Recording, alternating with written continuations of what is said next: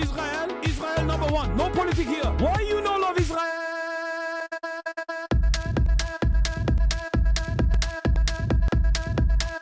Oh, you hate it? Am Israel high. Am Israel high. Am Israel high. Am Israel high. Am Israel high.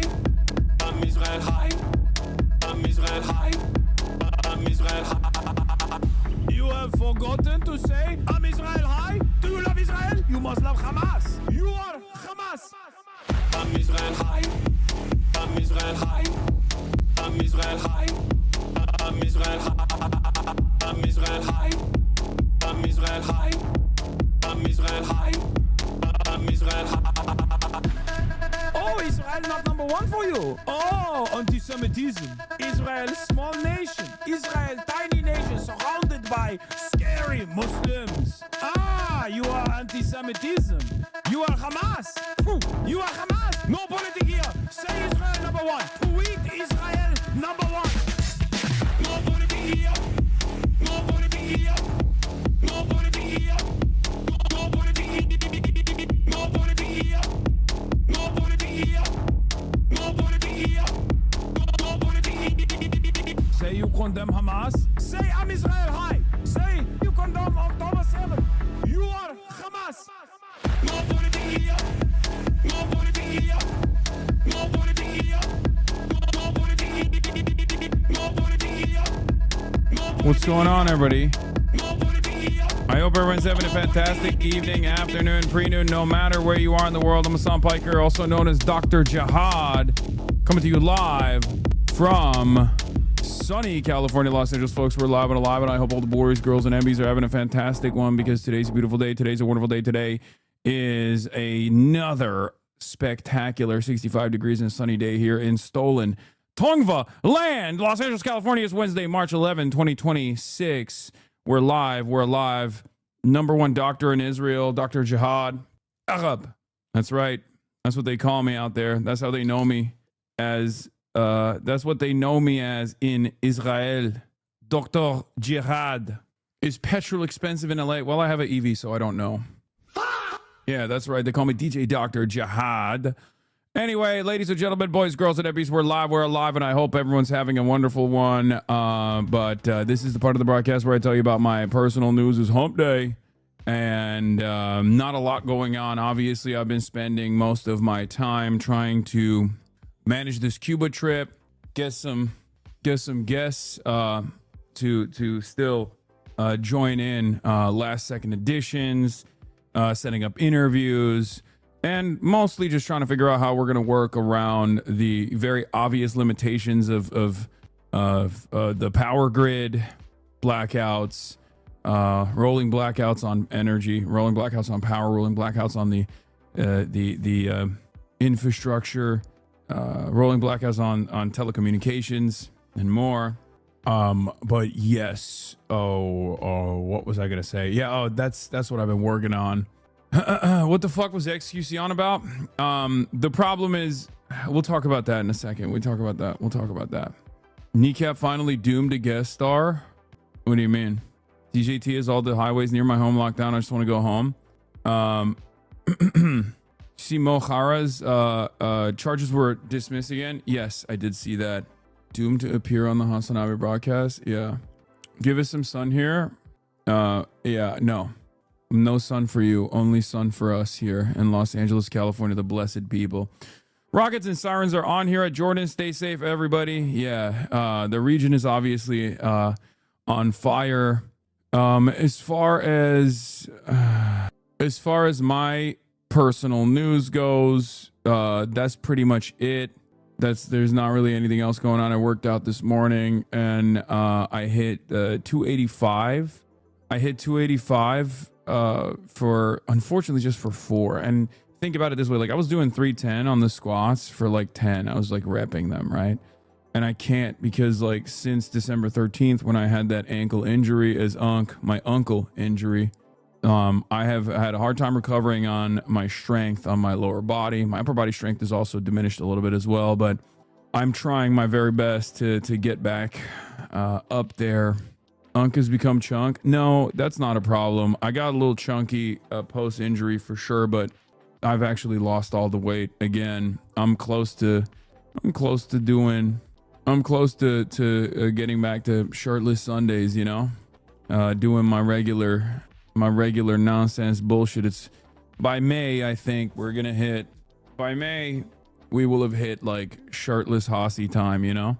I've got your semaphore interview lined up for later. Saw Brace was on curators. Lifting with the injury is always tough. 285 not for bench, 285 for squat. It's very weak. Gained all the weight in your head circumference. Thank you. But yeah, that's it. Operation Epstein's Fury Day 11. Strait of Hormuz closed. Strait of Hormuz remains closed. AMERISRAEL hits Iran bank. Trump threatens terror. U.S. admits the murder. Schoolgirls. BURGERREICH. Get in now. Resident Evil Requiem today. If we have time, maybe, probably not. False flag on Oman. Yeah, I know. I don't think Iran would strike Oman, but who knows? Maybe it's like a random drone, or maybe it's a false flag. I think it's a false flag because Oman is like Oman is the number one like political ally to Iran in the region, right? Even a bigger ally than Qatar is. Qatar has to have good relations with Iran because they share a gas field, right? And Oman, on the other hand, doesn't even have U.S. bases, I don't think. So it would be very strange for Iran to strike Oman. I would go so far as to assume that it's like, you know, Israel doing a false flag or something. And considering that both America has Lucas drones that are literally identical to the Shaheds from afar. Who knows? Fourth Circuit rules that states can compel trans adults to appreciate their lives via care bans. New poll: majority of Americans believe Trump launched Iran war to cover up Epstein scandal. Oh God, I mean, I'll take it. I'll take whatever Americans fucking believe. FBI warns cops about Iran drone strikes on California. What? FBI has warned police departments in California that Iran wants to retaliate for American attacks by launching offensive drones against the West Coast. That's insane. No. What are you saying? First of all, like, the question I have is, that's the wrong coast. With what capabilities will the Iranians hit the West Coast, man? I'll be honest with you, dude. I mean, this is just like, are we planting a false flag? Is that what it is? This is giving false flag. Okay? Very difficult for me to read this as anything but a potential false flag setup. I'm not gonna lie. The West Coast? Not even the East Coast, mind you. The fucking West Coast? What are they gonna do? What Iranian capabilities exist where they can deploy Shahed drones off of the West Coast? Like what? They sent one of their Armada ships? Brother, Israel's Jericho 3 nuclear strike capabilities don't reach the West Coast. Think about how fucking stupid this argument is. They're targeting Beverly Hills? Yeah, I think it's I mean, come on. This is fucking ridiculous. Oh God. If I die in a fucking psyop, if I die in a false flag, I'm gonna be so pissed.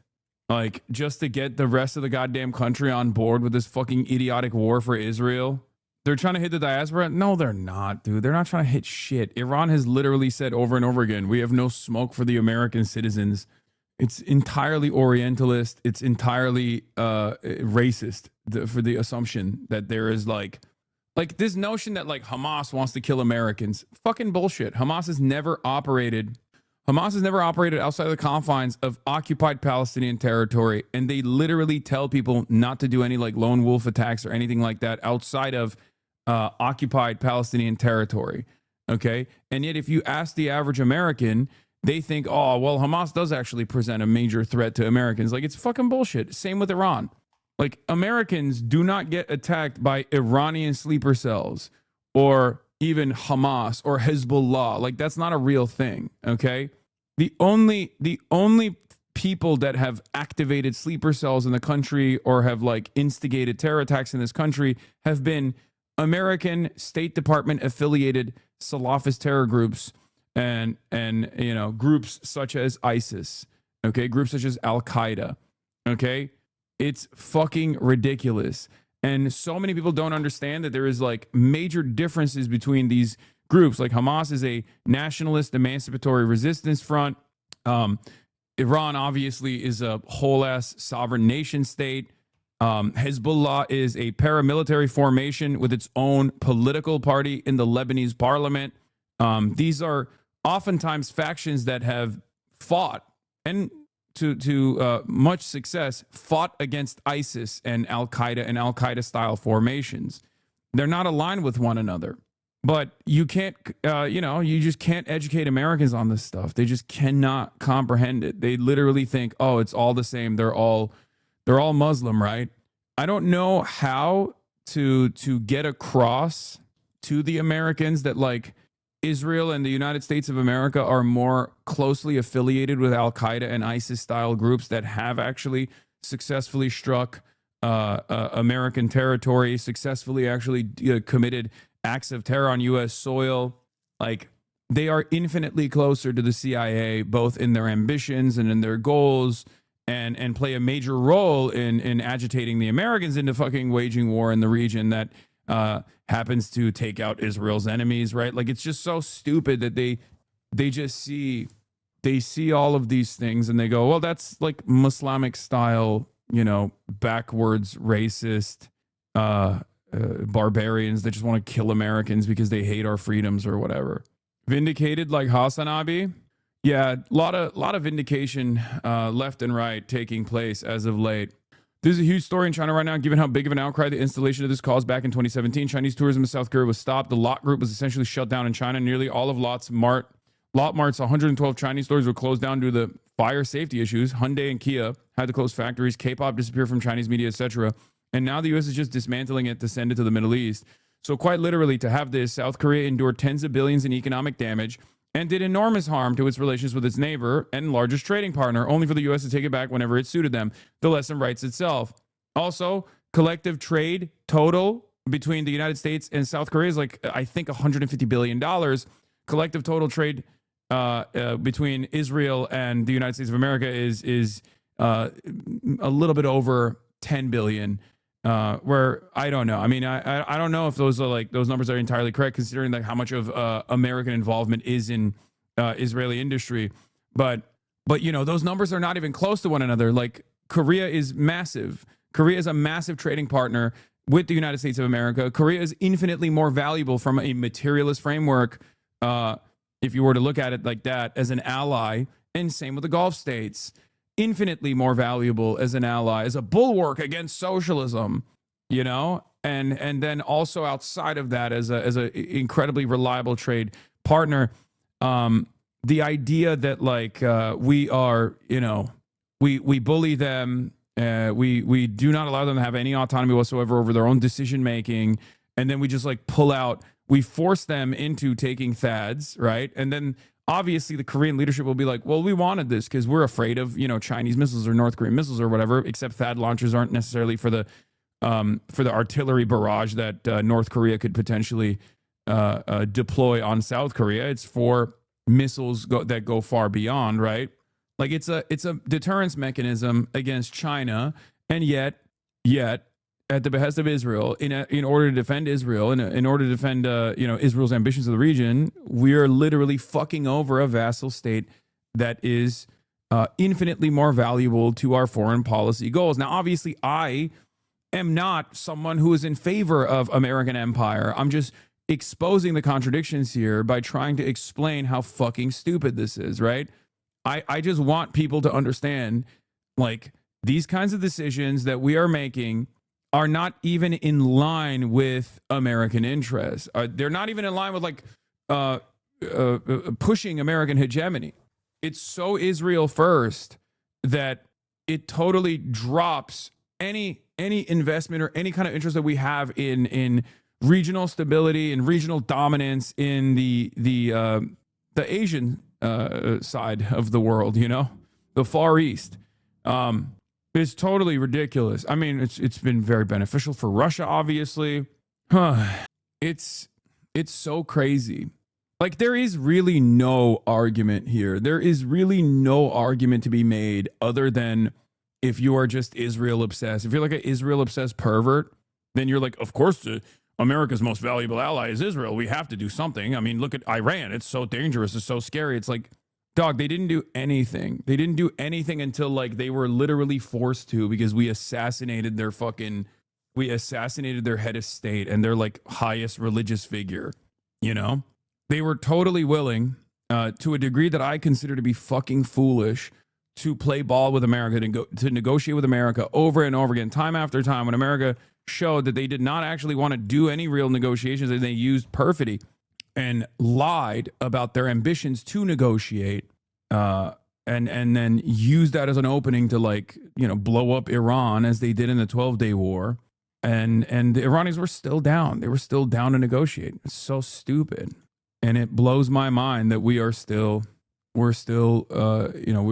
there's confusion about why we're doing this, right? Like, why this is all happening. It's just, you have to have the most cattle-minded, servile American MAGA hogs that are so inebriated and so incapacitated, so stupid, that they just cannot comprehend that this is being done at the behest of Israel. That's it.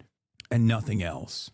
Who is more devout, Muslims or Christians? They both have like 2 billion followers. I don't know. And it doesn't fucking matter right now. Pot Johns are coming for the Dems next. Yeah, I mean, it's just unbearable, dude. I mean, yeah, this is friend of the show, 2 friends of the show, Tommy Vitor and Ben Rhodes, talking House about representatives this. Voted down a bill to stop the war in Iran. Now, Trump would have vetoed it, but it was important symbolically. 4 Democrats voted in favor of allowing Trump and Pete Hegseth to continue this regime change war of choice in Iran, which is just insane to me. If you vote for the funding of this war, you should be primaried. I don't want you in the Democratic Party. And I'm not trying to be, you know, obtuse or stubborn, but this is a threshold issue. Like, I would like to have a big tent on this party. I think there should be people with different ideas of how to get healthcare, different ideas of taxation. To me, this is not a left-center issue. See, this is where Ben Rhodes and I also don't completely align, okay? Because I don't even agree on that. I think we should have an incredibly disciplined, incredibly organized party apparatus that is straight up, maybe sometimes even physically whipping those votes, okay? So no, I don't. I think there needs to be party discipline. I would give me the Democratic Party. I would run it like a Leninist. Okay. There's no more like internal. There's no more internal pushback. I mean, they do it already. When you think about it, we already do this. We do this at the behest of capital. I want to whip the party to ensure that the party structure, the output, the National Democratic Party is only working in the favor of the working class. That's it. No more disagreements. We're just doing shit. It's ridiculous. Like the Big Tent conversation. Look, I don't think Ben Rhodes is insincere. I think this is just something he sincerely believes. Okay? I think this is something he sincerely believes. I think a lot of liberals, a lot of Democrats sincerely believe that there is this like real back and forth disagreement that's happening. And those arguments are real and it makes us a better party, all this stuff. I don't believe that. I don't agree with that. I think that all of that is theatrics. It's theater. Okay? It's fucking theater. And the party itself also absolutely is actively undermining spoilers, but not spoilers to the center, not spoilers to their right, but spoilers to their left, right? They treat the left flank as the true spoilers because, let's be real, the Democratic Party is, as a national party, a center-right neoliberal party. It's not an accident that they're consistently undermining their left flank. This is a right and wrong issue. Morally, what do we stand for as Democrats? If you as a Democrat can't say that I'm against a war and I'm not going to fund a war that is being launched by an authoritarian president illegally with no rational basis that is explained to the American people that has already unleashed these consequences, if you can't stand against that, you don't stand for a fucking thing, okay? And everybody can see it. How is anybody going to trust you to fight for their health care if you're too afraid to cast a vote that someone might call you weak or some donor might call you and complain? It's an astounding lapse in judgment, I think, to trust Donald Trump and Pete Hegseth to lead a regime change war of choice with. Like, this is what I mean. Like this argument, I think, falls short of what's necessary here because, like, what? So if it was like a competent Democratic leader, should we trust them for regime change? Because, like, the principled stance here, and I like these guys saying this. Okay, I make no mistake, they're moving the needle. A lot of liberals are finally like having these sorts of conversations, and that's not necessarily a bad thing, right? Like, no war with Iran as a starting point is the moral bare minimum, right? No war with Iran. This is ridiculous. Is the bare minimum.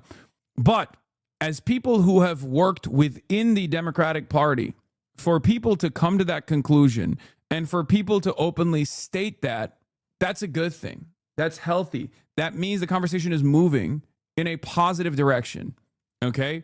And there's obviously still a lot of room for growth because, like, I don't even know if Tommy Vitor would personally be on board with like regime change in Iran, right? I don't know, but the way that he communicates here makes it seem as though he's open to it. I say no regime change.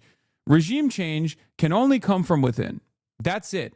If there's a popular enough revolution and there's real mobilization and there's a real regime change, great. If the Iranian people get their wishes across and they like democratically organize, fantastic. If they have a vanguard party, if I have a Marxist-Leninist revolutionary movement, fucking awesome. I don't care, right? I don't believe that we are capable of conducting regime change that is beneficial for the public because that's not who we are. We are an imperialist nation, and therefore, and Trump is basically pretty honest about it, pretty brutally honest about it. All of our interference in other countries' affairs is not at the behest of the citizens. It's basically what you're seeing unfold right now, which is death and destruction from above, because we are obviously too worried about doing boots on the ground military warfare. So it's good. I'm glad that there are people who are, pushing this line, right? So isolationism, yes, isolationism, if you want to call it that, which is a profoundly popular and infinitely more successful way to communicate to selfish Americans. I am not a believer in isolationism. I'm an internationalist. However, America, as a capitalist, warmongering nation, is not doing intervention at the behest of democracy. That has never happened. That has never happened, and that will never happen. So yes, I would much rather respect the sovereignty of other nations and be an internationalist. However, having said that, if the only way that we can pull America back from its interventions, I would much rather be isolationist. What is this, World War II? Brother, I don't think you understand. World War III is happening and we're the fucking Nazis. You know that, right? No, you don't, because you live in America and your head is dug into the sand like a fucking ostrich and you're oblivious to what's going on. So yes, isolationism in this regard, as the primary driver of instability around the globe, would be the best possible option. I built an entire lens of analysis based on these definitions. Fucking cool. Consciousness, the spectrum of awareness, experience, love, the force of consent, help, and hate. What are you saying, man? Please call me an AMERIFAT. I feel like it's the true HasanAbi experience. We're all AMERIFAT. Yeah, isolationism in the interim is just containing American death and destruction. It's overall beneficial for the rest of the world. It's for the greater good. Just a question, how can you distinguish between a real revolution and one backed by foreign powers like the CIA and Mossad? I've seen many people during the December Iran protests say it's backed by the CIA and Mossad, and while I don't doubt they had influence, how can you tell this isn't a genuine will of the people? There's never been a protest that does not have a protest that has happened in a foreign country that is just like entirely CIA backed. Okay, the CIA is not omnipresent, so there is real anger and real resentment born out of a foreign government's inability to address the desires and address the needs of its people. This certainly has happened in Iran as well. So it's a bit of both, but it doesn't fucking matter. Okay, it doesn't matter, because our goals, the CIA goals or the Mossad's goals here, is not remotely interested in bringing about a liberal, secular, democratic process to Iran. It's not. There are also never any big scale protests without some sort of external support. I mean, the inception point for a lot of those protests, beyond like the regular reforms that people understandably demand from their government in Iran, is the economic setbacks, like the stranglehold that we have on the global markets, and how we have very deliberately destroyed the Iranian economy. Now, ironically enough, those sanctions that are ruthless, that are an act of collective punishment, have created this unique predicament where Iran actually doesn't suffer as much from blocking the fucking Strait of Hormuz, and neither does Yemen, ironically enough. Like, we have designed an isolated Iranian economy that can withstand the damming of the Strait of Hormuz, because we already don't let them participate in the global markets anyway. Yeah, if America was a part of the Allied forces right now, ideologically, an anti-fascist force, they would be doing to Tel Aviv what we did to Dresden. Like, that's the real story here. So whenever people say, what about World War II? It's like, yeah, that was a just war. That was an honest war. That was a good one, right? But, you know, since then, there hasn't been a single good one, a single valid one, not even a little bit. Okay. And right now, if we were actually a anti-fascist force, we would be treating Israel not as our most valuable ally or the nation state that seemingly is controlling all of our foreign policy at this stage, but instead as a hostile entity. Was it though, or did the Allies just luck in to find out about the concentration camps? I mean, yes, but that doesn't matter. Ultimately, they were trying to stop a cancerous force that was hell-bent on complete domination of the European continent. It was a valid military action regardless, both against the Japanese imperial forces and certainly against Nazi Germany as well.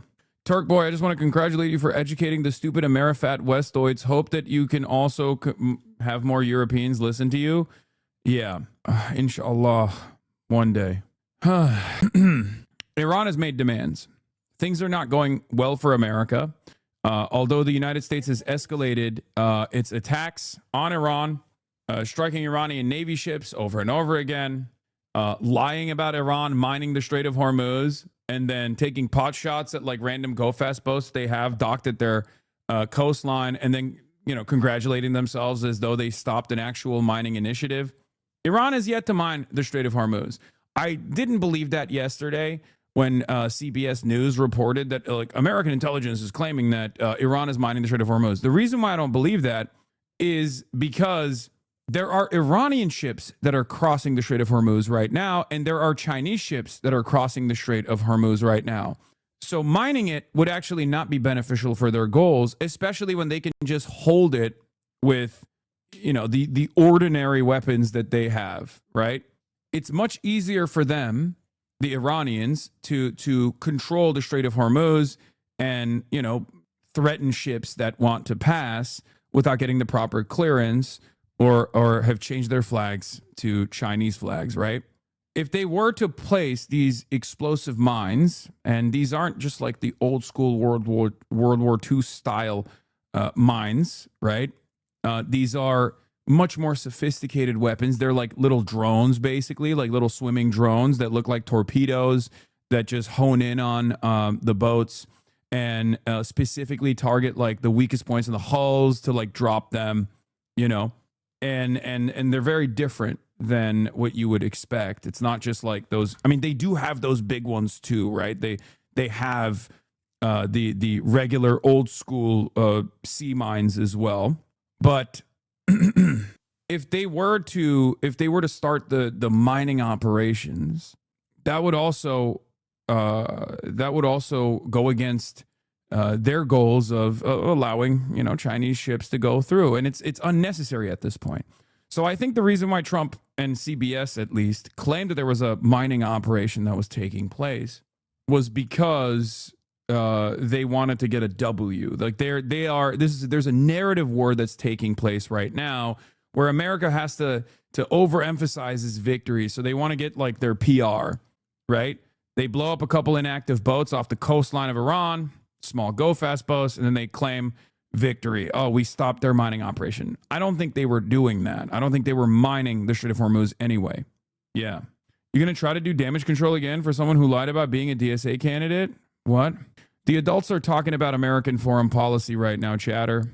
I don't have any idea what the fuck you're talking about, but I hope you get well soon. Okay? It's just leftists from San Francisco, probably. No, because Shycott is not DSA endorsed. I didn't say that he was DSA endorsed. As a matter of fact, I brought up the fact that DSA is not exactly fond of Shycott. Okay? That's what you're talking about. Not that it matters.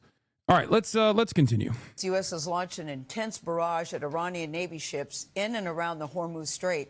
Both sides are fighting to control the key waterway for global oil supplies. And the war is making gas much more expensive. If you're driving on the road, you know this. The national average is now $3.58 a gallon. Chief Correspondent Matt Gutman is in Tel Aviv with the latest. Matt, good morning. Nobody likes it when the gas starts with 3 when it used to start with 2. Good morning to you. Absolutely not, and it looks like this could be getting even more heated. Just a short time ago, Gail, we learned that 3 ships traveling through the Strait of Hormuz, that narrow channel through which a fifth of the world's oil passes, were struck by suspected Iranian drones. That is, U.S. officials tell us that they see that Iran may be taking steps towards laying mines in those very waters. The U.S. military says it's hunting Iranian mine-laying ships in the Persian Gulf, but Iran appears to have tightened its grip on the choke point of the Strait of Hormuz, through which a fifth of the world's oil passes. Just this morning, 3 ships in the Persian Gulf reported being struck by suspected Iranian drones. The U.S. says its strikes have significantly reduced Iranian missile and drone fire. Ballistic missile attacks continue to trend downward, 90% from where they've started, and one-way attack drones have decreased 83%. But Arab states along the Gulf, including the U.S. bases they host, still face dozens of daily missiles and one-way attack drones. In Bahrain, drone strikes targeted a residential building and an oil refinery, which has been smoldering for days. Dubai's airport confirming it was targeted by 2 drones, which left 4 people wounded. If the war ended today, would it be enough? Could you consider it a success? It's definitely not a victory. I have to say that because... Thank you, CBS. Thank you, CBS, for asking the only people that matter. Okay? Love that. I love going to the only people that actually matter on this issue. You know, the Israeli security guys, okay? Yes, we are doing well, but I would like to continue the war because we have not gotten our wishes across. The regime is not going to capitulate, not in a million ways. The U.S. and Israel say they have hobbled Iran's military with over 5,000 strikes. In Tehran, video shows cratered streets, body bags are laid out on the ground. And what the regime says was a residential high-rise hollowed out by a missile. Red Crescent rescuers claw through the skeleton of the building, rubble all around. And a new front is expanding. In Lebanon, the stronghold of Iran's main proxy in the region, Hezbollah, which began firing rockets and drones at Israel at the onset of the war. Israel now ordering more people to leave areas it is targeting. The UN says nearly 700,000 people have been forced from their homes. Like, this is so unacceptable, okay? Israel is not only committing a fucking unjustifiable illegal war of choice in Iran, specifically to destroy this 93 million population country that is a sovereign country, but then they're also simultaneously destroying another vassal state that happens to be a neighbor to Israel, which is the worst possible proximity you can have. Like, there is no other country that is in greater danger than a country that is near Israel, okay? 700,000 people displaced from their homes because Israel gets to destroy all of these neighborhoods. Like, it's unfucking bearable. And we're also learning more about the costs of this war. A Pentagon estimate says that in the first 2 days of this war alone, 5.6... Ukraine? No, honestly, like, Russia is obviously a dangerous country as well, willing to get their wishes across militarily, willing to blow up Ukraine, willing to destabilize Ukraine, willing to displace millions of Ukrainians. This is real, right? But for the time being, it's just Ukraine. Israel is done Ukraine times, like Israel's done a genocide to Gaza, right? Israel already has a permanent military occupation in the West Bank. Israel has done a genocide in Gaza that it had hermetically sealed through also a military occupation. Israel then also is taking territory in Syria. Like Europeans, the way they're terrified of Russia, that is a reality in Israel. Like that is the reality of Israel. Okay. Ironically enough, Russia and Israel also very closely associated with one another, but that's neither here nor there, right?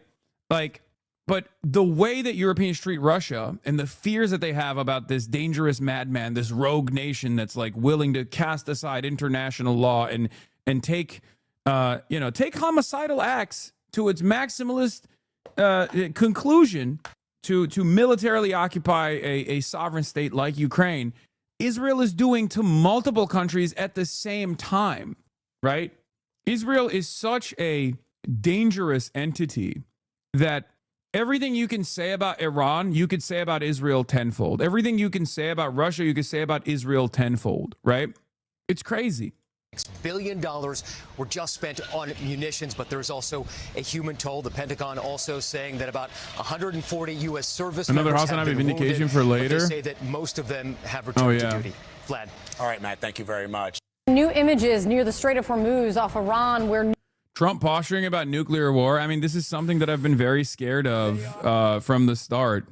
America and Israel both, if they feel like they've withstood too much humiliation, if they've endured too much humiliation from a country that we have been able to successfully destroy the economy of for years and years and years, I think that there is the last destabilizing thing that they could do, which is going up the escalation ladder to nukes. They've lost their Navy, they've lost their Air Force, they have no anti-aircraft apparatus at all, they have no radar, their leaders are gone, and we could do a lot worse to one another. We're leaving certain things that if we take them out, or we could take them out by this afternoon, in fact, within an hour, they literally would never be able to build that country back. I don't think he means nukes. I think like that's speculation. That's speculative. Although it is an option, obviously, it's the final option. I don't think that he means nukes, though. I think he's talking about like the electricity grid, like civilian infrastructure, because like I said, if they nuke a country, it's over, right? Like if we nuke a country, the world is over. One nuke launches, and then all the nukes have to launch. That's kind of the principle with mutually assured destruction. Even if it's a non-nuclear nation that you're nuking, you kind of can't do that, right? Like the way I see it, this incredibly dangerous scenario where Israel feels threatened enough that they're crazy enough to like deploy a nuke, because they do have them, on Iran. Let's say Iran has depleted the Israeli munitions so successfully that they're now literally just hitting shelters with some of their ballistic missiles, and Israelis are dying by the thousands, right? In a situation like that, before it even gets there, Israel would literally escalate and would probably threaten the nuclear option, or might even commit the nuclear option on Iran. What happens next in that situation? Again, I'm not saying this is likely, right? I'm simply explaining to you what would happen in that situation, right? Israel nukes Iran, Russia nukes Lviv or some other like Ukrainian territory. Nukes would start flying all around the world, right? Like in that moment, once you deploy the first nuke after Hiroshima and Nagasaki on civilian territory or like military territory on a foreign adversary, every other country that has nukes has to use them. They have to use them. Otherwise, it's meaningless.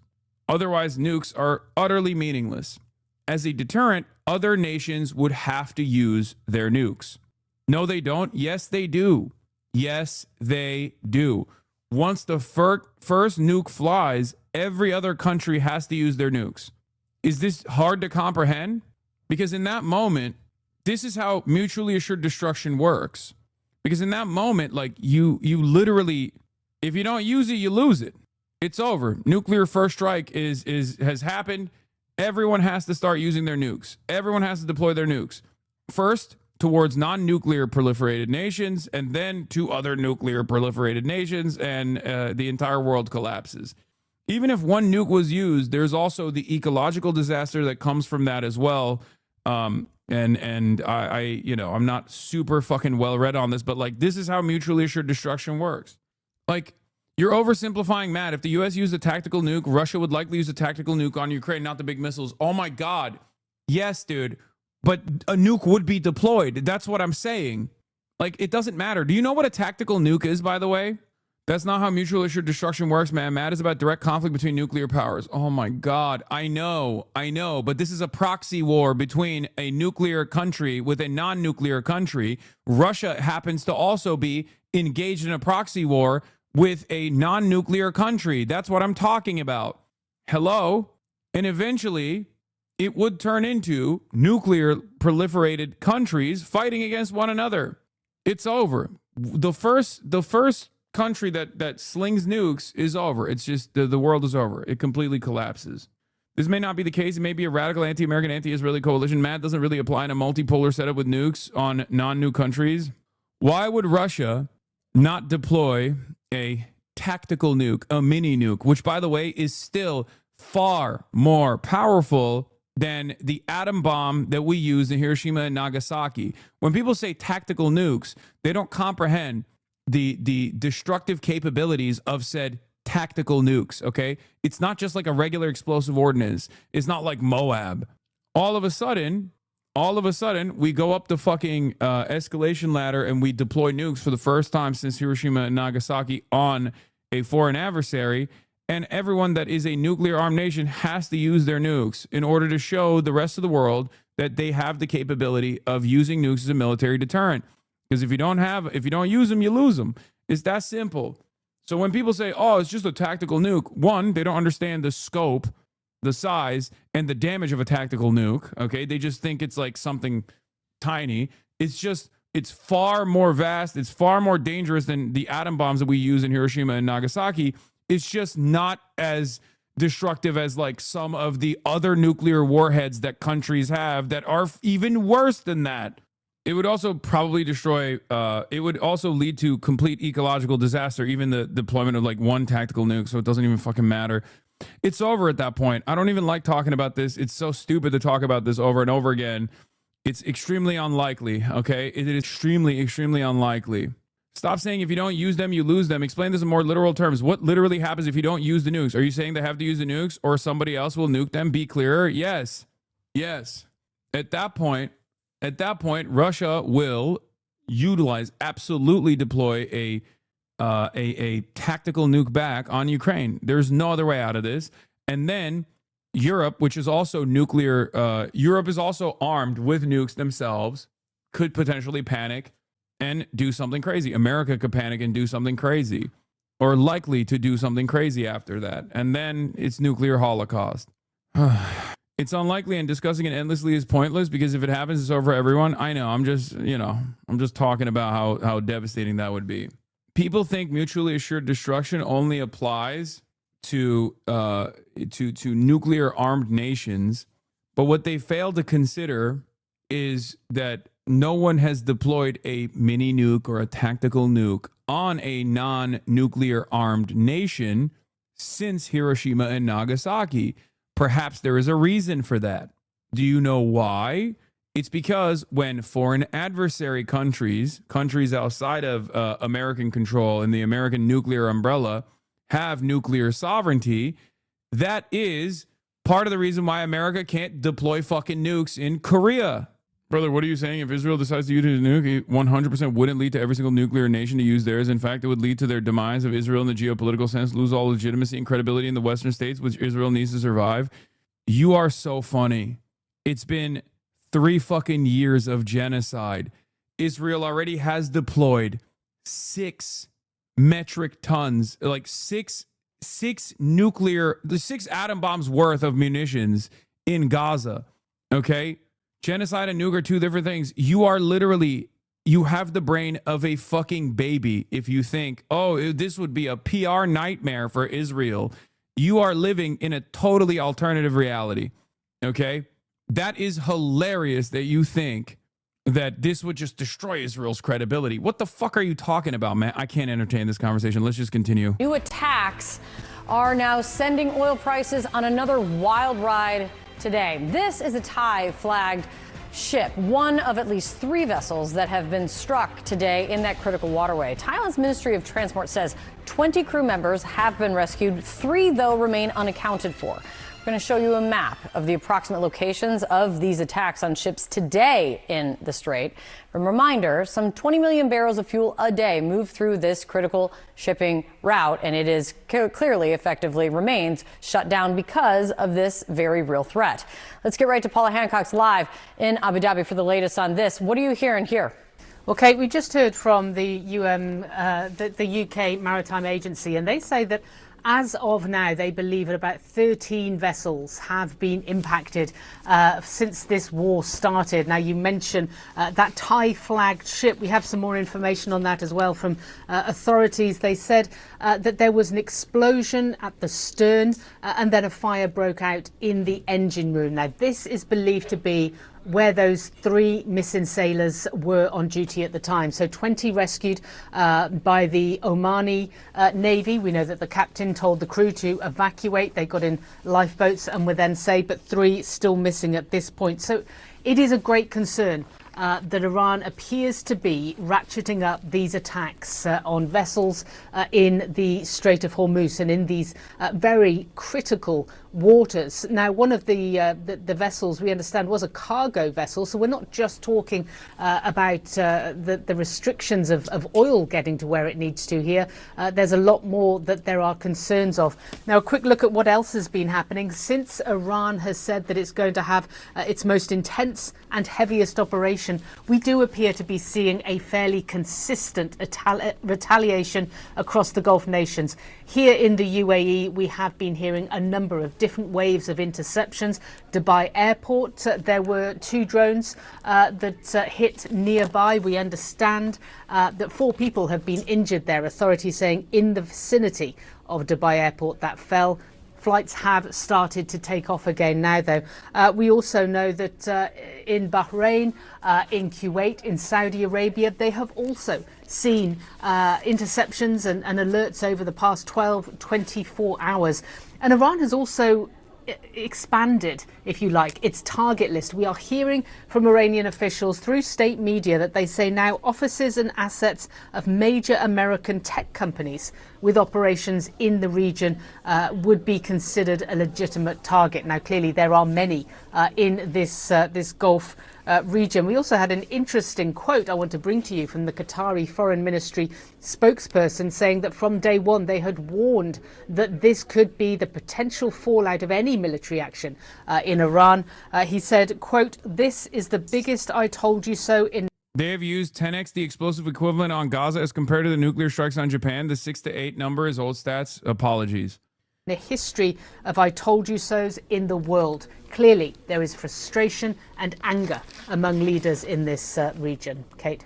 Very clearly. Paula Hancock, thank you so much, Paula, for bringing us all of those new headlines. I really appreciate it. The geography is extremely well known and understood. And perhaps because of that, the risks currently being faced are so severe. Take, for example, Maersk Shipping, which has got at least 10 ships that it says stranded in the northern part of the Strait of Hormuz. And the more likely scenario is not that Israel uses nukes, but the more likely scenario is that Israel threatens to use nukes to try to get America to do boots on the ground military deployment into Iran, which is a devastating quagmire and will cause tremendous loss of life, both on the Iranian side and certainly on the American side as well. But that is the reason why I say nuclear first strike is not really an option here.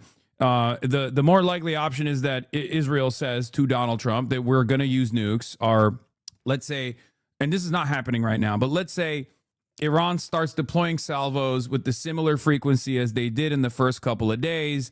They're able to dig up the entrances into their munitions facilities, and they're capable of like launching salvos, like barrages of missiles, like they were in the first couple of days, to specifically erode their the Israeli defenses, right?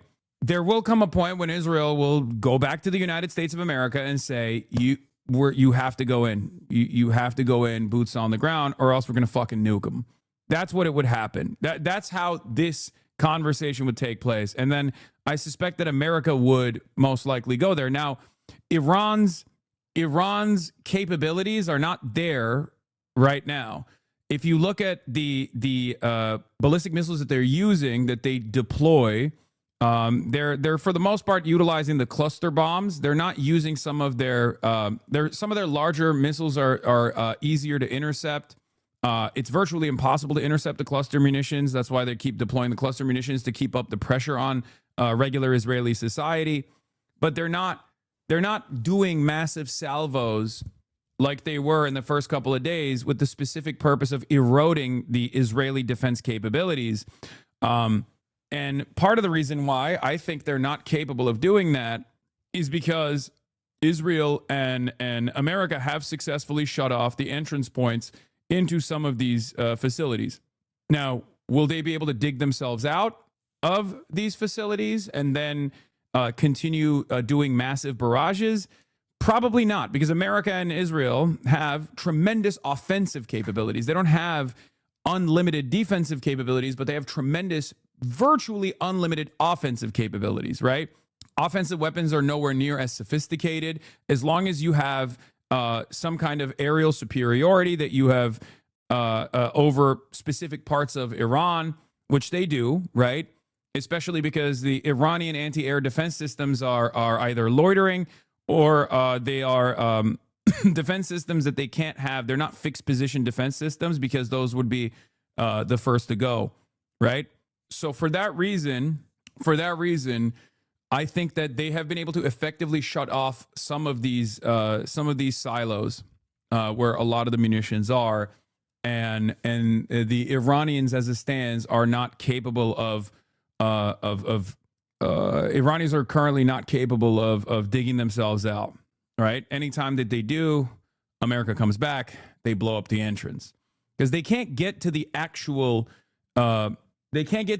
production, the production facilities because they're, underground. There are obviously like buildings above ground and they blow those buildings up, but they can't successfully penetrate the deep underground missile munitions production facilities and where these missiles are stored, right? And where these launchers are stored as well.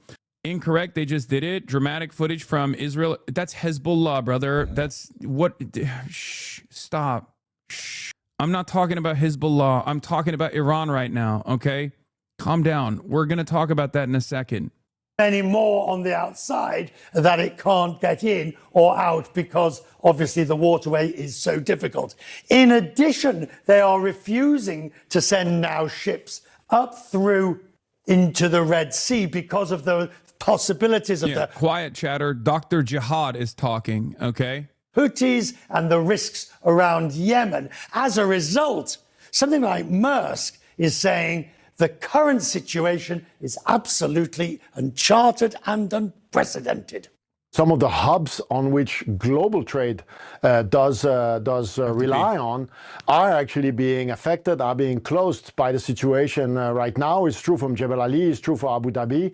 It's true for a few of those hubs, and this is going to create ripple effect, I think, for a while, as we need to see how this is going to sort itself out.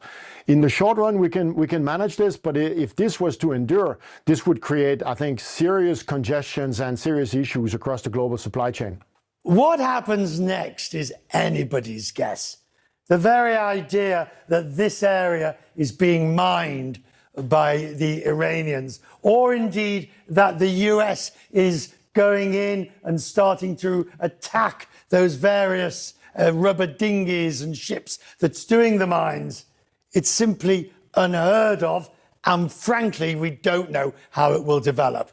The only thing we can say with any degree of certainty is that as long as that waterway remains closed, then the price of oil just keeps rising. Richard Quest, CNN, London. With us now, CNN national security analyst Beth Sanner, and with us, CNN military analyst, retired Colonel Cedric Leighton. And Beth, I just want to start with the latest news from what we've been seeing inside the Strait of Hormuz. This is one of the cargo vessels that's been hit. This is a new image we're getting in. Yeah. You can see the smoke coming out of that. It is one of 3 vessels hit, 1, 2, 3 over the last 12 hours or so. So what does this tell you? If the Iranians are doing this to ships in this key shipping lane, what does it tell you about what they're capable of and what their plans are? So what we're seeing now, so we started off with this idea yesterday that they were going to start putting mines in. And I think that we have to understand here that mines are part of a system, right? So it's mines, drones, rockets. Yeah, and no, they did not put down mines. I don't think they put down mines. Noah Smith is a Nazi. Yeah, I know he is. But yeah, I mean, he is the classic scratch a liberal and a fascist bleeds moment, straight up. I simply don't understand the gall of the U.S. to start a war with Iran and then be mad that Iran is punishing back. It's because we've grown far too comfortable.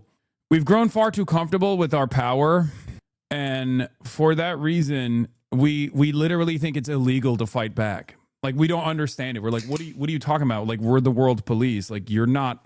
Like, Americans have that kind of mentality almost. Like, Americans in power, and even like the average American kind of looks at the situation and goes like, what do you mean you're fighting back? That's literally illegal. Hello.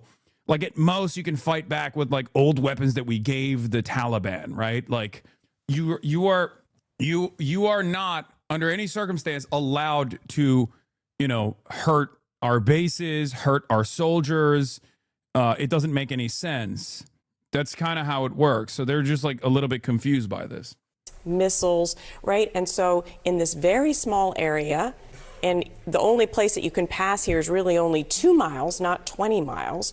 And so when you have this much concentration, what the Iranians are telling us is like, we're in, right? This is now, they have made a decision that they are shutting their own access here by laying these mines. They're shutting themselves in, essentially. Yeah, except that's the reason why they didn't.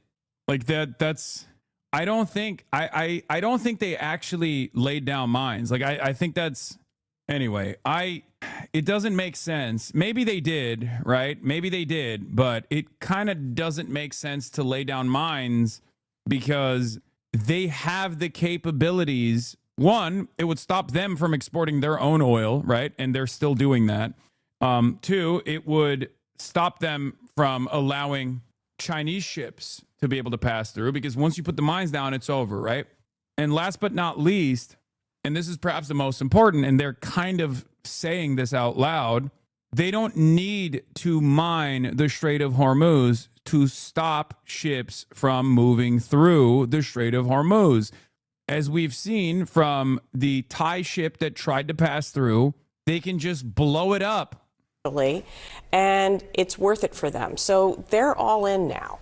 One of the things that been saying in the papers this morning is the Iranians are showing they have a vote in all of this. And just to give you one more sense of what this is, them shutting down the waterway, you can see ships here on one end of the strait, ships here on one end of the strait. But by and large, this area here. Are mind maps not a thing? First of all, these are smart mines regardless. Secondly, even if you have mind maps, what are you talking about? You're going to reveal mind maps to China? Like, you're going to give mind maps to you're going to tell where you're going to tell any other foreign country where your mines are? You're going to tell your own commercial oil tankers where the mines are? That's not how this works. Because even if you were to escort with the Iranian Navy, which is like incredibly fucking limited, right? Even if you were to escort the Iranian oil tankers or the Chinese oil tankers with the Iranian Navy through where the mines are, then you're just revealing where the fucking mines are. It just doesn't make any sense. It's not, it's the opportunity cost doesn't make sense at all. It is infinitely cheaper to control the Strait of Hormuz by saying we're going to blow your shit up. And if a oil tanker is crazy enough to try to go through that, and they'll get blown up just like it happened today. Does that make sense? It's ineffective and inefficient. It's a last option. It is a last resort option that I suspect Iran would not utilize until until they're completely out of other options, especially because that would make it so that it's too dangerous for Chinese carriers to cross, and they're not going to do that. Most narrow area, 20 miles wide, but the shipping lane itself really just 2 miles. That all but empty. Cedric, I want to go to you with one other development overnight. This is inside Iraq, right? Inside Iraq, a key U.S. What's the American reason for pushing the mines narrative? I think they wanted to get a W, like as though they are like reaching a military objective, because it's very clear that they're not successfully reaching their military objectives in Iran. So they created a strawman military objective and then act like they and are now behaving like they actually destroyed a tactical position for the enemy. That's it. Instill confidence in allied nations that are stupid enough to maybe like push an oil tanker through. I mean, that's it. They removed all the mines. Yeah, they're making it seem, first of all, right now as it stands, if there were mines that were being put down, I don't even know if America has any naval assets in the region that can sweep for mines. They might. I'm unfamiliar. But as far as I understand, we have like 5 decommissioned naval assets that only recently were brought back, and we're trying to we're trying to utilize them. It also takes a very long time. It takes a very long time to do a mine sweep operation, and you can't do it while you're potentially under fire by Iranian rocket strikes and Iranian drone strikes. You just can't go in there and look for mines at all right now. So it's not going to happen. You are not going to be able to engage in mine sweeping in the Strait of Hormuz while you're under constant fire from the enemy. Reuters is now claiming that Iran has laid about 12 mines, like a dozen mines in the Strait of Hormuz, but I don't know if this is real or not. Maybe they're real. Maybe it's real. I trust Reuters is reporting a little bit more than CBS, but even then, I think it's doubtful, especially because, as I've said over and over again, they have capabilities of holding the strait without having to mine it. No, man, you got to pay attention to where the ones and twos are. Real ball knowers know. Yeah. At the direction of President Trump, CENTCOM has been eliminating inactive mine-laying vessels in the Strait of Hormuz, wiping them out with ruthless precision. Step aside. Hexas eliminating inactive mine-laying vessels with ruthless precision, bombing some rusty scrap metal and crowing about it, and yet the U.S. Navy still won't go near the Gulf. Exactly. That's when you will know. You'll know if naval assets start being deployed in and around the region and crossing the strait. If naval assets are successfully crossing the strait, American naval assets are successfully crossing the strait, that means they have total domination, okay? Total naval domination. For the time being, they're just drone striking fucking random boats off the coastline. The go fast boats that Iran has, all of their best equipment is, again, inside of tunnels. And once again, they don't even need to mine the strait to control the strait. So it doesn't make any sense. It's all the White House blowing smoke so they can trade on market manipulation as much as possible. Oh my God, speaking of market manipulation, it was so crazy. Looks like the threats on California by sleeper cells is based on vibes. We have no real indication or evidence. I know. We'll get to the sleeper cell conversation in a second. I really, really hope that we don't do like a post 9/11 style, anthrax scare. Diplomatic Support Center was struck overnight. I'll put it was right here. You can see it right here. What, again, does that tell you about what the Iranians have in mind and what they're still capable of? Why you never talk about other topics? You only talk about what's heating your community, what's heating my community. This is like global instability. This is fucking World War III. What the hell am I supposed to talk about? Yeah, so John, good morning. What they're doing is they're actually looking at all the different important target sets. They've had a real opportunity to, in essence, case all these targets. They know exactly where our diplomatic facilities are. They know where some of our CIA facilities are. They know where our military facilities.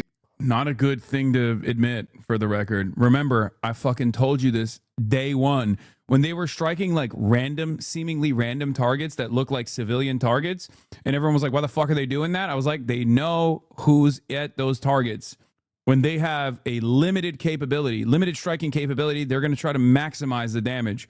They're not going to like randomly hit fucking civilians. They're going to be trying to hit CIA assets. They're going to be trying to hit American military, American troops that they figure out are either stationed in and are utilizing civilian ports like they were in Kuwait.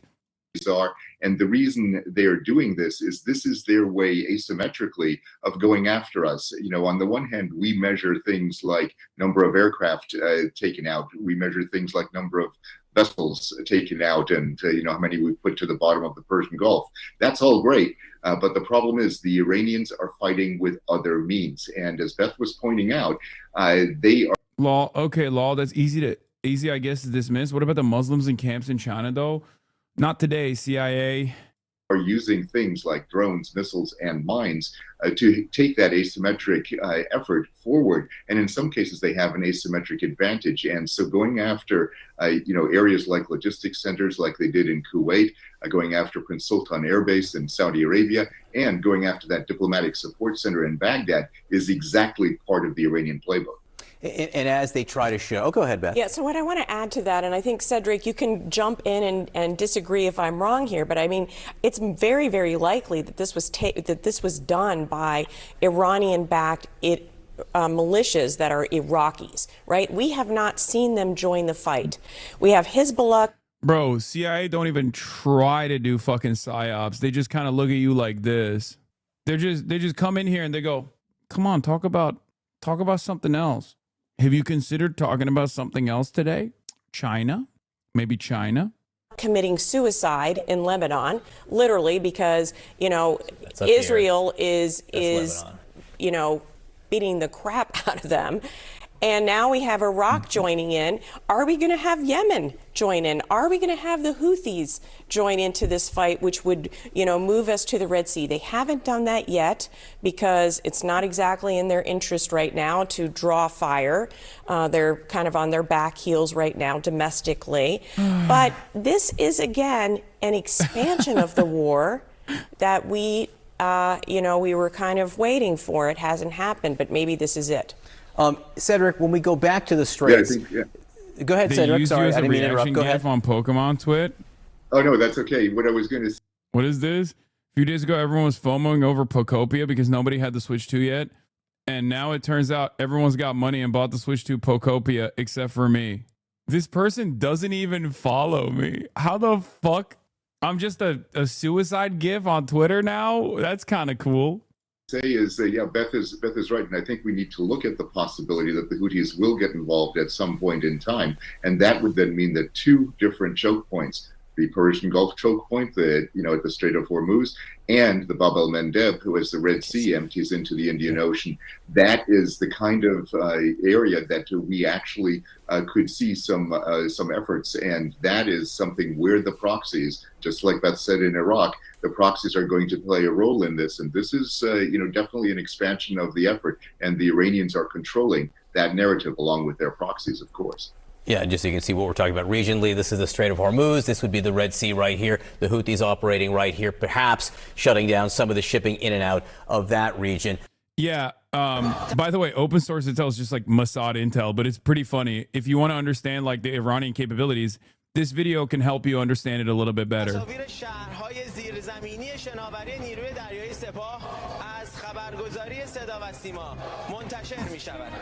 So when the Americans say like, oh, we've destroyed their boats, we've destroyed their navy, what they fail to consider is that their fucking navy is underground. Everything is in tunnels.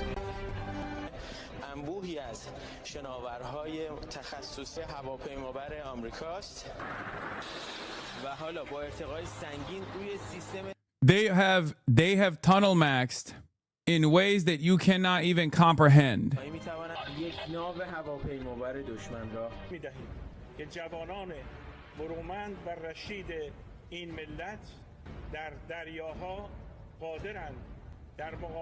don't know why you're making light of this. Boats only do this when they're afraid. Bruh, we're fighting dwarves. What is this? Brother, this is literally 100% directly a consequence of the Korean War. Okay? I need you to understand, this is the ingenuity of the DPRK that very quickly learned their lesson after the genocide that took place with Allied forces bombing the fuck out of North Korea. And then having those engineers go to places like Iran, and then teaching them and giving them the tools to create underground facilities. This was utilized in Vietnam. This was utilized in Iran. And then these techniques were then given to Hezbollah by way of Iran and even Hamas.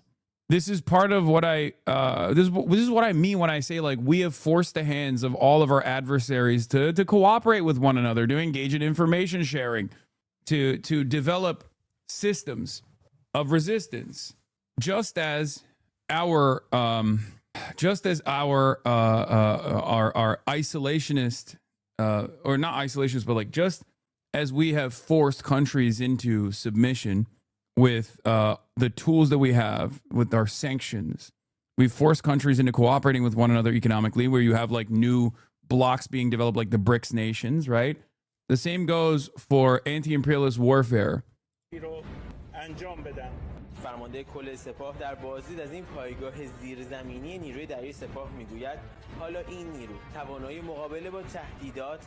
Why do we care?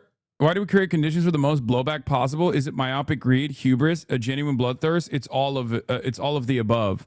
It's arrogance too. It's imperial arrogance. It's imperial arrogance.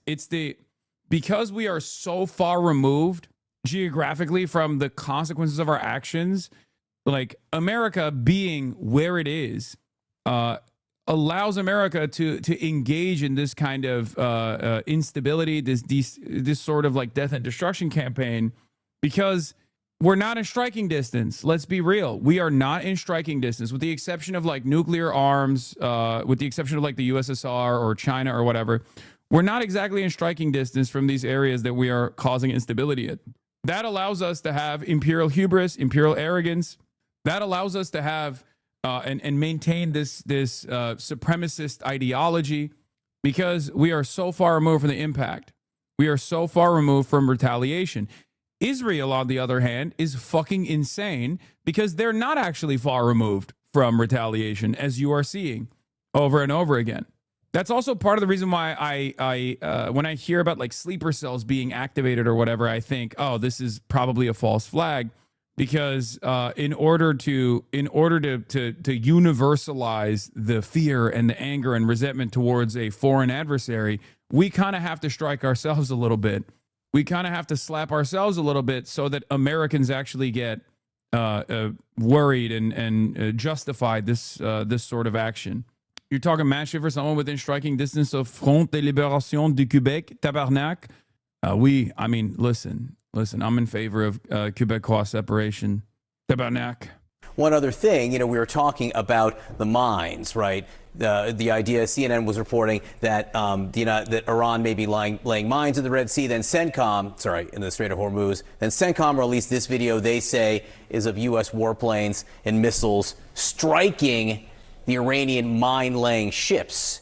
Is this enough to disable them? I think the Iranians have, 5,000 mines that they could use? Would this be enough to stop efforts to mine the Straits? I mean, it's obviously, it helps, but I mean, we're talking about 1,000-mile coastline, and we're talking about a capacity of Iran to use all manner of ships, dhows, things that look like fishing ships. Yeah, you can't do that at scale, but you can certainly throw one or two over the back of the boat, and no one will know that. It's very, very hard to track down these very small vessels that can lay mines. So I think it's kind of whack-a-mole, and we've only whacked, one mole. I mean, it's not a lot. Just so people say, the 1,000 miles of coastline here, this is all. The RGC Navy chief flexing by just cruising around the detained tankers. Yeah. Three ships were hit by projectiles near the Strait of Hormuz within 3 hours, UK Maritime Monitor says. 3 commercial vessels were struck by suspected projectiles within roughly 3 hours early Wednesday near the Strait of Hormuz, according to alerts from UK Maritime Trade Operations, the British military-run Maritime Security Monitor. Cargo vessel Express Rome at 12:35 a.m. Eastern Time. Cargo ship 11 miles north of Oman in the Strait of Hormuz was hit by an unknown projectile that sparked a fire on board. The crew requested assistance, began evacuating before the blaze was extinguished with no environmental impact reported, and a skeleton crew remaining on board. Bulk carrier Mayuri Nari at 10 11:05 p.m. Eastern Time. The bulk carrier Mirinari, about 50 miles northwest, nautical miles northwest of Dubai, UAE, reported being hit by an unknown projectile. Authorities said no pollution was reported and the crew were safe and accounted for. Container ship name not disclosed at 9:58 p.m. Eastern Time. A container vessel roughly 25 nautical miles northwest of Ras Al Khaimah, UAE, sustained damage from an unknown from a suspected projectile, though the extent of the damage remains under investigation. All crew members were reported safe. The incidents come as Iran escalates warnings about shipping in the Strait. A spokesperson for the IRGC's Khatam al-Anbiya central headquarters said not even 1 liter of oil will be allowed to pass through the Strait of Hormuz for the benefit of the United States, Israel, and their partners, adding that any vessel or cargo linked to those countries would be considered a legitimate target by Iranian armed forces. This is precisely the reason why I said they do not need to utilize mines. They can just simply laser ships that choose to go through the Strait of Hormuz after Iran has declared it closed. Okay? There's also updates on this. The IRGC Navy chief came out and said, were ships assured they could pass through the Strait of Hormuz? Asked the crews of these ships, Mayurineri and Express Rome, who today trusted empty promises, ignored the warnings, and intended to pass through the strait, but were caught. Here's a video of the tankers waiting for Iran's signal to transit the Strait of Hormuz in footage shared by state media.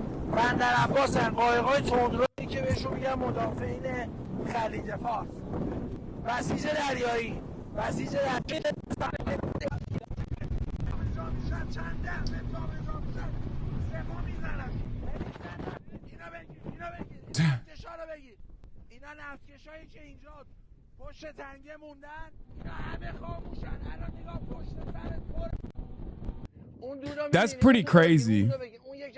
Also, once again, proving that I don't think these guys are mining the fucking strait at all. I mean, think about that. This is like leftist audio. Brother, what are you talking about? This is an IRGC Navy chief freely boating around the fucking Strait of Hormuz. This right here is, once again, a clear indication that they're not mining the strait. That's number one. And number two, they're showing that they have complete they have complete control over the strait. Like, Americans are so far, their naval assets are so far removed from the strait and having control over the naval strait that the IRGC Navy can freely boat around. Okay? Also, the other reason why I said I don't think they're mining it is because Wall Street Journal reports that Iran's control of Hormuz means it's exporting more oil today than before the war. Tehran is letting ships carrying its crude go through the strait while it scares off others. This is the other reason why I don't think they're mining it, because it would still be fairly difficult for them to avoid their own mines if that was the case. I mean, they could get naval vessels to like transport them. They could get the IRGC's Navy to like help them go through the mined areas in the strait. But then you're basically exposing where the mines are to satellite imagery.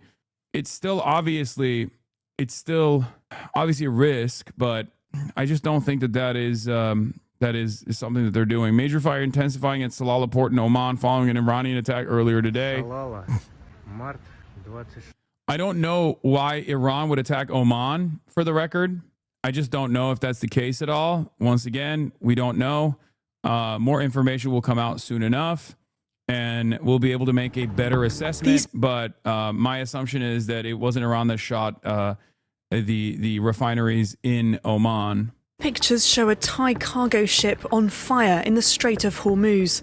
Thai officials say a projectile hit the stern of the ship, causing a fire in the engine compartment where 3 crew members had been working.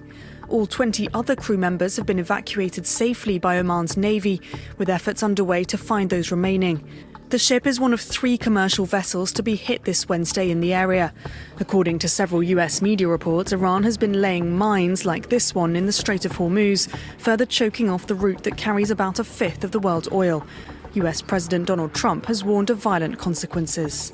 If for any reason mines were placed and they are not removed forthwith, the military consequences to Iran. France 24 is not doing a Trump impersonation while talking, while reading out a Trump Truth Social post, and I feel like that's you lose style points for that. Iran will be at a level never seen before.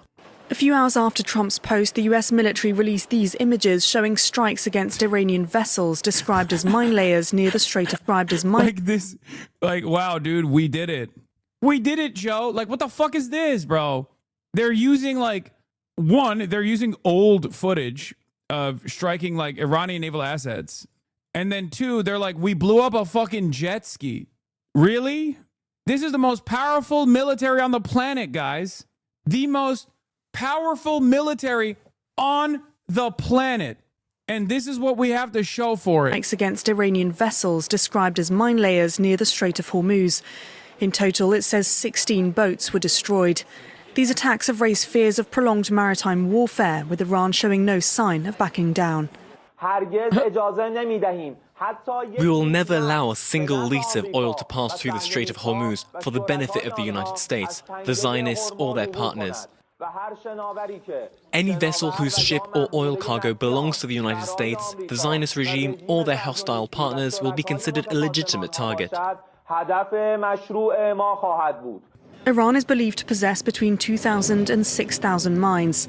Traffic through the... Surely no boat Iran intends to use is just sitting out in the open? Yeah, no shit. They're just docked. Strait has dropped by 97... Yeah, Iranians are like, wait a minute. They're just hitting our fucking go-fast boats and our jet skis off the coastline? I thought we could just leave them out there and America would not blow them up with their drones. ...% since the start of the war, with these latest incidents unlikely to reassure shipping companies. Even the US Navy is refusing to escort ships through the strait, saying the risk of attacks is too high for now. Something extraordinary has just happened. The international... Yeah, we'll talk about the emergency reserves that the Democrats are urging the Republicans to release as well, which is because they're fucking stupid. Anyway, they just don't know how to play politics at all, it seems. Or rather, they know how to play politics. They just don't want this war to end. But before I get to that, Iran is dismantling UAE's economy, and it's also unironically starving the RSF and freeing Sudan. The Sudanese army is advancing the recaptured towns from UAE-backed terrorist groups to RSF. Arms supplies from the UAE to RSF have dried up since Iran began its Operation True Promise. So, for all the free Sudaners out there, Sudan is currently being freed partially because Iran has crippled the United Arab Emirates.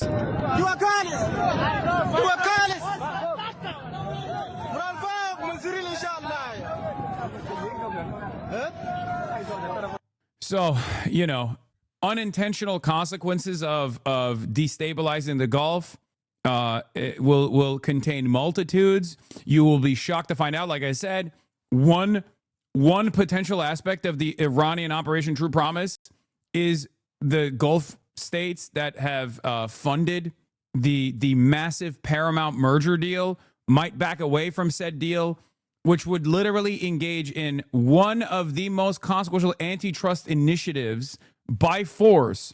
And on top of that, now you have this situation as well. Think about that. If the Gulf states decide there is not a lot of value or utility in constantly funding American media and diversifying their portfolios by entering the American markets, and they pull out of their prior investment commitments, Iran will have unironically engaged in trust busting. Think about that. The economic rise of the Gulf Arab states was predicated explicitly on the idea that they are a remarkable beachhead of total security in the region.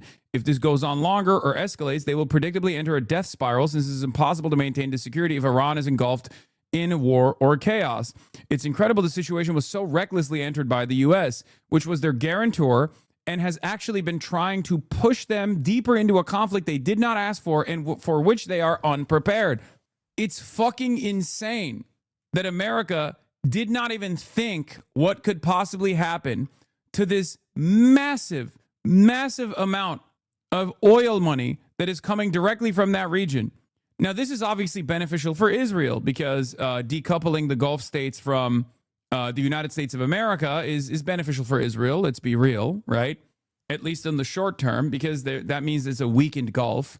The Gulf states that are not closer to America improves Israel's standing with the United States of America, because Israel's value comes from being that beachhead for American intervention in the region, right?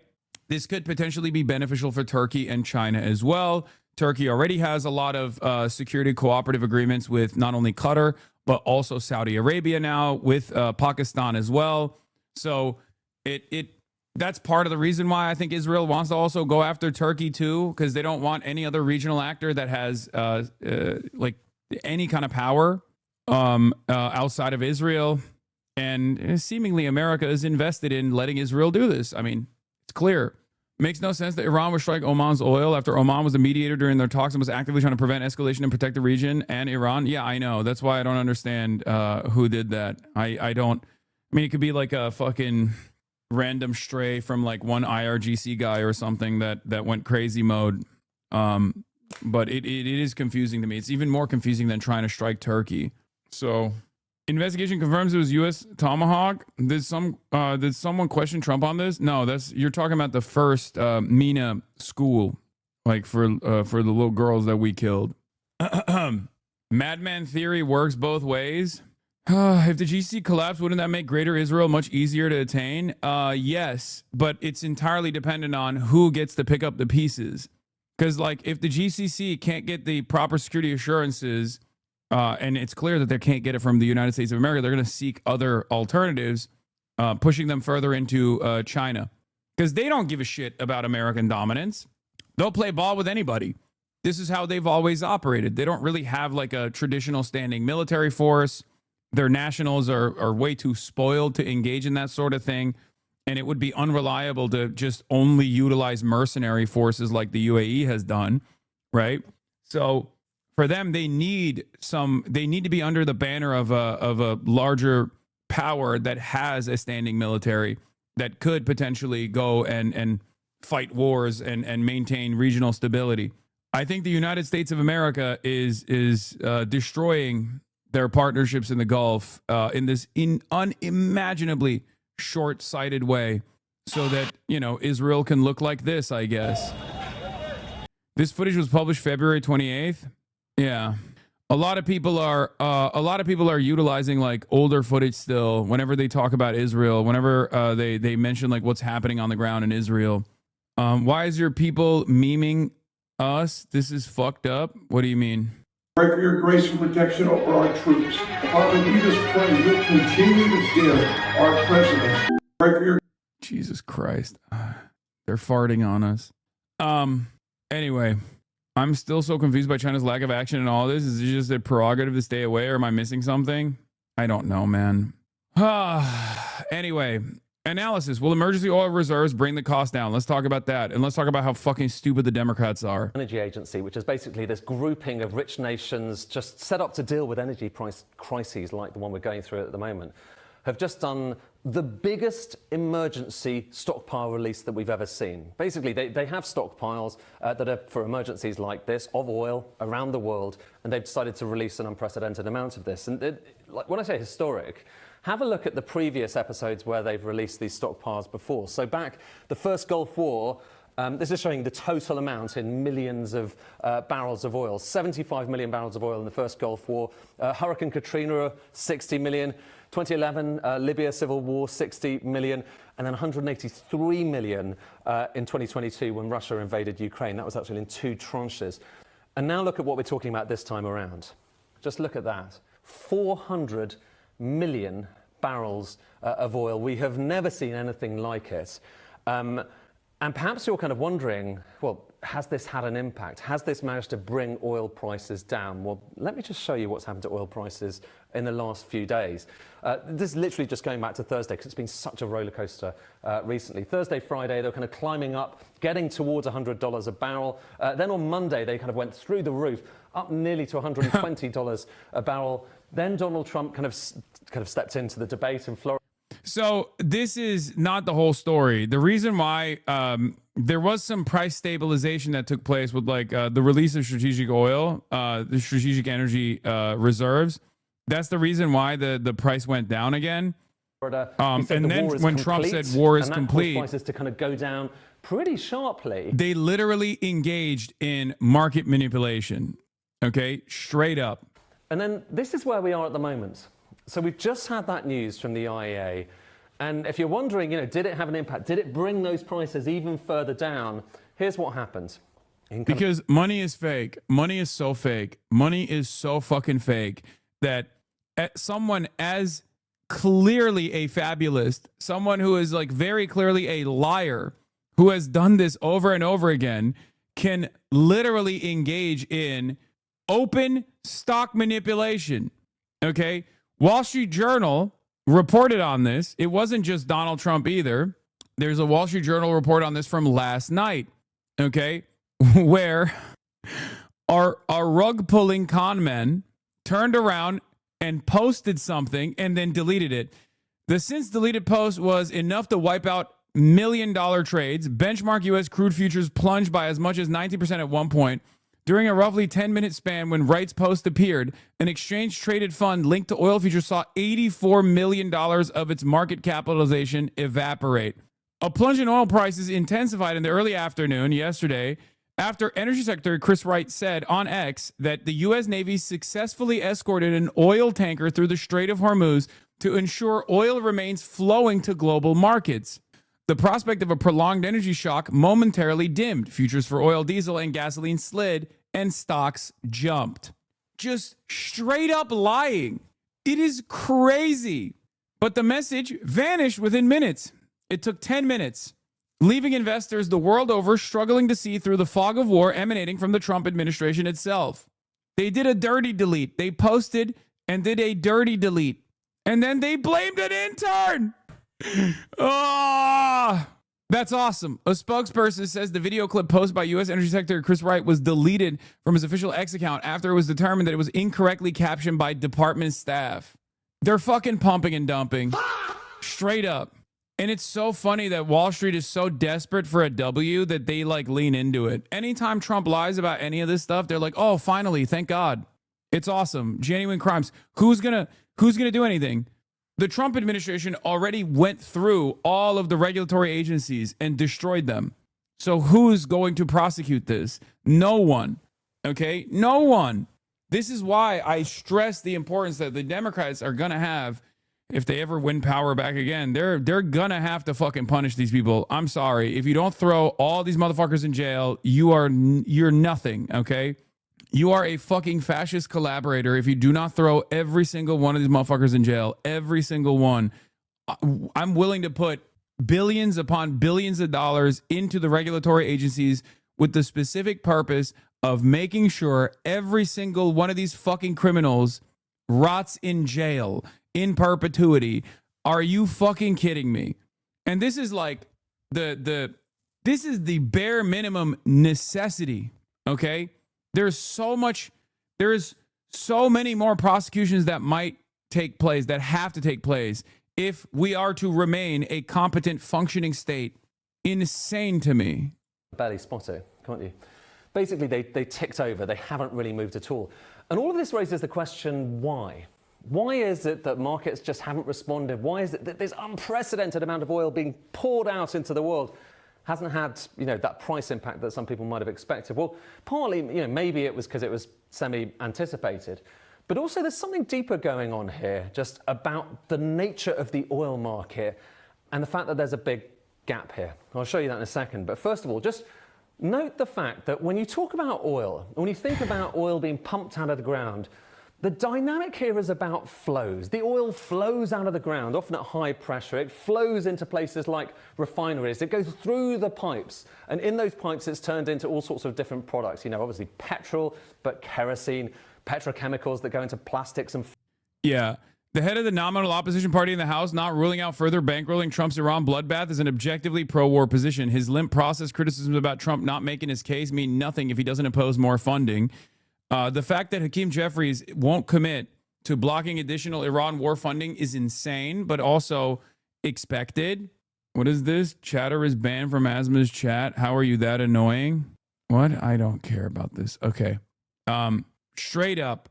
Not only are they refusing to oppose additional funding, like block additional funding for Trump's war, okay, for Israel's war, but on top of that, some Democrats have already started demanding the release of strategic oil reserves in the United States of America in an effort to engage in market correction. This is fucking ridiculous to me.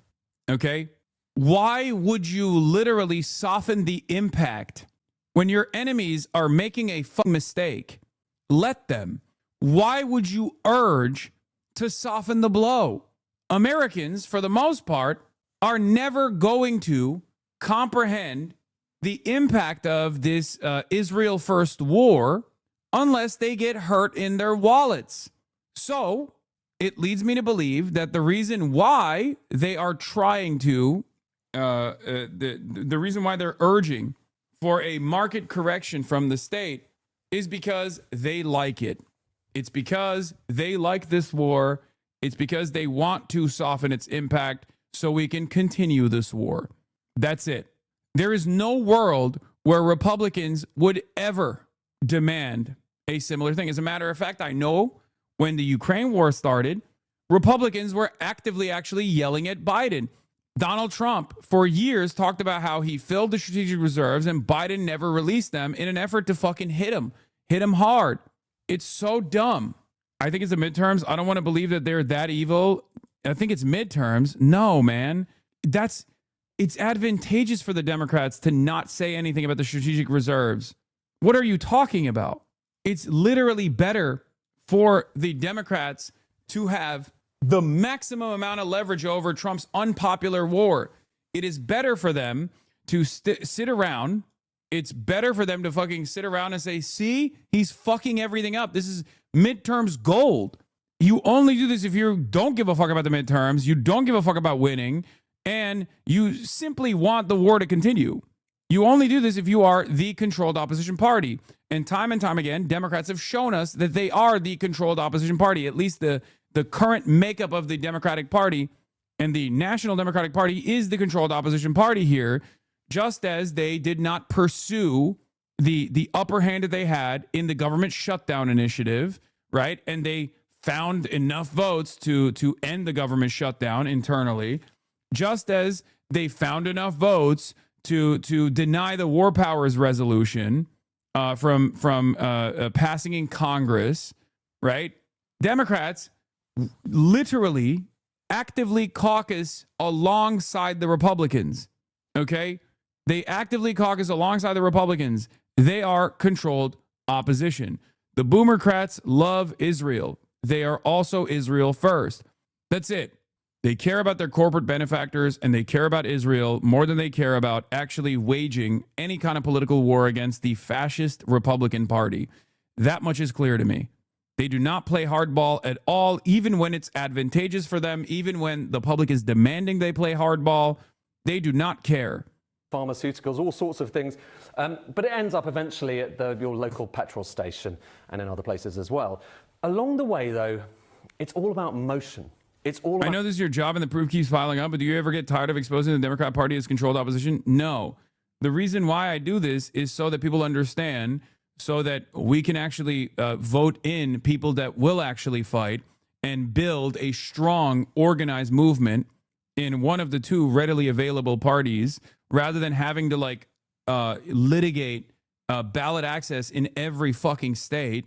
And then if the Democrats refuse to cooperate with the wishes of the public, with the democratic wishes of the working class in this country, once there's a level of organizing, once there's a level of strength in this left flank movement, then if they don't play ball, you break. It's that simple. About flows. It's all about pipes. And it's all about continuing those flows. So the global economic machine that, despite the fact that we're in 2026, despite the fact that we have more renewable energy, is still really dependent on fossil fuels for a lot of people's livelihoods and, a lot of that. Those flows need to continue. And if you look at just where the oil is being pumped out of the ground, so where this begins, well, there you've got kind of Asia, Russia, quite a lot in Russia, really an increasing amount due to shale oil and fracking in America. But if I just take these bars and kind of stack them up next to each other, the leader is, as it has always been, the Middle East. 30 million barrels a day. And what we're talking about here, it's the total amount each day. And there's a reason that we focus on that. I'm going to kind of put them together so you can see. 100 million barrels of oil a day is kind of what you need to pump into the economic machine to keep it satisfied right now. And the real problem, you know, the nub of the economic situation we're faced with at the moment is that a massive chunk of those barrels at the moment, or hitherto, have come out of the Strait of Hormuz. They've come basically from this area that's affected by the fighting right now, about 15 million barrels a day. And you kind of don't have them right now. And this is what everything comes back to. It comes back to the fact that there's a gap here between what the world needs in terms of its oil. Your interview with John was canceled because a VTuber told him not to. There's a video of it. Which VTuber? It's probably someone taking credit for it. But it was Pippa. Who is Pippa? Pippin Pika, I believe. Who the fuck is that? The reason his interview was canceled with John Kiriakou. Hi, Pippa. Okay, can you hear it? Beep, beep, beep, beep, beep, beep. Or if you didn't get it, beep, beep, beep, beep, beep, beep. That's just a cameo. That doesn't actually... Asmongold Orbiter? No, this is a cameo, guys. Are you fucking stupid enough to believe that this was like a sincere request? No, people are... I don't think that's the case. Or beep, beep, beep, beep, beep, beep. Yes, okay. Hey, thanks for the heads up on HP. I appreciate it. I needed it, and I will take care of it. So, I asked him not to collab with Hasan Piker. He's going on Hasan's stream. Are people that forget stupid? what exactly I wrote. Somebody can bring up the vibe, but Zach said he's going to go on Twitter and DM John yesterday for an interview to get one up on you. No, she was on call with him. This is a cameo, guys. I mean, maybe she actually did a call with him or something, but also none of this matters. Like, who gives a fuck if I can't fucking interview John Kiriakou? Who cares? requested this whilst playing Overwatch, and there was only like 2 requests left, so I like very quickly wrote something, and I was like, by the way, please don't collab with Hasan. time to even say something.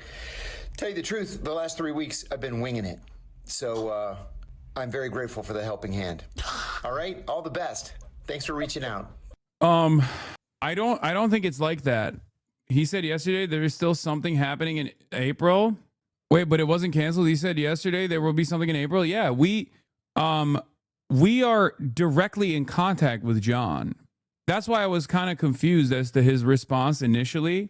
I didn't understand it. I'm a fan. I like his background. I like the way he communicates. I like a lot of his opinions in general.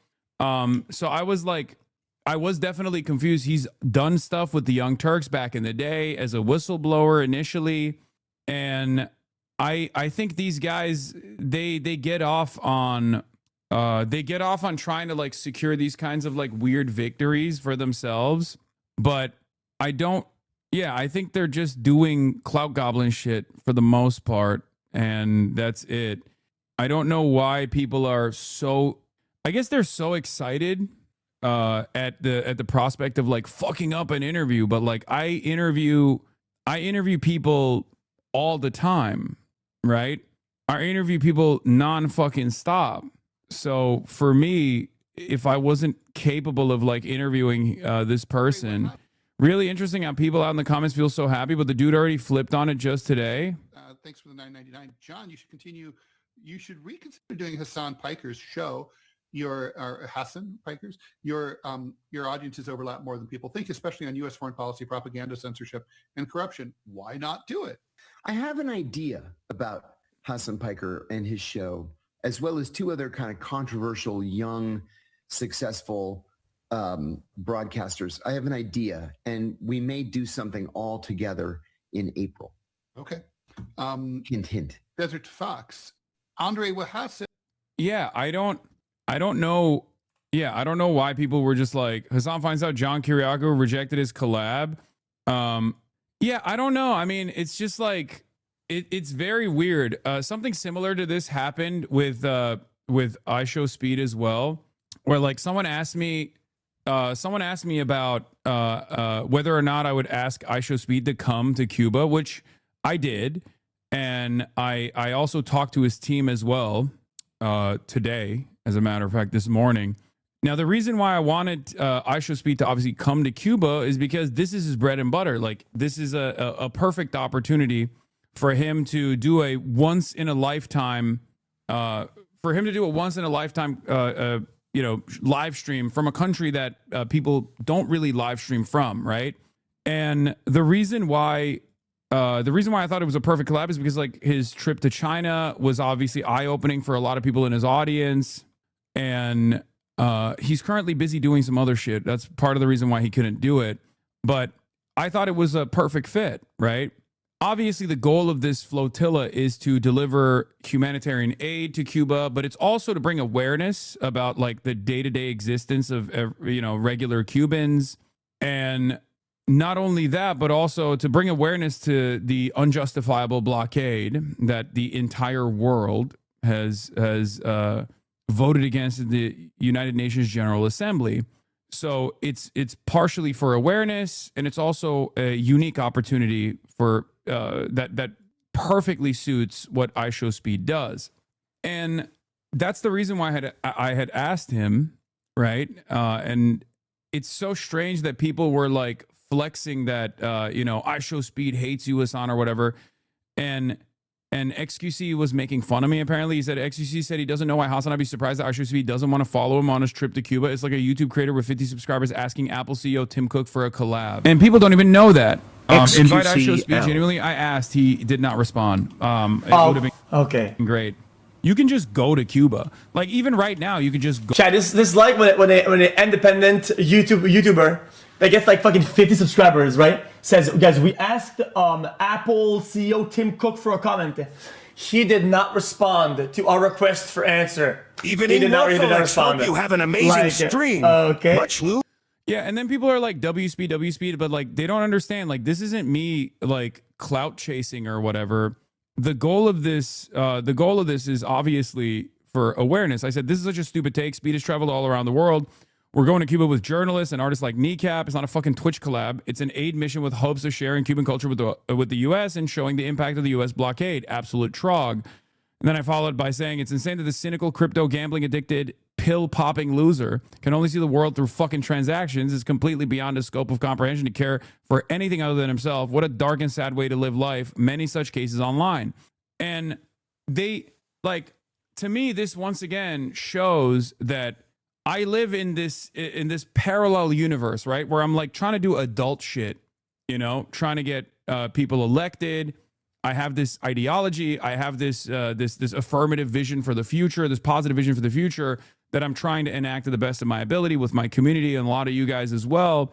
But then because of the platform that I'm on, because I'm on fucking Twitch, a lot of the lowest IQ fucking idiots cannot comprehend that there is a goal here beyond just like Twitch streaming collabs and fucking clout. And I suspect that there's probably a lot of people that are like legitimately 12 to 14 that also don't see it in that way at all. And they don't think like this is an adult thing, right? And that's part of the reason why they operate like this and they celebrate moments like this. Because, I mean, this is just fucking idiotic. They're caught up in online brainwash shit. We see what you're doing for the people. I know my audience understands this, and many people in the periphery also understand this. Like, the average normie is not tuned into like the everyday drama. For them, they're like, if they were to encounter this commentary, they'd be like, what the fuck are you talking about? Like, this is a much larger aid mission than like one guy's ambitions for clout, right? And I don't know why they like take such. I don't know why they find such joy in actively, in actively undermining things that I'm trying to do, or celebrating what they perceive as like a failure. Yeah, it's because you talk about it, dude. No one cares, but you and Morans. Yeah, I don't know. I find it very strange. They can't cancel your college appearances, so they're going after people saying that you want on. I've always found this dynamic interesting. Like, I only watch you and a few other political commentators, e.g. Majority Report on Twitch, but I always see so much brain rot tangential to it, which is just silly and ridiculous shit while I'm trying to actually get serious news and politics. Yeah, I don't know. I don't know why they would just like I don't know why they won't just like leave me alone. You know what I mean? I don't know why there's like so much joy that you can derive, so much satisfaction that you can derive out of this. Like, because if you think about it a little bit further, you realize that this is not about me at all, right? Like, do you think it's good that America is starving the Cuban population, right? Do you think it's a good thing? Do you agree with that? Do you agree with American imperialism? Do you agree with America's policies of refusing to send oil, refusing to allow other countries to ship oil into Cuba. There's a major energy crisis in Cuba right now that is completely human-made. Very strange, you know? It's very strange stuff. It's very sad. It's very sad stuff. Very strange stuff in general. I think a lot of people, without realizing it, like also play a role in propaganda. Even back when I used to dislike you, I understood that constantly focusing on you was unproductive use of my time. How these guys can do this all the time is crazy. Well, you only do this if you have no investment in things, right? If you have no interest in politics whatsoever. This is actually the most interesting way that you can entertain talking about politics. And unfortunately, for a lot of young people out there, they also don't have any real investment in politics at all, even if politics is fucking them and fucking their futures, which is precisely what I'm trying to get across. A lot of these guys basically operate in this very nihilistic, very cynical way, very narcissistic way, where they're just like, fuck my enemies. I hate this guy. He's called me out for gambling. Fuck him. He is my enemy forever. And I know that I can, like, you know, I can scratch this itch and get a little bit of clout on the side as well by attacking him over and over again. And normally, I think a lot of content creators avoid that kind of friction. Most content creators hate this kind of friction. So they'll play ball. They'll either like deliberately shut the fuck up and never talk about XQC or Aiden Ross or all these other content creators because they're fearful of like the pushback that they'll receive from their audiences, the endless barrages of harassment, right? I don't do that. Every now and then I will actually go, fuck you, right? And then obviously that back and forth continues. Dude, no one gives a fuck about this. You were grandstanding during a war. I just gave you a real news update. Stryker was hacked. Yes, I know. I will be talking about that in a little bit. I guess part of the reason why I bring this up every now and then is so that, you know, you guys are aware of, like, when you hear, negative commentary, you just know where it comes from, right? And you also understand, like, what the reason for that negative commentary is. Because if you think that it's because, like, these people have, like, a genuine ideological disagreement with what I believe and what I am defending, it's not that at all. It's something super silly. It's much sillier than that. It's much more pathetic than that. It's much more childish than that. But unfortunately, a lot of people on the internet are also kind of childish. And there is a market for this kind of content. It is what it is. It's kind of sad. What are you going to do? Brother, you interview actual political figures. They interview and stream with pedophiles. No worries. It doesn't matter. They have big audiences. And they are constantly fomenting hate. And then, like, celebrating what they perceive as, like, a successful interception. You know what I mean? And literally leaning into cameos to make it seem like this was actually a successful way, a successful initiative to, like, stop Hasan from interviewing this one guy. I've been in Dem politics for a long time. The establishment Dem group chats are cheering every piece of criticism on Mamdani. The same theory goes here. You're doing something that, if you succeed, appends the power and authority they've built.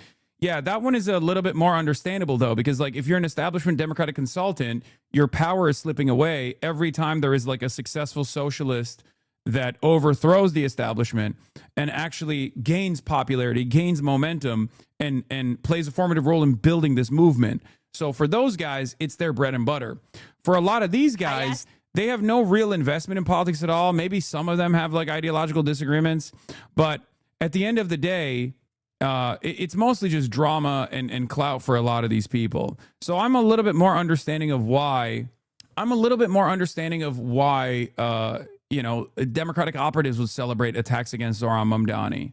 You were mentioned. This is the next wave of political fundraising by McKenna Kelly. In Discord servers and Instagram DMs, content creators are organizing, turning followings into millions and millions of dollars in political giving. Oh, this is... they didn't even reach out for comment on this, but I suspect it has something to do with, the Oliver Larkin stream where we raised $56,000. This is the second year she talked about you for her birthday. She's obsessed with you. I don't know who this person is, but I wish them well. I hope they're doing all right, and I hope they get better, and I hope they find happiness in their lives. Okay? Peepin' Pippa. The market is half of this community at this point. They engage with this behavior. They believe their bait's like this cameo shit and forward it to you. It's a never-ending cycle. Yeah, I mean, there is some utility in addressing it every now and then, right? I think it's fine to address it every now and then. I'm not going to do it. I'm not going to do it all the time, especially not at a time like this. But I think there is there's a decent reason to offer a little bit of pushback to my audience so that they understand where it's coming from, right? Hell nah, she's a loser Nazi. Yeah, I don't know anything about her. I don't know anything about her at all. But if you think that this is something I'm doing routinely, I don't think that's fair. I don't think it's a fair assessment, especially considering that for the past like 12 days, I have spent 9 hours to 10 hours every single day exclusively covering what's going on in Iran. And what it's potentially getting when the Strait of Hormuz is closed. I'll just show you the geography there, because it's striking to look at this. So much, when you're talking about those 30 million barrels of oil a day, so much of it is coming from such a concentrated part of the world. If you just look here, what these kind of light blue areas are showing you is the oil and gas fields. And just look at how they are congregated here. It's just kind of due to a quirk of geology, really. Things happening kind of hundreds of millions of years ago. You've got, for instance, over here, that's the North Field.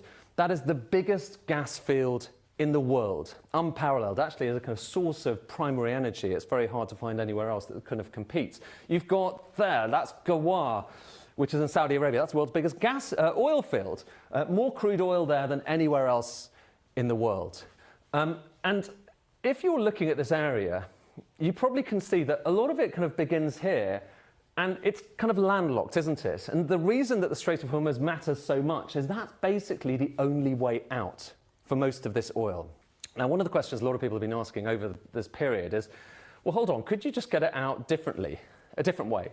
And in some senses, the answer is yes, because there are lots of pipelines that are dotted around this area. So, for instance, we'll just focus on a couple of them. This is the east-west pipeline that traverses Saudi Arabia. You can get quite a lot of oil out of that. Over there, it's 15% capacity. Part of the reason why there's also no like real integration with all the other refineries in the region is because the Gulf states have always been fucking warring against one another as well. They've always had political problems, and have not been able to create, like, even though they have the financial incentive, they haven't been able to create a successful initiative, and they need far more pipelines to be able to successfully reroute all of the oil from the refineries that are coming from the Persian Gulf. Pipelines themselves are also obviously vulnerable as well. But as I've said, if you're wondering why they don't have like more pipelines to just reroute the oil to a dock on the Red Sea side, well, that's the reason. There's also the other problem here. If they were to reroute it to the Red Sea, I mean, yeah, you have entry into the European market, but if you're supposed to go through the Asian market, if you're supposed to go to the Asian market, you still can't cross this side because there is another choke point that Yemen controls on this side. At that point, I guess you have two options. One, bribe the Ansar Allah movement to allow them to let you go through, which they have done so in the past in the Red Sea as well during the previous blockades, or you just wait it out. So that's the problem for these guys. If they're trying to go to the Asian markets, they have to go through another choke point that this time the Ansar Allah movement controls. So that's the Fujairah pipeline that kind of goes through the UAE and takes that oil so that you can get it. You don't have to go through the Strait of Hormuz. It's the other side of the strait, if you kind of see there. If you can kind of rely on not getting... We think it's UAE Israeli-backed proxies in Yemen that sent the drones to Duqm port and Salalah port. They are both very near to Yemen. I'm Omani, and none of us think it's the Iranians' thoughts. Yeah, I don't think it's the Iranians either. We think it's the UAE Israeli-backed proxies in Yemen that sent the drones. Yeah, it makes sense. It does not make sense for Iran to strike the oil refineries in Oman at all. It does not make sense. I said this earlier because Oman is the closest ally that Iran has. But obviously, I suspect that Oman will, do an investigation and figure out exactly what took place. There's zero. I find it very, very unlikely that Iran would strike Oman or even strike the refinery capabilities of Oman because of their close allegiance. Oman, if I'm not mistaken, doesn't even have American military bases, right? Pretty sure Oman doesn't even have American military bases on its soil. So it seems like it's a false flag. They do? Are you sure? Does Oman have U.S. military bases? Yes, Oman. Okay, I was wrong. Oman does host one U.S. Is this it? RAFO Thermrate base is a military airfield located near Thermrate a town in Dhofar Governorate, Oman. The Royal Air Force of Oman are the two operators of Rafale thermate and is home to the Rafale squadrons. They're temporary, I think, and it's home to two Rafale squadrons of F-16s. The United States Air Force is a current tenant, and so is the British Royal Air Force, and the Indian Air Force also use Rafale thermate during regular cross-nation military exercises. Drones hit a port, though? No, I know. But for Iran to strike the Omani refineries or the ports would be very unlikely. Is a British base mainly? Bombed around there, you don't have to go through. The key thing, of course, is that's Iran. But here's the catch. No, they don't. They may host some personnel at a base, but it's not an official base that belongs to the U.S. There's a difference in technicals and semantics. These pipelines already have a certain amount of oil going through them. You could get more. You could certainly get about, maybe, optimistically, about 5 million barrels a day through the East-West pipeline, and maybe getting towards kind of 700,000 through this pipeline there. Add that up, and remember, what we're talking about is the gap. 15 million barrels a day. That's the key number to keep in mind. Well, that kind of takes, there's the gap there. So it's all about how we bridge that gap. Pipelines might get you 5.7 million of the way. But of course, you still have a big gap there. You still got 9.25 million barrels short. So then you have to start looking at other things. And that's where we come back to the IEA. And remember this chart I showed you right at the start? The biggest ever. It turns out this is not the key chart. What really matters here is not the total amount. If the region was rich in Zin, you'd be just as cruel. True, I would be. I would be demanding that America take over the region by force so we can control the pipelines that keep the Zin flowing. Of oil that's going to be released, over the course of the next few months. Instead, what really matters is how much oil is going to be released a day. And last time around, each of these different kind of conflicts and moments, the flows kind of varied, but they were more or less about 2 million barrels a day. This time around, the IEA hasn't actually told us how much it's going to be releasing a day. Not yet, at least, at the time of recording this. If it were to be 2 million a day, then, to be honest with you, if you look at, take that, add that to our kind of pipeline amount, you can still, there's still a big gap, isn't there? 7.25 million barrels short. But if, on the other hand, the amount that's going to be released each day is going to be bigger, that really would be historic. That would be historic. And, based on what we're seeing at the moment, it could well be kind of maybe 4.5 or so million barrels a day, which is important just to keep that machine fed. And if that's the case, put that over there, add it to that, and the gap is much more narrow. But there's still a gap. And there is one other kind of thing that might well bridge it. Look back at this map here. Look at the Strait of Hormuz. Now, as you know, it's kind of effectively closed, but it's not entirely closed because there are still 1 or 2 ships going through it. This is showing you the flow of tanker traffic, it's oil and gas, before this conflict began and then after. And, it's really... Kind of feels like they did actually stop it, don't you think? This is boring as fuck. I agree. Let's return now to those. U.S. is being drawn in to fight Iran's war. Professor Michael Clark analysis. Wow. Several cargo vessels. That's one way to put it. Projectiles. This is like when these guys were saying Jeffrey Epstein might be a foreign state asset, except not for Israel, but for China and Russia. Okay? This analysis is awesome. U.S. Every fucking high-level American government official has literally said, we're doing this for Israel. We're doing this for Israel. Am Israel high. Am Israel high. We're going to keep fighting Israel's war. You're going to die for Israel, and you're going to like it. If you don't actually like dying for Israel, then you're fucking anti-Semitic. In the Strait. U.S. is being drawn into the fight Iran wants. Oh, I read the title wrong. Well, even then, let's see. Let's see what he says. Defense and security analyst, Professor Michael Clark, has more. I have to pee. They'll carry on doing this, and I think the timing is not incidental. Remember, last night, President Trump threatened them. He said, if you try and close the Strait of Hormuz... Because they're not being drawn into the fight Iran wants. This is we started the fight. We started the fight. This is the fight not Iran wants, but Israel wants. So once again, my point still stands. They are abso-fucking-lutely trying to make it seem like it's anything but that. We'll deliver fire and brimstone against you. He made sort of blood-curdling threats to them. And so they responded by attacking 3 ships. That's their message, that when they're not going to be intimidated by this is what they're trying to say.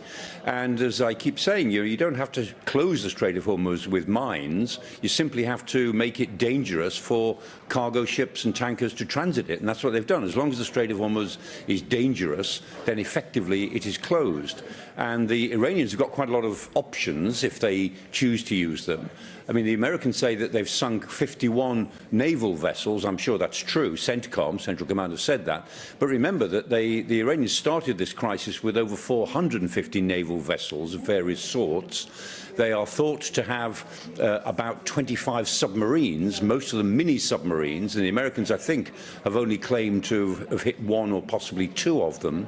So it may be that they've still got submarines, and they've certainly got plenty of ways of launching drones, certainly drones, if not missiles, from the shores, their northern shore, if you like, along the Strait of Hormuz, along that whole Gulf, Strait of Hormuz, I mean, northwards, north and westwards, along the coast of the Gulf. So there's lots that they could continue to do, and what I think that they are trying to do is draw the Americans in to the sort of battle that will be easier for the Iranians to fight, because if the Americans get drawn in... Why not just use a big chain that worked for Constantinople, right? I mean, it literally didn't. Because guess what? The Turkish forces actually pulled the fucking ships off land and then dumped them in to, I think, Galatasaray. Then the chances are they'll take some losses and the Iranians will get lucky once or twice. And that's the sort of thing that will have a big political effect, they must calculate, in Washington. And Michael, the next obvious question is, can the Americans do anything to stop them?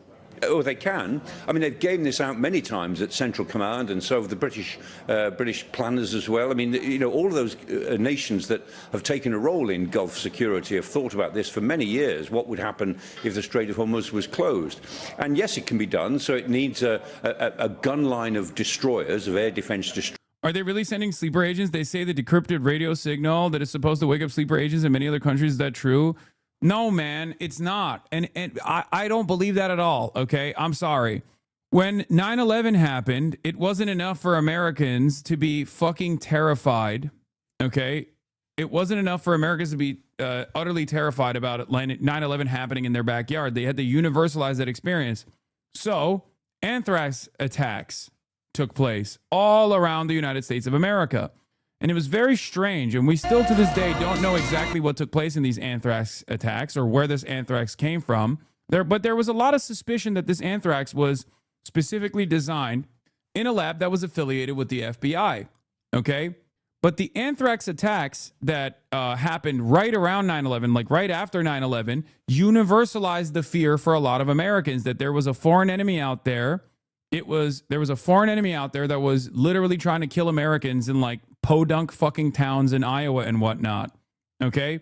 This created unlimited appetite for the average American to go and wage war, go on this revenge quest. Do you really think the dude who was arrested for the anthrax attacks was a patsy? Yes, I do.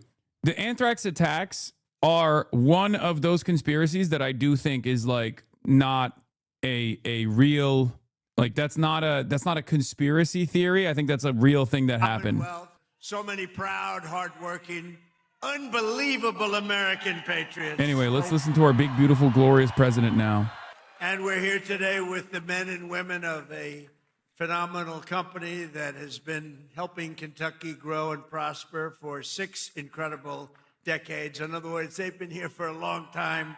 Verst Logistics. I don't know why he looks so moist today. Just met a lot of the My president, you're looking extra moist today, my president. I love you. I love you, actually. If they didn't, I wouldn't be here, probably. I don't think I'd be here. If they didn't love you, I'd walk off this stage right now. With your help, this family-owned business has risen from a small trucking operation into a juggernaut of warehousing, packaging, one of the biggest, transportation, all these big labels they put on. But I'll tell you, America's favorite brands right here, and this has been an unbelievable group of people that built this wonderful company, and I want to thank them very much. It's an honor to be. And like the people of Kentucky, you do it with skill and precision and pride, using equipment stamped with those beautiful words, made in the USA. Do you remember? Made in the USA. We're putting it all over the place. And we're making more and more things in the USA, more than we ever had. More people are working today in the USA than at any time in the history of our country. And by the way, do we have a great military? The best. Better than any military in the world by far. I didn't know that we're going to have to be showing it off so much, to be honest with you. I built it. In my first term, we built this military, and I didn't know that we'd have to use it quite as much as we're using it, but we're using it well, and there's no better military. There's nobody even close, so we're very proud of it. So we have, in this company, 2,600 employees, and they pour out their sweat and their soul into shipping the products America knows and loves, and they're doing more business than they've ever done before. And thanks to the record-setting tax cuts that we passed in the great, big, beautiful bill, biggest tax cuts in the history of our country, tax cuts. You know, as I grew up, I'd watch politicians, and I'd always hear that, we're going to cut your taxes, cut your taxes.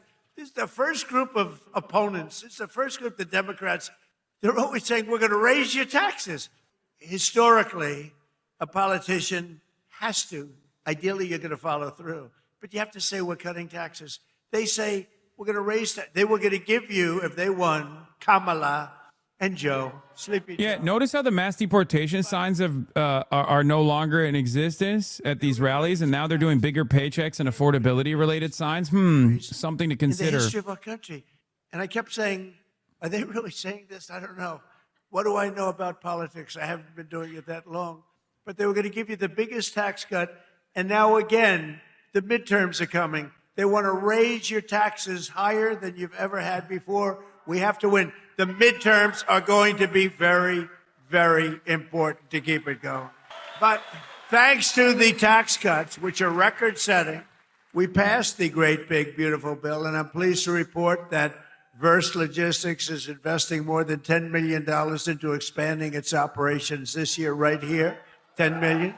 And you're buying brand new tractor trailers and opening up warehouses in 2 additional states, Texas and North Carolina. And that's what it's all about. And that's why we did it. And with the help of our tax cuts, all of those trucks and warehouses and equipment purchases, everything that we're doing, and everything that you see in this country that's being built, you get what's called expensing, meaning a deduction in the first year. 1 year, it's the bit. Now, to a lot of people, that doesn't mean. To me, it means something else. It means jobs. That's why we have so many What the jobs. fuck? The best jobs ever. Bro, glorp. Perhaps most importantly, they're getting glorp too. He's green for an amazing reason. No tax on overtime. What is happening? Do we have another camera feed? Whoever thought that was going to happen? That means every extra hour you work, your overtime pay is now 100% tax-free. You have no tax. Remember. May Allah awaken the people and help them to see the evil doings of Israel and the United States. What the hell you bringing it home to? Okay, I don't know who you're bringing it home to. I don't want to know. That's not my business, although it could be interesting. After so many years of politicians who sold out the working men and women of our country, we finally have a president who puts American workers first. Totally. If there's a president that puts American workers last, like openly, it's Donald Trump, okay? Most American presidents are obviously servants of capital, but Donald Trump doesn't even hide it. Donald Trump doesn't even try to make it seem like he's anything but a servant of capital and capitalists that happen to be some of his best friends. This is the rug pull president, dude. But they're front row Joes. They're like professionals at getting on the front row. Thank you. There's a lot of them, too. Thank you very much. Great honor. Yeah, he puts so a American short workers time ago, first on the chopping under block. a man named Sleepy Joe Biden. Has anyone heard of him? Boo. Has anyone heard of him? How about Barack Hussein Obama? Boo. He went to Jesse Jackson's funeral. He spoke, and it was like a political hit job. And the family of Jesse Jackson got angry as hell at him because they understand they hated each other. You know, he was there. But I loved watching that. the family goes outside and they start screaming at him. A short time ago, under Biden and his allies in Congress, we were dead as a doornail. How does that work? That was 10 years ago? Bro, it doesn't matter. These guys literally will never let go. They are so vindictive. They are so angry about the fact that there was a black president. Okay? Many of them just remember that. Since the election, all time. And the typical American's 401k is up by almost $35,000 since I took office. And in 4 years, Joe Biden got less than $1 trillion of new investment into the United States. So think of this. $1 trillion over a period of much less, over a period of 4 years. We got $18 trillion. And Jake Paul knows what that means. $18 trillion in 11 months, because they haven't calculated the 12th month. So we have 18 trillion in 11 months. Say in a year, what difference does it make compared to substantially less than 1 trillion in 4 years? You would say they didn't do a good job, Jake. I didn't ask Jake who he voted for, but I don't think it was Kamala. I don't think so. I think your whole reputation would be shot if you said, I voted for Kamala. That would be the end of your whole career, Jake. But here in the heartland of America, you're already seeing the results of what we've done. I just came from Thermo Fisher Scientific in Reading, Ohio, right across the way. The great American company that's investing $2 billion in domestic manufacturing, all because of what we've done with the tariffs and with the deductions and all of the other things that we've done. Ford Motor Company, and by the way, we have more jobs in terms of construction. We're building more factories now in this country than at any time in the history of our country. More factories are being built. And Ford Motor Company, a good old staple, has announced a $2 billion assembly plant in Louisville, Kentucky, which will support more than 2,200 Kentucky jobs. And I was with Ford the other day. I was in Detroit, and Bill Ford, the head of it, he had an advantage over everybody else in getting the job, but that's okay. He was born Ford, but he was showing me a plant that was built in like 1914, very old, one of the biggest plants in the country, but one of the oldest. And they were getting ready to shut it down a year and a half ago. And then he heard Trump was running, and he sort of said, let's wait. So they were getting ready to shut it down. It was on minimal time. It was just a question of time, but he said, let's wait. And he waited. And they just announced 2 weeks ago that they're now going to run 7 days a week, 24 hours a day, building the Ford 150. A big difference. It's a big difference. That's a big difference. You shut it down or you run 24 hours a day. And they're doing a good job. Apple, a great company, $2.5 billion to manufacture 100% of the glass for iPhones and Apple Watches right here in Kentucky factories, all being made. Oh. And Apple's spending $650 What is billion. happening? Bro, it's crazy. Are the cameras getting busted waiting for the stream?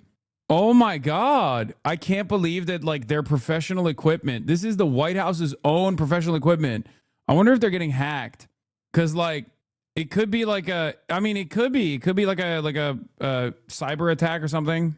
My Spectrum TV is hacked. Really? Oh my God. Wait, this one's busted too. But $650 billion, think of it. And just 2 days ago, GE Aerospace, they're doing phenomenally, announced a $1 billion. Or if we're being real, it could literally just be, it could straight up just be bad infrastructure in Kentucky. Like that literally could be the case. Jobs in Kentucky. Okay? Kentucky. I love the way a real Kentuckian pronounces it, but if I do it, but I love Kentucky. More Americans are working today than any time in history, and that number is going to be, wait till you see the numbers by the end of the year. We did an excursion. You know what an excursion is? We had to take a little trip to get rid of some evil, very evil people. It should have been done for 47 years. They've been killing our people. 47 years. 47 years. And I can only say this. They were all prepared. They're very strong. You know, they're going to try and take over the whole Middle East. They were going to knock out Israel. They don't know what the hell hit them, right? They don't know what hit. They got hit by the American military. They don't know. They say, what the hell is happening? They didn't expect anything like this. To bring down energy costs for American workers and families and businesses like this one, we ended the Green New scam. You know the scam? Greatest scam in American history. Well, maybe the election results of the second election were. I would say what was the greater scam, the Green New scam or the 2020 rigged election? I would say the 2020. I think the election. I like hearing what Trump has to say in his audience response from time to time, because it's a somber reminder of how cattle-like this community is, like this support base is, this movement is. It's unbelievable that one of the biggest fucking charlatans in American history, one of the biggest con men in American history, can just go on this fucking stage and still have a pliant audience that's like basically livestock, as he is lighting their futures on fire, waging wars at the behest of a foreign state, sending potentially their sons and daughters to go die for Israel. And it's mind-boggling that they just still sit there and think, oh, hell yeah, that's right, my president, USA, USA, over and over and over again. Yeah, we got Ford F-150s. It's crazy, man. Like, this goes beyond my anger and resentment for the controlled opposition party that is the Democratic Party. I do think that there is a cult element here as well, for sure. There is a systemic factor at play here with defunding educational initiatives and making a much more malleable population after years and years of destroying the American heartland, and the anger and resentment that has been built in this base that Trump has so successfully used to his electoral advantage by constantly taking that anger and resentment and saying, your anger is my anger. We're all angry at these libtards. But at this stage, there is definitely so much after, 10 years of fucking propaganda. These guys are impossible to shake away, I think. Anyway, I can't watch the rest of this shit. I thought he might talk about Iran, but he probably won't, because he knows it's unpopular, just like he's not talking about mass deportations any longer. So. Yes, you just said it is a little excursion, and you said it is a war. So which one is it? Well, it's both. It's both. It's an excursion that will keep us out of a war, and the war is going to be, for them it's a war. For us, it's turned out to be easier than we thought. Just absolute cope. And even you got people like Ducey asking this question now. You know what I mean? This is Peter Ducey asking. That's fucking Fox News. Fox News is like, you said it's an excursion and you said it's a war. Which is it? I mean, come on now. It's crazy. It's crazy. Going back to Iran, and for the record, like, this is more proof that the MAGA base is obviously a cult. There is no MAGA split on Iran. Poll after poll shows 85 to 90% of MAGA Republicans support the U.S. strikes on Iran. Many news outlets ran with stories from Tucker Bannon, etc., without checking if they represent any meaningful segment of GOP voters. They don't. This actually is terrifying for two reasons. One, because MAGA is cattle, and I always stress the importance of that point. I hope you guys understand. This is part of the reason why I keep saying it. But the other scary part of this is that Tucker Carlson does command the attention of a massive base. So if it's not actually MAGA, who is watching Tucker Carlson? Because that's a far scarier outcome if Tucker Carlson's entire audience is now people on the liberal side of things, people on the independent side of things. It's terrifying to think. Perhaps there's a reason for that. Perhaps there's a reason for that. And that reason is because Tucker Carlson fills this void. Okay, there are a lot of non-voters.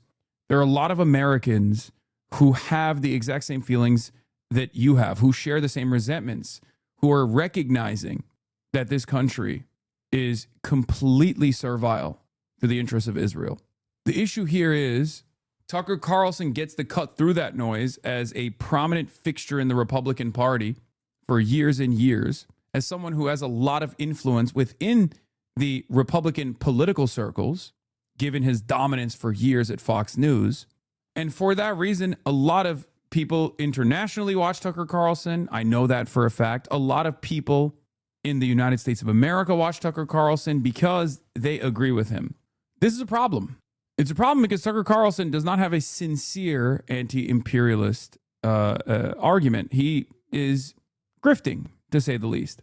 There's a real danger here, and that danger is born out of the Democratic Party and left media not being able to lead on the issue of Israel.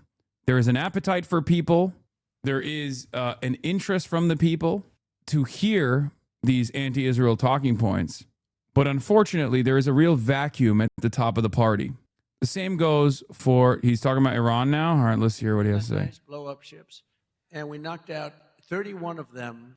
And you know, I was very proud of myself. I said, why did you use the weapon that we use on the drugs that come in by sea? Do you know that drugs by sea are down 98%? And I said, that's a hell of a weapon.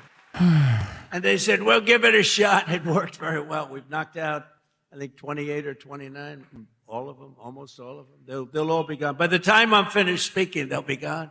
These people work very fast. But I'm pleased to report that earlier today, the International Energy Agency agreed to coordinate the release of a record 400 million barrels of oil from various national petroleum reserves around the world, which will substantially reduce the oil prices as we end this threat to America and this threat to the world. We don't want to leave early, do we? We got to finish the job, right? Over the past 11 days, our military has virtually destroyed Iran. Tough country. Their air force is gone, totally gone. That took the better part of about 3 hours. They no longer have radar. They don't have anti-aircraft equipment. They don't have anything. Their missiles are down 90%. Their drones are down 85%. We're blowing up the factories where they're made left and right. And frankly, nobody has ever seen anything like it. Nobody's ever seen anything like what you're witnessing now, and that can include the original killing of Soleimani and al-Baghdadi, two of the worst killers in the world that I did, as well as Operation Midnight Hammer, where we totally obliterated Iran's nuclear potential. We obliterated it. They don't have nuclear potential. And then after Midnight Hammer, and then we left, we figured that'll be the end of them for a while, but they started again. That's why we got to finish it, right? We don't want to go back every 2 years, and that's because, you know, there'll be some day when you don't have me as president. You'll have perhaps you'll have a weak, pathetic person like we've had in the past, mostly all, like Barack Hussein Obama, who signed one of the worst deals ever with Iran, where they were going to give up everything. Remember when he filled up a 757 with $5 billion in MOUs in the first 2 days? To Iran? Billions. People forget that. That's when I realized the presidency is very powerful. When you could put over $1 billion in an airplane and fly it over and give it to a foreign country that's your enemy. How stupid was that? But that deal, the Iran nuclear deal, gave them the right to have a nuclear weapon as of 3 years ago. If I didn't terminate that deal, I terminated it very quickly. If I didn't terminate that deal, they would have had nuclear weapons, and this world would right now be a different place, much different place. Believe me. Believe me, And then Biden, he came along. He had no clue. He didn't know what the hell he was doing. But they look. If you're wondering how to communicate to even the cattle in here, you tell them this, okay? 1, these guys are lying to you about the ever-present danger that countries like Iran pose to the United States of America, okay? 2, every single dollar that is spent on a bomb is a dollar stolen from you, okay? Because that's a dollar that could go to your roads. That's a dollar that could go to hardening your infrastructure. That's a dollar that could go to building your schools.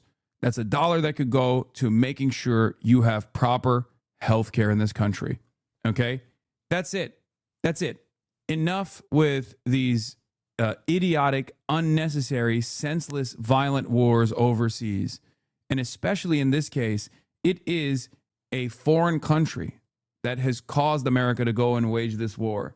That is a fairly successful way to get people to understand.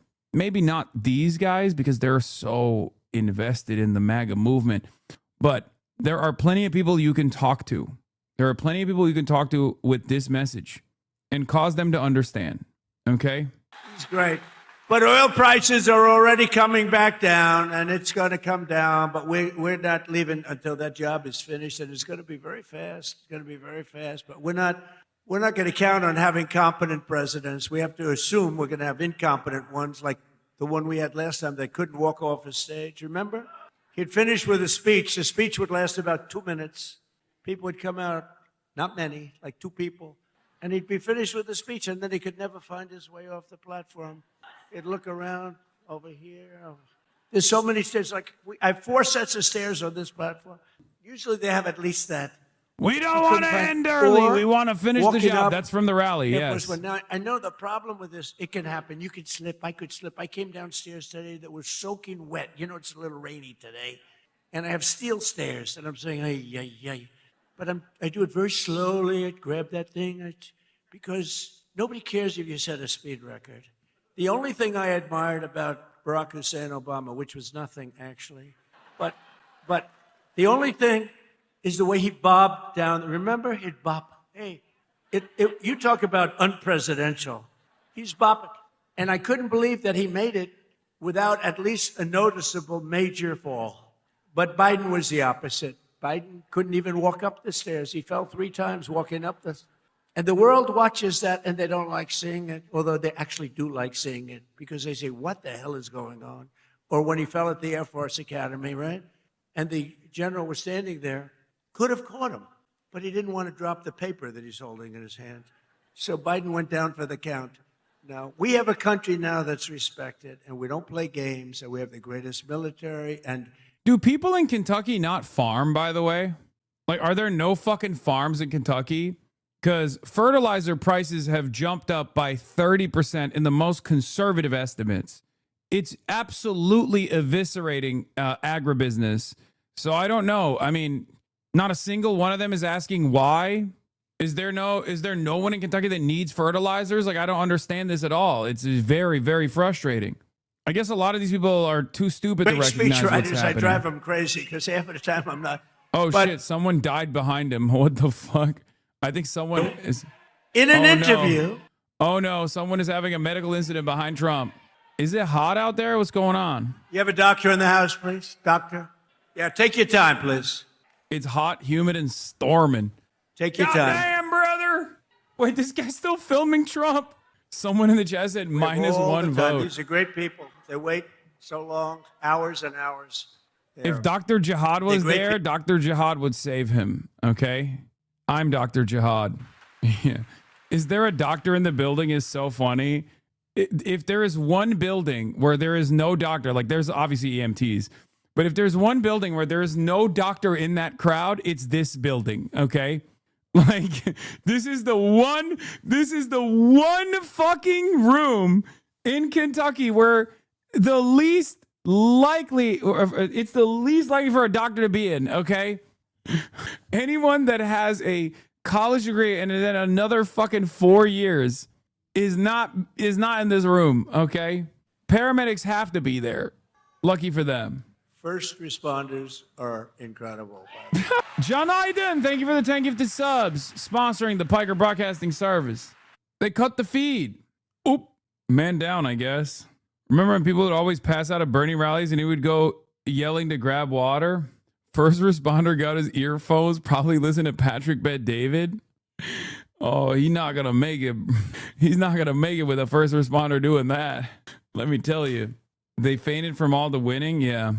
Do you think the people backstage are listening to me? He fucking How hates about this shit. Ave Maria? Well, because this is going to be okay. How about putting it in right now, Ave Maria, if they are listening? Ave Maria by He wants to play Ave Maria as one of his hogs is dying. Oh my God. Oh my God. Oh my God. Oh, he is so good. He's so good. He's like, that motherfucker's dead.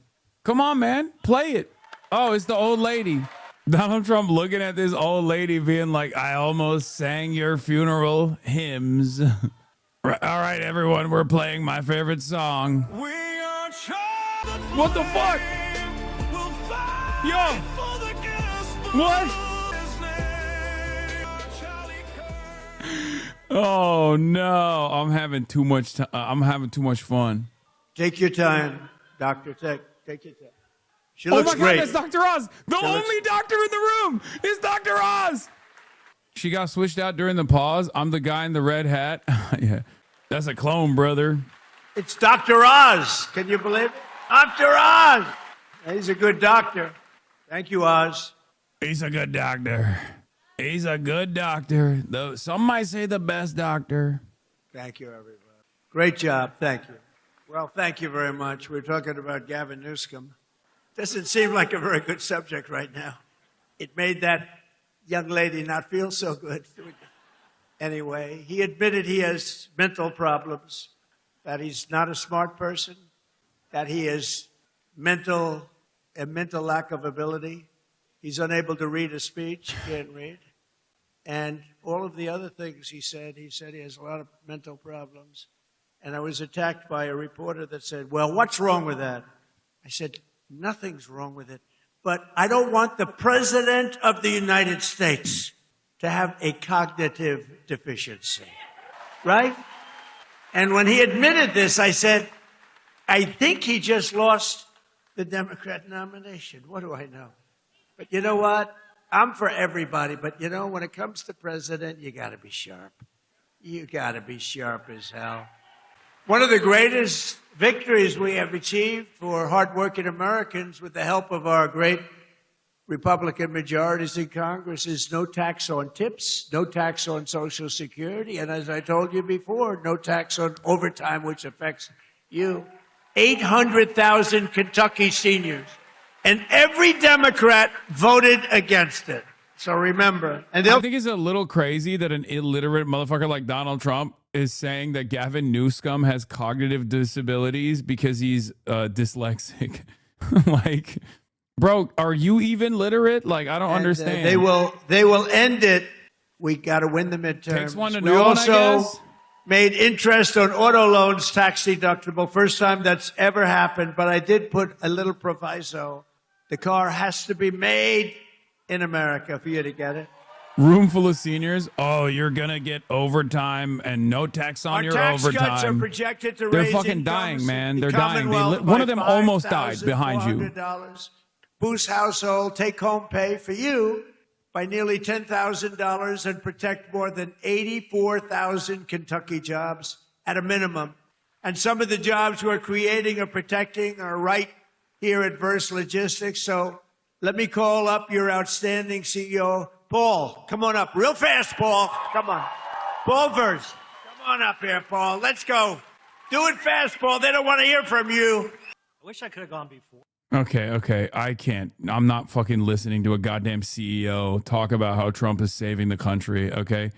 Let's get back to monitoring the situation. As we're all along the Gulf facing the Iranian coast, it requires airstrikes against anything that moves really near the coast on the Iranian side, and it probably needs lots of mine sweeping and mine countermeasure vessels traveling very close or with the tankers that go through back and forward. So it can be done, but it requires a lot of military coordination, and you can't do it, as it were, just from remote air power. You can't just do it with missiles. You've got to get down low and really guard the straits. And the other thing the Americans have tried to do is to give more insurance guarantees to shipping. So the Development Finance Corporation of America has made $20 billion available, as it were, to reinsure insurance on shipping. But JP Morgan, the bank, said, well, that's not nearly enough. They reckon that they'd need at least $350 billion to insure against all the risks that tankers would take going backwards and forwards. So there's a big issue at the moment as to whether it is possible to create insurance cover for ships that, even with all these measures in place, like destroyers and aircraft and so on, even then they'd be taking a risk by going through the straits. So could they be insured? I told you already, it's not happening, and it would be unironically okay. That's why they're saying this is like falling into Iran's trap. They're not going to do that. Okay. They're not going to fucking send naval assets to literally help the tankers get through, because that image of an American naval asset being blown to fucking smithereens by a swarm of Shahed drones and ballistic missiles would live forever. It would be the single most consequential image that straight up solidifies the death of American empire. I know Trump is dumb enough to try it. Okay, I know Trump is dumb enough to try it. I know, but I don't think his generals would allow that. Like his generals will pull an Adolf Hitler general's mutiny before they would allow that to happen. Okay, because no one wants that to happen, and none of the competent individuals in the American military will allow that to fucking happen.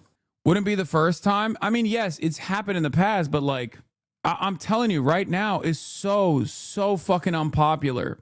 The leaders of the G7 group of nations, the United States, Canada, Japan, Italy, Britain, Germany, and France agreed to examine the option of providing escort for ships so they can navigate freely. I think Iran would fucking blow their shit up. Maybe I'm crazy, but I think Iran would just be like, all right, bet, bring them. Because what I'm trying to explain to you here is this. If they are crazy enough to blow up American ships, why would they give a fuck about blowing up a French ship or a German one or a Japanese one or an Italian one? Do you understand? Like, America is literally the country. It's the maximum damage that you can do.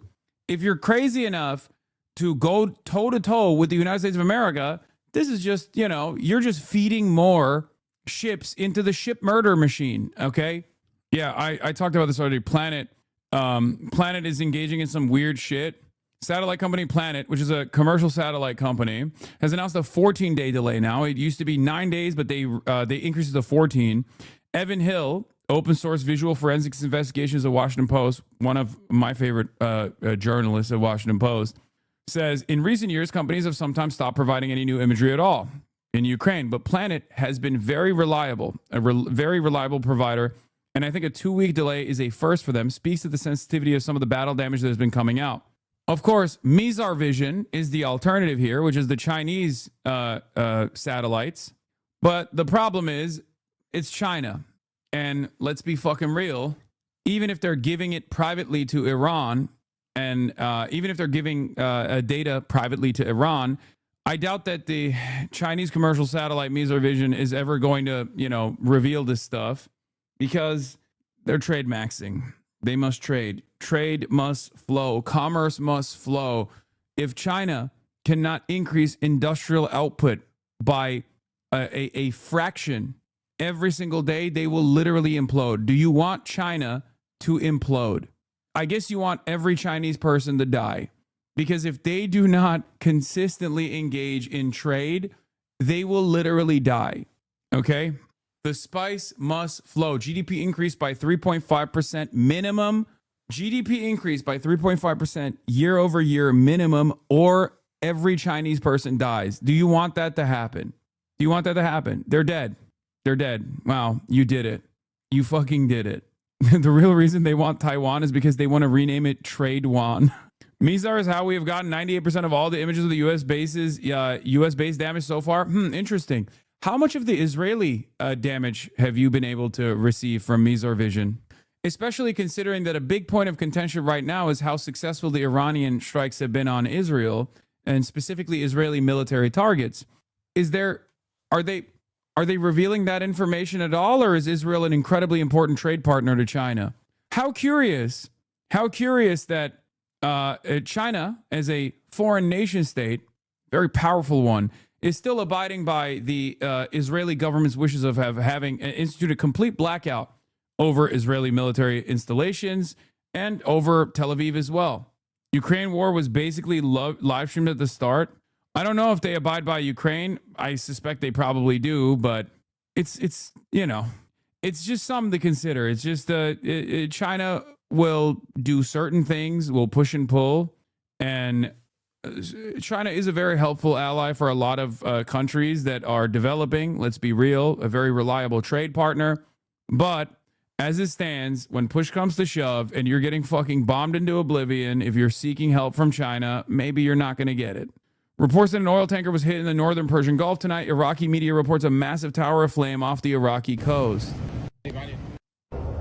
Yet you expect countries with literally no power to spear the resistance? Wait, what? Countries with no power?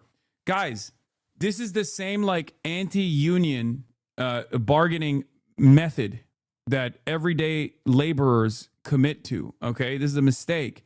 My argument is united countries are strong.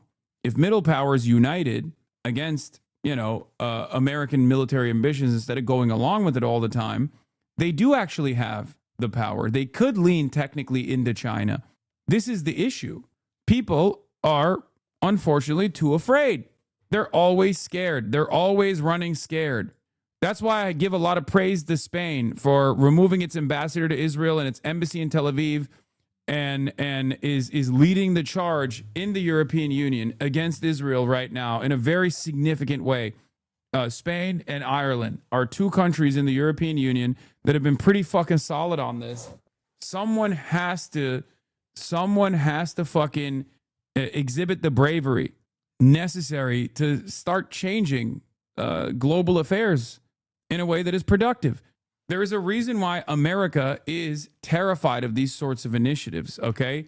Because America also understands that these countries are strong when united. That's why it's been incredibly disappointing seeing Mark Carney deliver that fucking speech about middle powers and then turning around and committing to American imperialism every step of the fucking way, whether it be in Venezuela, which was before the Davos speech, or certainly after, right? He had a little bit of smoke. He had a little bit of smoke for Greenland, but he's done nothing to push back on Cuba, which he has all the power to do so, and he refuses to do so. Where is it? I mean, there was a statement that came out that I thought was really ridiculous. Here's Mark Carney. Just spoke with President Emmanuel Macron about the situation in the Middle East. We condemn the Iran strikes against civilians and civilian infrastructure and underscore the importance of opening secure access through the Strait of Hormuz. Canada supports efforts to safeguard international shipping and ensure freedom of navigation. They're like fucking NPCs. They're like fucking NPCs. It's crazy, bro. Literally, just like, oh, dude, you know who the real bad guys are in this situation? Iran. Come on, man. Come on. Great middle power allegiance in charting a new path forward that shakes the foundations of American imperialism. Are you fucking kidding me? Really? Blaming Iran? Who struck Iran first? Who engaged in an illegal war? It was America and Israel. Jesus fucking Christ, dude. What a fucking puppet. No, do not. That's cope. To say he has to walk a tightrope is cope. If Spain can say it, Canada can absolutely say it. You're out of your fucking mind. That's why I place a lot of emphasis on actual middle powers finally coming out and saying, enough, we're done with this. Come on, dude. Come on. That's also part of the reason why I obviously criticize China as well. Spain isn't in 51st state range. What power does Spain hold in the fucking global affairs? What are you talking about? As opposed to Canada, which is a incredibly important trade partner. Canada and Mexico could do like a separate North American resistance front or something. Like they could set up separate trade negotiations outside of the United States of America if they chose to exercise a level of influence that America has never actually considered before. Today, the Carney government joined the Conservatives and the bloc to defeat Jenny Kwan BC's No More Loopholes bill legislation that would have stopped Canadian weapons sent to the U.S. from being used to fuel the genocide in Gaza. It's a deeply shameful vote that suggests they would rather appease Trump than protect vulnerable civilians. But this moment also shows why voices like Jenny Kwan and her colleagues in the NDP caucus matter so much. They continue to champion human rights, peace, and international justice with courage and persistence, even when few others in the parliament will. Mexico has no leverage, though. They have no weapons. Guys, I think you're failing to comprehend something. No country can go at this alone, okay? No country has the capabilities of going up against American imperialism, but you can chip away at it when you see something that is so morally repugnant, that is so destabilizing, that your opportunity is now. You can chip away at the power of American empire, the power of Western imperialism, by uniting with all their countries that also recognize right from wrong, by abiding by the wishes of the democratic majority in these countries. Because if you ask these countries, if you ask the population of these countries, and there are Canadians who are trying to defend Mark Carney here, but ask yourself, what's the approval rating for an Israel-dominated Western world? It doesn't exist. It doesn't exist at all. It even doesn't even exist in America, okay? And Israel is little America. And even here, we don't abide by this. Even here, we don't like it. So you have, unfortunately, more power than we do. Middle powers can be strong if they are united. That's the issue. 70% of Italians want the government to follow Spain's lead. Only 15.9% disagree. New polling in Italy shows 69.5% of Italians believe Italy should follow Spain's lead and deny the use of U.S. military bases on its territory. Only 15.9% disagree, a major signal of growing friction within NATO's southern public sentiment. There is no democracy. That's the problem. Without socialism, there is no democracy. This is the final battle that liberal capitalist countries will have to commit to. They will decide whether or not they will allow fascism to take over or real democracy to thrive. And real democracy can only come with organizing. Real democracy can only come when organized labor has the power to change these countries, to abide by the wishes of the majority.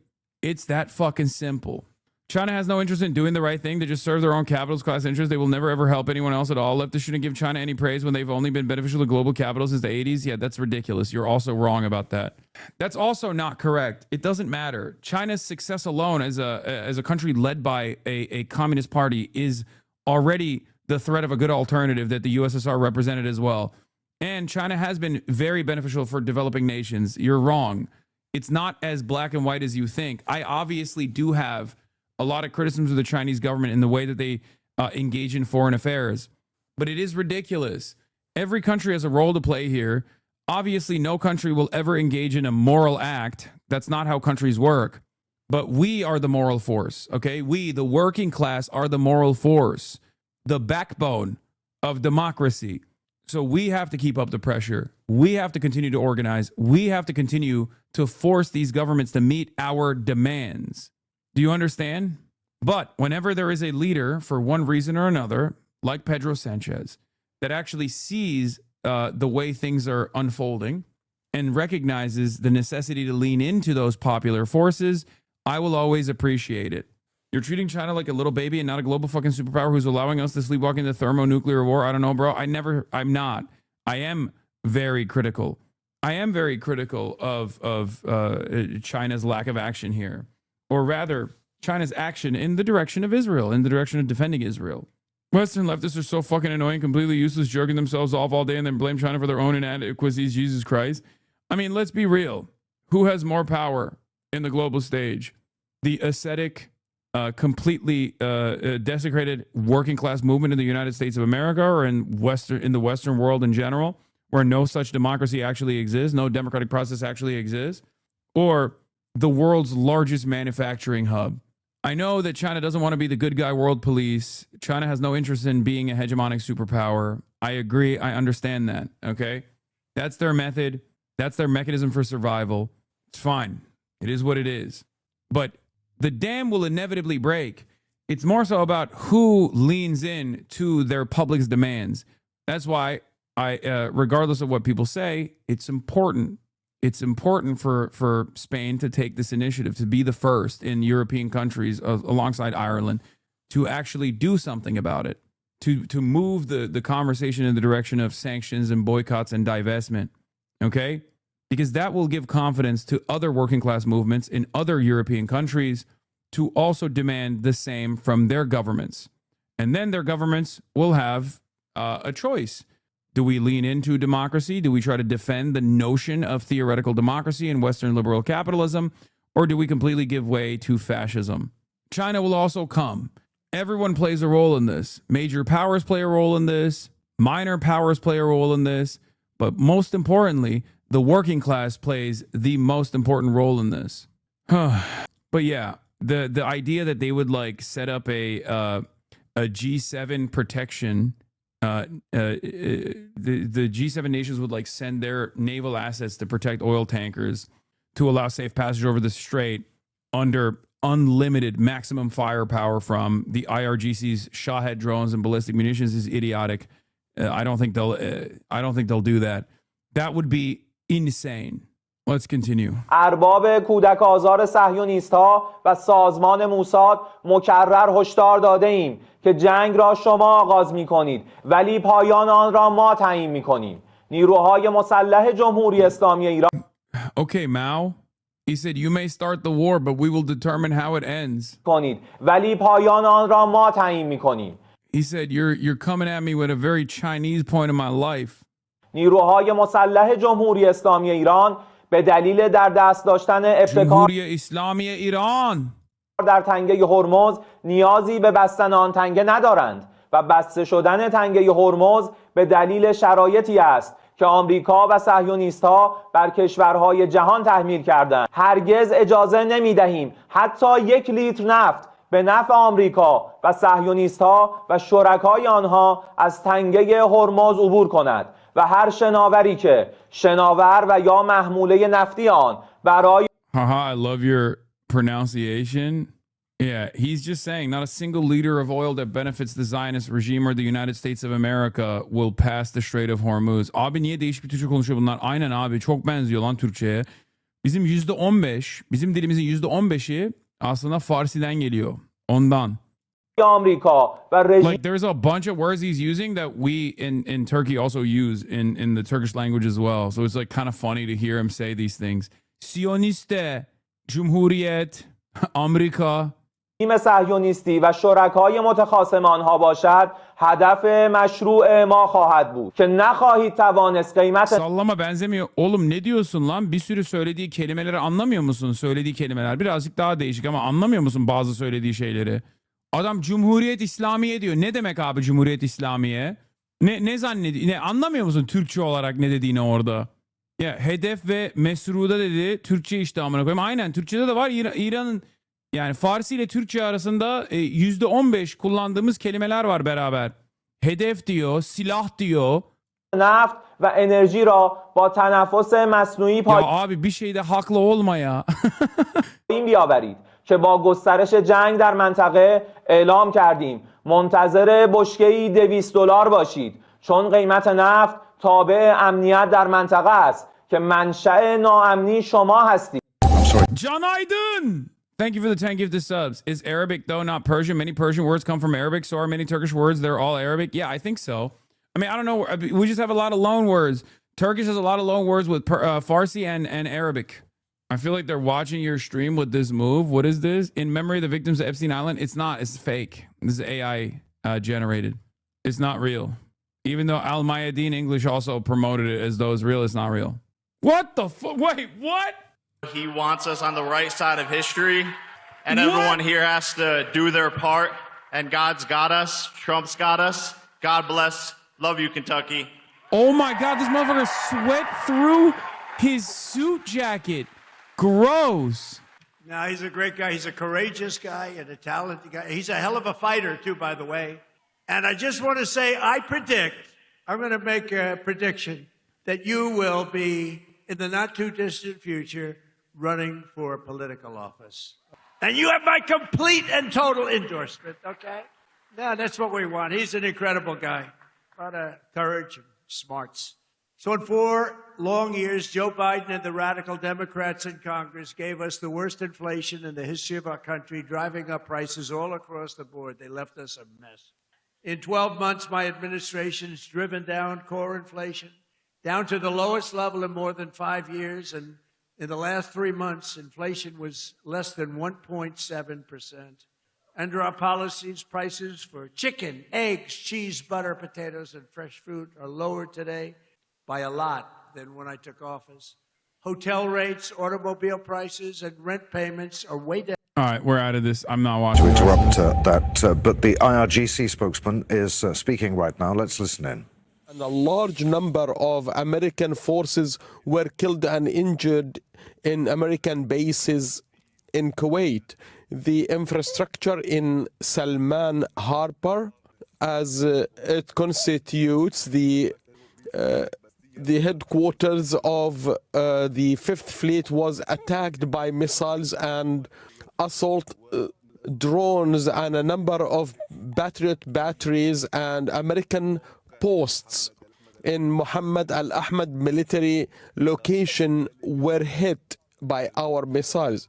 And moments ago, Wave 39 was performed in this wave.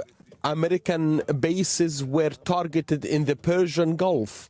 We have also targeted Express Rome ship, which is an Israeli ship, while it was stationed in its place. The Hormuz Strait is under constant surveillance by our naval forces, and our enemies have no right to pass through the Hormuz Strait or the Strait of Hormuz. Our attacks would continue broadly using missiles and drones. Would like to thank our forces for performing such operations. The Islamic Republic, in its defense for its independence and victory, will be from Allah. We'll leave that there. That's the Iranian Revolutionary Guard spokesman there saying that that Iran. Wait, that was a U.S. oil tanker? I didn't realize that was a U.S. oil tanker that was fucking blown up. I suspect this is a reaction to. I suspect that this is a reaction to the American and Israeli strikes hitting an Iranian bank last night. So there are government payments that must be. There are government payments that are being processed right now, and America knows that. And yesterday they fucking hit the Iranian bank, one of the main Iranian public banks, while there were people inside of it, by the way. And that obviously pissed off the IRGC and the Iranian state. And they said that they would actually, they told HSBC and like American banks to basically evacuate the Gulf. They said that they would strike back against like American banks in the region. It is obviously completely fucking ridiculous to do this. It's just another fucking war crime. America's response to it is, oh, well, IRGC payments are getting made from that bank. Like, you can't fucking hit a bank. That's crazy. They're just straight up openly targeting civilian infrastructure. And since then, they have also attacked. They've also engaged in like some cybersecurity initiatives. I believe like a massive healthcare network was under attack earlier today, where they like went in and deleted a whole bunch of files. But yeah, here it is. Iran's IRGC has threatened to attack economic centers and banks related to the U.S. and Israeli entities in the region after what it called an attack on an Iranian bank with war on its 12th day. They bombed a bank in Tabriz, very close to where my parents live. Dude, that is fucking crazy. Stryker Medical, right? Yeah. Pro-Iran hackers claim cyber attack on major U.S. medical device maker Stryker. The cyber attack claimed by pro-Iran hackers has caused a global network disruption to a major U.S. medical device maker, according to the company's statement. Michigan-based Stryker is experiencing a global network disruption to our Microsoft environment as a result of a cyber attack, the company said in a statement to CNN. We have no indication of ransomware or malware and believe the incident is contained. Our teams are working rapidly to understand the impact of the attack on our systems. Stryker has business continuity measures in place to continue to support our customers and partners. Stryker makes a range of hospital equipment from defibrillators to ambulance cots. The company's computers in Ireland were also hit by the cyber attack. The Stryker family are huge donors to Democrats in Michigan, too. Yeah, I don't know if this is like the... I don't think this is Handala. I don't know if they've claimed credit for it.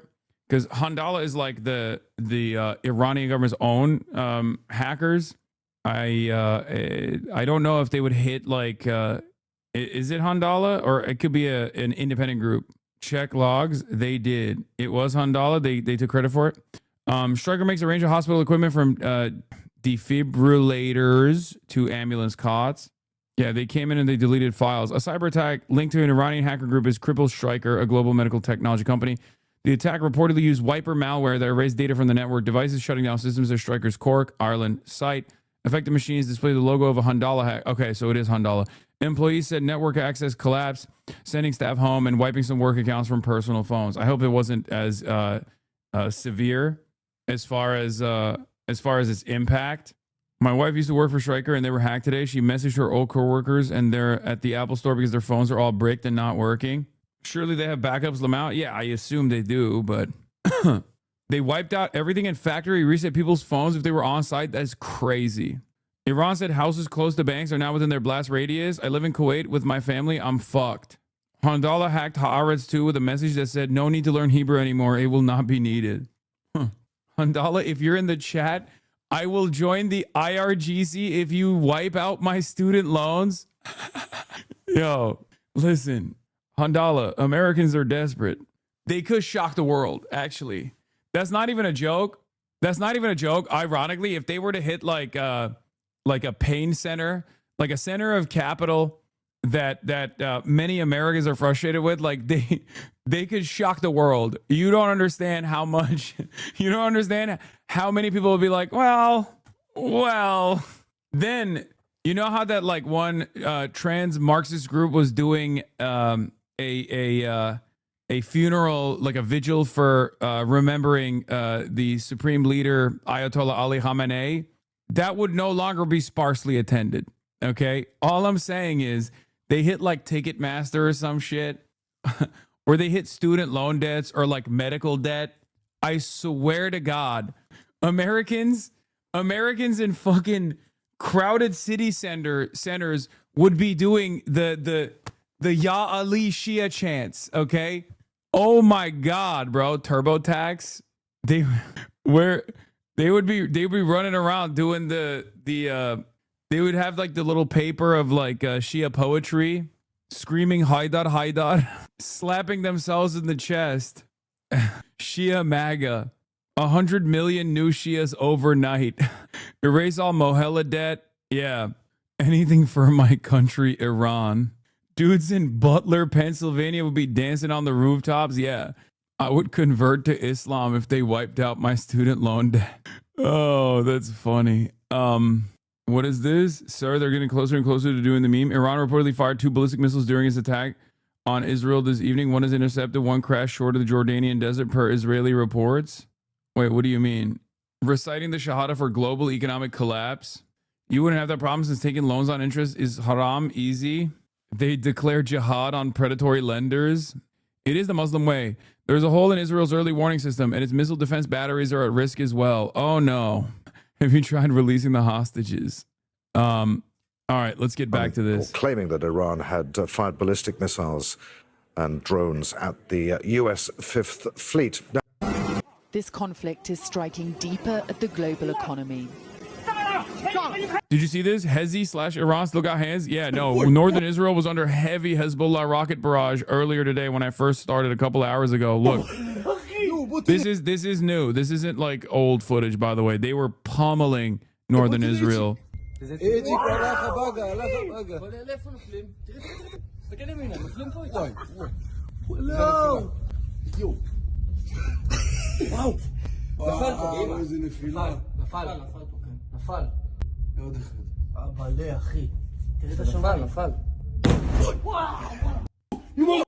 More than 100 rockets in one salvo, apparently. Yeah. I mean, let's be real. They're not doing a good enough job. They don't have unlimited capabilities, right? Like it's at a certain point, it's gonna get overwhelmed. The missile systems are gonna get overwhelmed, and it's up to Hezbollah and Iran to figure out exactly what that point is, the breaking point. And there is absolutely a breaking point, especially considering that the radar systems have been taken out by Iran, where the Iron Dome turns into a paper dome. Another Iranian assessment that views some of the ground incursion as potentially imminent. Mahdi Kharatian, the activities of domestic terrorist cells, which will be accompanied by drones, Mossad Force, and possibly Delta Force, have begun. The objective is the attempt to occupy the country's security apparatus in order to open the path for U.S. Special Forces and the Israeli regime to carry out sabotage in cities and missile sites, as well as assassinate high-ranking officials in the country. The widespread deployment of shoulder-fired missile systems, electronic warfare, and army checkpoint cells and resistance bases with shotgun weapons is among the necessary measures. Additionally, protective protocols for sensitive areas must be intensified. And it should be assumed that Delta and Mossad forces may intend to enter sensitive areas using fake identities and under the cover of security forces. On the other hand, efforts to incite chaos in Tehran and major cities must also have a regional response, which at present is the best option. The best option is Bahrain. I don't know who this is, but Sina Tusi is pointing to it. So maybe there is like a real fear in Iran that this is happening. But I mean, this is... My food is here. Kaya immediately goes guard dog mode. Oil storage facilities, one of the latest targets at Oman's port of Salalah. And with oil markets already shaken by disruption across the Gulf, the International Energy Agency has agreed to release a record volume of emergency oil reserves, the largest intervention in its history, in an attempt to steady prices. But, to be clear, the most important thing for a return to stable flows of oil and gas is the resumption of transit through the Strait of Hormuz. But right now, the Strait of Hormuz looks like this. Commercial shipping at a standstill in this strategic choke point for the world's energy. And it's become incredibly dangerous. This Thai-flagged ship caught fire after being hit by Iran while trying to escape the strait. In the past day, at least 3 vessels have been attacked by projectiles, likely drones. Iran's Revolutionary Guard claimed responsibility for the attack on the Thai-flagged vessel, which is little surprise.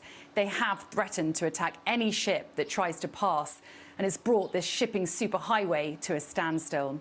Iran controls the strait, and its effective closure raises the cost of the war, not just for its enemies, but for the entire world. The US is working on plans to secure international ships in the strait. And US Central Command has targeted Iranian vessels suspected of being poised to lay mines in the waterway. The US president sounding much more upbeat than the global markets, even telling oil companies they should be sailing through Hormuz. We took out just about all of their mine ships in one night. We're up to boat number 60. Every one of their ships, just about all of their Navy is gone. It's bottom of the sea. Iran's navy may be degraded, but its cheap drones are still hitting the arteries of global trade. Closing the Strait of Hormuz is one of Iran's most powerful weapons. Any vessel whose ship or oil cargo belongs to the United States, the Zionist regime, or their hostile partners will be considered a legitimate target. But it's not just the Gulf on edge tonight. Around 30 countries have voiced concern over renewed fighting in Lebanon, and outrage is growing after a residential building was hit in the latest wave of airstrikes. And Tehran has been hit in one of its heaviest nights of bombing so far. Israeli officials believe Iran's new supreme leader may have been wounded. He's not been seen in public since taking office. And tonight, most of Iran's women's football team, who recently turned down an offer of asylum in Australia, are returning home, back to a country now at war, in a conflict felt far beyond the Middle East. Sally Lockwood, Sky News on the Strait of Hormuz. Day 11, and as you know, we're doing something that nobody ever thought was possible to do. Our military is the best. It's the most powerful in the world, and they're hitting them very hard. This is 47 years of abuse and killing lots of people, killing and maiming lots of people. What is it, Peter? What more do you need to do militarily for this operation to end? More of the same, and we'll see how that all comes out. Right now, they've lost their Navy, they've lost their Air Force. They have no anti-aircraft apparatus at all. They have no radar. Their leaders are gone, and we could do a lot worse to one another. We're leaving certain things that if we take them out, or we could take them out by this afternoon, in fact, within an hour, they literally would never be able to build that country back. A new report says that the military investigation has found that the United States struck the school in Iran. As Commander-in-Chief, do you take responsibility for that? That is what? As Commander-in-Chief, do you... For what? For the strike on the school in Iran. A new report says the military investigation... I get that most people don't care, but can you have someone on to talk about the environment? Bro, look at this. Why are you not having someone to talk about the environmental damage this is causing? What do you want? You wanted to blow up the pipelines, no? There you go. Iran is doing it. They're objectively a pro-green revolution, both literally and figuratively. Also, I have been talking about the fucking environmental impact, literally nonstop. What the fuck's wrong with you? America and Israel together, especially Israel, because America says they didn't play a part in this, but Israel has created one of the biggest ecological disasters in recent history by basically engaging in chemical warfare over a city that is larger than fucking Tel Aviv, that has more people in it than Israel has in its entire country, by blowing up the fucking oil refineries. I have talked about the fucking ecological disaster. An interview with Jason Hickel would go so hard. I agree. I really like Jason. One of my favorite PhDs, not Jackson Hinkledink chatters before you freak the fuck out. I'm talking about Jason Hickel. He's a traveling fellow, I think, at London School of Economics, if I'm not mistaken. He's a fantastic guy. He's a fantastic college professor. One of the best anti-imperialist voices in the Western world, I think. Not Jackson Hinkle, the fucking Russian asset. Has found it was the United States that struck the school. I don't know about it. Are you talking to the CEOs of various oil companies, encouraging them to use the Strait of Hormuz? Yeah, I think they should. I think they should. I think they should use the Strait. In my opinion, look, we took out just about all of their mine ships in one night. We're up to boat number 60. I didn't realize they had that big a navy. I would say it was big and ineffective. But every one of their ships, just about all of their navy is gone at the bottom of the sea. Mr. President, how do you respond? Mr. President, have they laid any mines in the Strait of Hormuz? We don't think so. Mr. President, is Senator Thune listening to you when you say you want to pass the Save America Act? He says there aren't the votes to do it right now. What's your response? Well, he's got to be a leader, you know? If he's a leader, he's got to get him. It's the most popular bill I've ever seen put before Congress. And it's voter ID and it's voter. You have to be able to be a citizen to vote. It's called citizenship. And we're also adding in no men playing in women's sports, no transgender mutilization of our children, and no mail-in ballots, fake mail-in ballots. We have none of that, except in the case of the military, etc. It is the Save America Act. It's the most popular bill I think I've ever put before Congress. Can you declare victory in this war if the supreme leader remains the Ayatollah's son? I don't want to comment on that. I don't want to comment. But I will tell you, I just spoke with various countries, the leaders of various countries. You'll have a list. And they said they've never seen anything like it. We have, and I built it during my first term, and I used it. I didn't realize I was going to use it this much, but we have the greatest military in the world by far. Nobody close. About a domestic terrorist attack by Iran, sir? We're not invited to the Shield of the Americas. Mexico, Brazil, and Colombia were not invited to the Shield of the Americas. Why was that? And could they come in the future to the event? I think they were invited. Maybe they didn't come. I think they were. I get along very well with all of them. In Iraqi parliament, few days, member slogan, Day to America, Day to Israel. What is your response to them? What is your message for Iraqi government? What did he say? In Iraqi parliament. Sorry. There's no way Trump was responding to that normally, okay? In Iraqi parliament, few days, member slogan, Day to America, Day to Israel. What is your response to them? What is your message for Iraqi government? What did he say? In Iraqi parliament, slogan, Date of America, Date of Israel. Member of the parliament. Death to America, death to Israel. What's your response? That's not a nice question. Mr. President, did Spain give in? He thought the foreign guy was saying that. He literally thought the guy who was asking that question, who said, in the Iraqi parliament, they're saying death to America, death to Israel. What is your answer to that? Like, what's your response to that, right?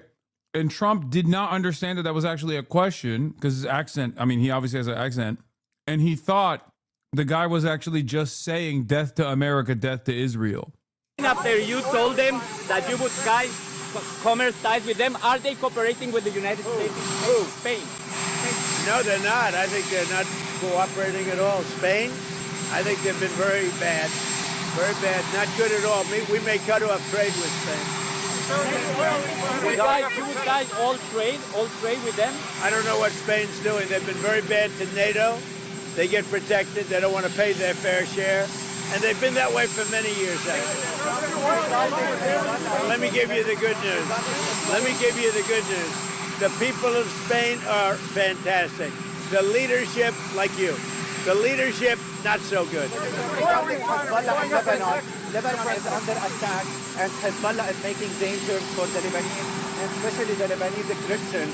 What is your message for Lebanon? Well, we're working on it very hard. We love Lebanon. We love the people of Lebanon, and we're working very hard. We got to get rid of the Hezbollah. Has been a disaster for many years. The new oil refinery going up in Texas. The new oil refinery going up in Brownsville, Texas. What do you want Americans to know about that? About what? About the new oil refinery going up in Brownsville. Oh, it'll be great. It's going to be the greatest anywhere in the world. There's never been anything like it. It's great that it's going up in Texas. You know, it's very hard to get refineries done. This will be like nothing else ever built. It's a great thing. Thank you for that question. Thank you for that question. Well, look, we've knocked out their Navy. We've knocked out their Air Force. We've knocked out all of their anti-defense. We've taken out 60 mine boats, 59 mine boats, which nobody has ever seen anything like it. We have the greatest military in the world by far, not even close. But you know what? They've inflicted 47 years worth of damage to the world, and now they're paying a big price. Mr. President, are you willing to withdraw the U.S. from Iran, even if they have not turned over and allowed the U.S. to seize their remaining? I'm not going to answer that, but we have hit them harder than virtually any country in history has been hit, and we're not finished yet. Arizona, why did the FBI seize records there? It's over, I guess. PBS, Piker Broadcasting Service News. Biz bölgemizin tamamına olduğu gibi kardeş. Cyber attack on Israeli train station. Breaking. Suspected cyber attack screens on train station in Israel. You must leave immediately. I don't know if this is real or not. It can be just to like terrify people. It could be AI. It could be just to scare people if it's real. Or it could be it could be like a psychological warfare to scare people if it's a real image. İran halkına da bu Şiidir, bu Sünnidir. Oh, Erdogan, by the way, came out and I guess he's a big Professor Jiang defender and said we will unite the Shias and the Sunnis under the banner of Pax Islamica. If tomorrow he comes out and says Judaism invented Islam, if he comes out and says Jews invented Islam, then we know he's a real ball knower, okay? Because apparently that's something that Professor Jiang has said. Mr. Predictive History. Yeah, he says this one is a Shia, this one is a Sunni. We're all Muslim. Bu Türktür, bu Kürttür diye hiçbir zaman bakmadık ve bakmıyoruz. Millet olarak bizim için Türk, Kürt, Arap, Şii, Sünni değil, sadece insan vardır. İster yanı başımızda, ister dünyanın öbür ucunda olsun. Haksızlığa uğrayan, mağdur edilen, sıkıntı çeken kim varsa biz onun yanındayız. Komşumuz Irak'ta bunu yaptık. 15 sene evvel kıtlıkla boğuşan Somali'de bunu yaptık. 13,5 yıl boyunca komşumuz Suriye'de bunu yaptık. 5. yılına giren Rusya-Ukrayna arasındaki savaşta bunu yapıyoruz. Sudan'da, Lübnan'da, Yemen'de, Libya'da ve daha pek çok yerde bunu yaptık. Yapmaya da devam ediyoruz. Irk ayrımını, mezhep ayrımını, din, dil, köken ayrımını reddediyoruz. Daha önce de söyledim. Bugün üzerine He's so woke, bro. Woke is back. basarak tekrar ediyorum. Bizim Sünnilik, Şiilik gibi bir dinimiz yok. Bizim tek bir dinimiz var. O da İslam. Hangi iptal olursak olalım, biz bütünleştiren ortak paydamız yine İslam. Mezheplerimizden, kökenlerimizden önce hepimiz insanız ve Müslümanız.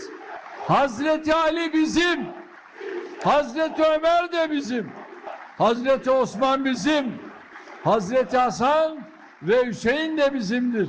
Hazreti Ayşe validemiz bizim. Hazreti... Okay, I didn't even see the rest of this. I just heard the Sunni Shia, we're all Muslim. I didn't know he went that hard. Bro said, bro said we are Shia. Bro, what the fuck? Bro, is Professor Jiang right? Is it Pax Islamica time? What the fuck? Zeynep annemiz de bizimdir. Özellikle bu dönemde bir annenin çocukları anlamına da gelen ümmet kavramının temsil ettiği manaya daha sıkı sarılmamız gerekiyor. Bunu şunun için söylüyorum değerli kardeşlerim. Son günlerde sosyal medyada mezhepçiliğin körüklendiğine, asırlık tartışmaların yeniden ısıtılmak istendiğine şahit oluyoruz. Savaşın bir cephesi olarak gördüğümüz bu tehlikeli tartışmalara karşı hem milletimizi hem de bölgedeki tüm kardeşlerimizi dikkatli olmaya çağırıyorum. Why does the Prime I mean, I'll be honest. This is literally his bread and butter. Anytime Turkey's at the table, this is Erdogan's bread and butter. His foreign policy, his like regional moves are the only thing that holds him alive. Okay? Is literally whenever shit like this happens, he's like, "Oh, hell yeah. I put another 5 years into my movement this way." As much as I despise him, he has a very pragmatic approach to his foreign policy, which is incredibly violent and completely unacceptable, of course, when it comes to, you know, dominating Kurdish regions and whatnot. But from the perspective of like keeping Turkey above water while also simultaneously dealing with both sides of every fucking conflict, this is what he's best at. All right, let's get back to the UK. Minister think now is the right time to increase the cost of petrol? Prime Minister. What's his purpose? For the people who are asking what was his purpose of that previous speech, it's just anti-Israel. He's just trying to whip up a base of support. First of all, he loves being the king of Muslims, okay? He is like Mr. Islamic Caliphate. It's not sincere, but it doesn't matter. It plays really well in the Ummah, okay? He loves presenting himself as like the protector of all Muslims everywhere. That's number one. And it plays really well. Like a lot of people think this guy is straight up like the Israel deleter, okay? He's not. But that's one of the reasons why he's talking like this. The other reason why he's talking like this is because he too has the same exact ambitions that Saudi Arabia has here. They want a weaker Iran because Iran is a regional competitive power, but they don't want a destroyed Iran. They don't want a destroyed Iran for a couple of reasons. Because Iran, if destroyed, is going to cause a massive collapse of the entire region with 93 million people that are displaced, that can't live there any longer, a much bigger danger to other countries in the region, right? The other fear that Saudi Arabia and Turkey has is that Iran must remain a sovereign nation because a sovereign Iran is a pressure point against Israel. The Gulf states understand that they have to cooperate with America and therefore cooperate with Israel, but they also know that Israel doesn't give a fuck about them and would treat them in the same exact way that they're treating Iran at a moment's notice. So from the state analysis, whether it be MBS or whether it be Erdogan, they are very fearful of the destruction of Iran for a bunch of different reasons. And one of them is because Iran is a load-bearing sovereign nation in the region. Thank you, Rex Racer X, for the 50 gifted subs. Mr. Speaker, we are not increasing the cost of petrol. We're absolutely clear in taking the measures that are necessary to deal with the impact of the conflict in Iran. We're dealing with that with other allies. We're taking the necessary action. But the best thing that we can do, Mr. Speaker, is to work with others to de-escalate the situation. And Mr. Speaker, as I said to the House last week, I took the decision that we should not join the initial US-Israeli offensive against Iran. The leader of the opposition attacked me for that decision relentlessly. She said that the UK should have joined the US and Israel in the initial offensive strikes. Mr. Speaker, then yesterday, in the wake of the economic consequences, the leader of the opposition totally abandoned her position. She told the BBC, "I never said we should join." She told the BBC, "I haven't said we should have gone in with the United States." That is the mother of all U-turns on the single most important decision a Prime Minister ever has to take, whether to commit the United Kingdom to war or not. Mr. Speaker, I think the mother of all U-turns is him saying that they're not increasing fuel duty. That is news to us because last week the Chancellor stood up and said the fuel duty was going to increase in September. Mr. Speaker, no apology to our pilots who are risking their lives. And I'm not going to take lectures from someone who says we should join the war and a week later says, "Can I change my mind? I got that wrong." It is deeply embarrassing. But she's not the only one. Mr. Speaker, last week she's not the only one, the leader of Reform. We should be part of this with the US and the Israelis. We have to get rid of the regime. We should do all we can to support the operation. I make that perfectly clear, he said. Until yesterday, screeching U-turn, we shouldn't get ourselves involved in another foreign war. Two parties packed with failed... I can't believe they made Kid Starver look good. I cannot believe they made... The Tories and Reform are such monsters and so pathetic and so deeply unserious that they literally made Kid Starver look like a competent statesman. The future of the conservative movement is so broken in Europe, where your fascism is literally not about state sovereignty at all. It's about the destruction of it. The modern fascist movement in Europe is just MAGA. And it's so cucked to the mercy of a madman, an uncontrollable madman, who ironically is servile to Israel, but an uncontrollable madman nonetheless, that you end up coming across like a fucking baboon if you immediately lean into it. Tories led by leaders who are not fit to be Prime Minister. We begin with breaking news. We're staying on top of that breaking news in the war in Iran. There are questions about Iran's potential plans to target the United States and reports about whether California could be a target in our coast. This is such a fucking bullshit story, dude. It's unbelievable. KCRA 3 is talking with all of our sources to independently verify these reports. And just within the last hour, our political director, Ashley Zavala, asked Governor Newsom about the potential public safety concern here in California. And more concern about the extended range of the Iranian attacks. Yeah, it's fucking bullshit. One, Iran does not have the striking range to hit California, nor does it even have the range to hit Kaya, watch out. No. Iran cannot hit California even if it wanted to. Iran cannot hit California even if it wanted to. But Iran also has no ambitions of hitting American soil anyway. It's complete garbage. The story is complete garbage, unless they're trying to gear up for a false flag or something.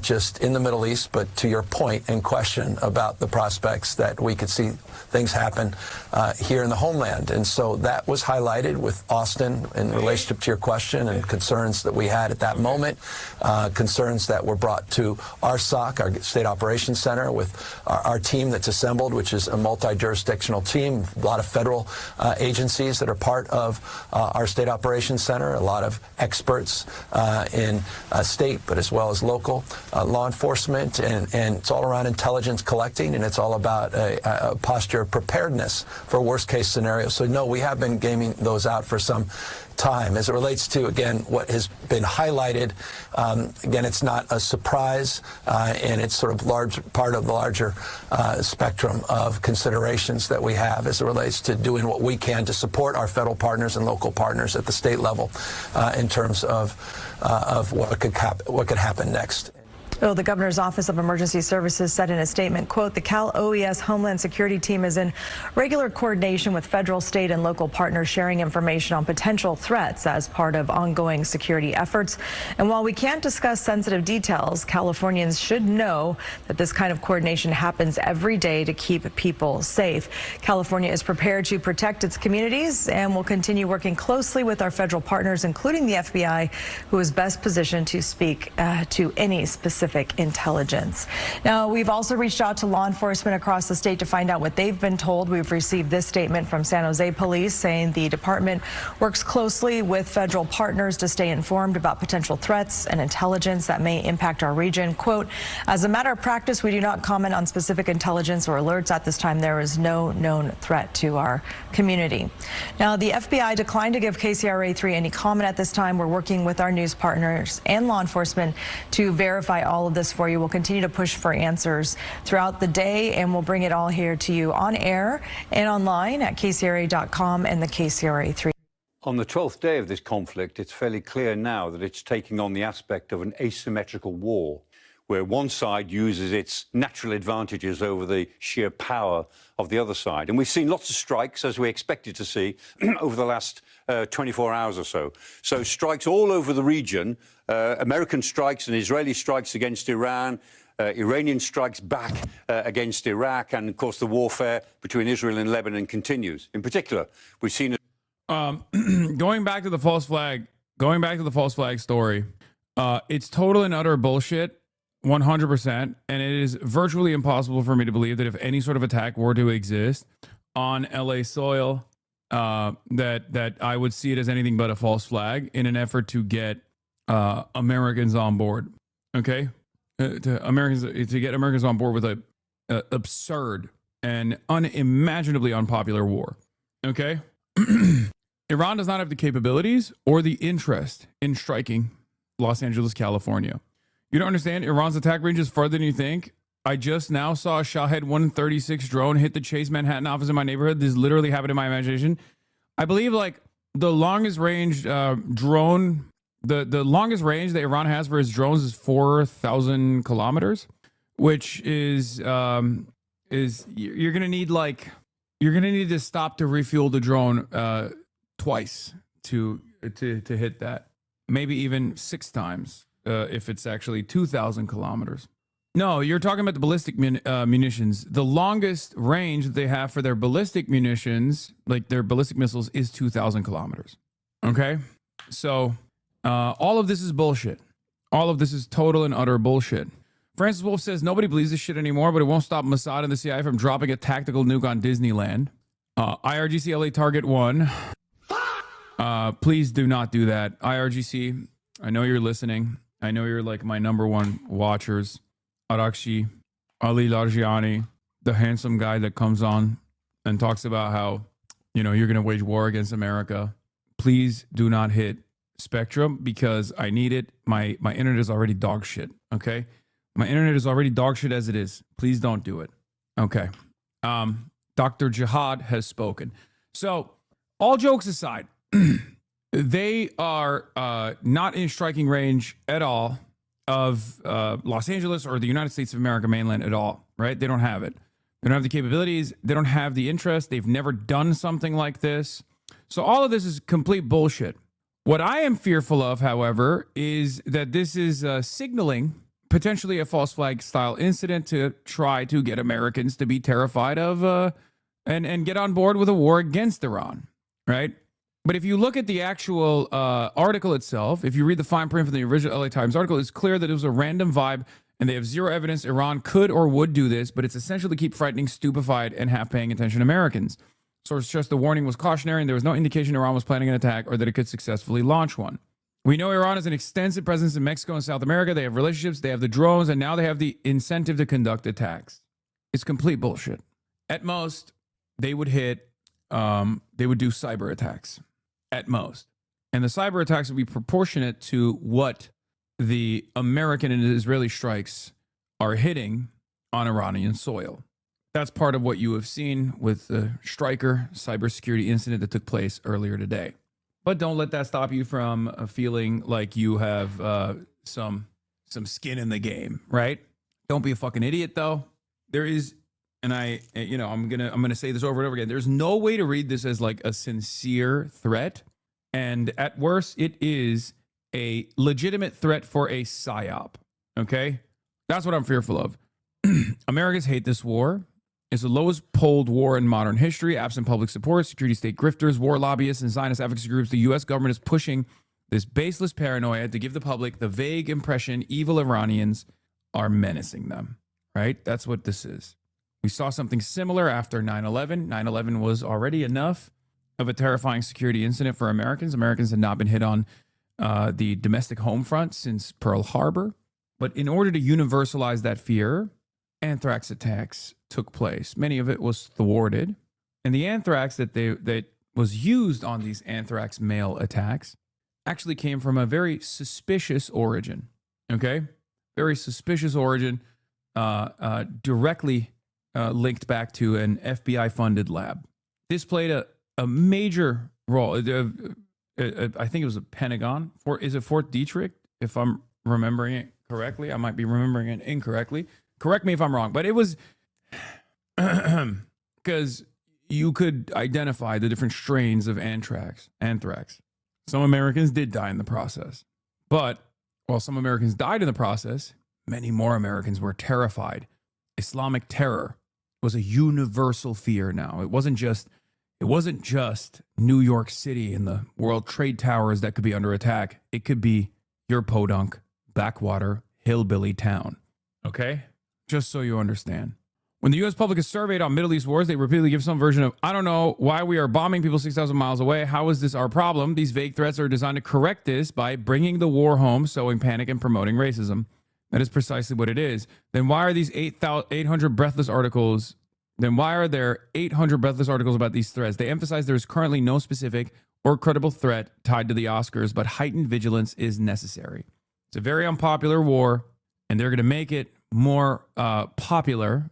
Hopefully they don't do this.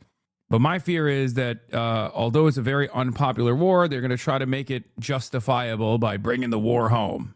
Little do they understand that in this current misinformation and media environment that is objectively chaotic, I don't think they have that motion.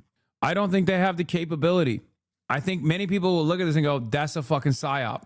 That's a psyop. You killed American citizens and you did it to justify this war that we're waging at the behest of Israel that is deeply unpopular. I'm not buying it. Fuck that shit.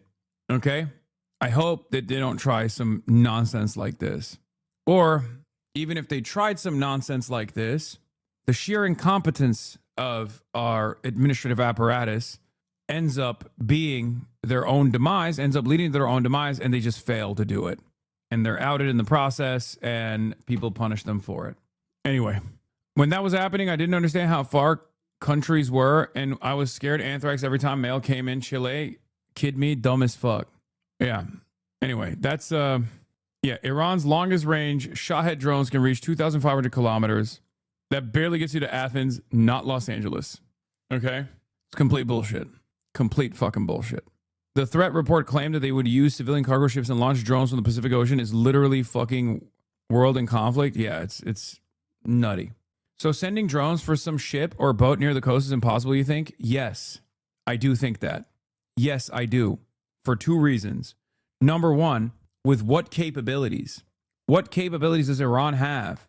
There's one country in that region that is also a theocracy, a nuclear armed theocracy that has capabilities such as that. Iran is not one of them. I'm talking about Israel. Israel has the capabilities of doing such a thing. Iran does not. You guys are insane. Look at a fucking map of the world, please. Iran intercepted logistical supply chains and embedded their drone launching operations into a carrier that is going across the Pacific Ocean from where, who knows? Like, what regional ally does Iran have to be able to, like, you know, add these drones and the launcher capabilities into these containers without anyone figuring it out in the process, okay? And they're using that on especially the fucking West Coast, not using those capabilities in the Atlantic, but instead in the Pacific. Like, who do you think they would hit? Do you think they would try to hit Washington, D.C. or New York City? Or do you think they would hit California? It's completely ridiculous. Like, the very fact that I'm even entertaining this capability as though it's like something, as though there's like a real possibility. Ukraine was able to do a similar operation with hidden drones. Ukraine, that is backed to the fucking hilt by every Western nation, was capable of conducting a clandestine operation by sending trucks into Russia. Ukraine and Russia are next to one another. Look at a fucking map. Are you stupid? Ukraine has a land border with Russia. Hello? Are you fucking insane? Now I am reminded of the drone panic that took place in New Jersey. And at the time, they were talking about how these are Iranian drone swarms. Remember? Now we know why. I don't often traffic in the realm of conspiracy theories, but kind of feels strange that they already got a lot of Americans to panic about Iranian drones and Chinese balloons flying overhead. But especially the supposed Iranian drone swarm that took place over the American East Coast airspace. Who cares if Iran is capable? The CIA and Trump will do it themselves with this false flag and blame it on Iran anyways. The average American doesn't know any better. They will automatically believe it and hate on Iran. Come on, it won't take much. I mean, just as people understand, like, immediately cut away at the FBI and the state's narrative on Charlie Kirk's assassination, when there was like plenty of fucking evidence to suggest that Charlie Kirk wasn't assassinated by the state of Israel. I don't think people are gonna be as ready to eat this propaganda if that happened. I hope that it's not even a fucking indication that there will be a false flag and they're just trying to whip up people into a frenzy to create a panic. But even Barry Weiss's CBS News has undermined this reporting. So do with that information what you will. Go. Tell me. Multiple U.S. and state law enforcement and intel officials told CBS News there's no credible intelligence underpinning the bulletin distributed on the unverified possibility that Iran could retaliate for American attacks by launching drones at the West Coast. This is not actionable, a California-based federal law enforcement official told CBS. All this means is we got this information and we want to get it out to law enforcement executives to make sure they're up to speed on it. Another California law enforcement official said there's absolutely nothing more to it. The bulletin to local law enforcement by the FBI's Los Angeles division stemmed from an apparent tip that surfaced prior to the Iranian conflict. It's ridiculous. It's too obvious they had to kill it. Why do they need a false flag for a war that already started? What do you mean? The public is not on board with it. God forbid people start questioning why we're doing it and start protesting, and it becomes, it snowballs into something that's huge. Also, this way you can get popular mobilization for this deeply unpopular war for boots on the ground. We haven't sent troops yet. What's the public going to do? Americans don't care about anything or have power. I mean, this is, they're doing regime change the old-fashioned way still, I guess. I'm just saying, I don't believe that this is going to happen. I'm just saying, if it does happen, it'll be very tough to convince Americans that this is actually Iran's doing and not like a CIA Mossad collaborative effort to justify a very unjustifiable and very unpopular war, to escalate and heighten the tensions around this conflict and make Americans get on board with boots on the ground. Americans love revenge. See? Look, this fucking moron is already ready. To be honest, if our nation's borders were actually attacked, me and a lot of people would be for the war. You're gonna fucking die. Okay, Neek Skit? You're gonna die. Have fun dying for Israel. Dumbass ROTC. I'm over here explaining exactly how this would be, exactly why an incident such as this one would be initiated.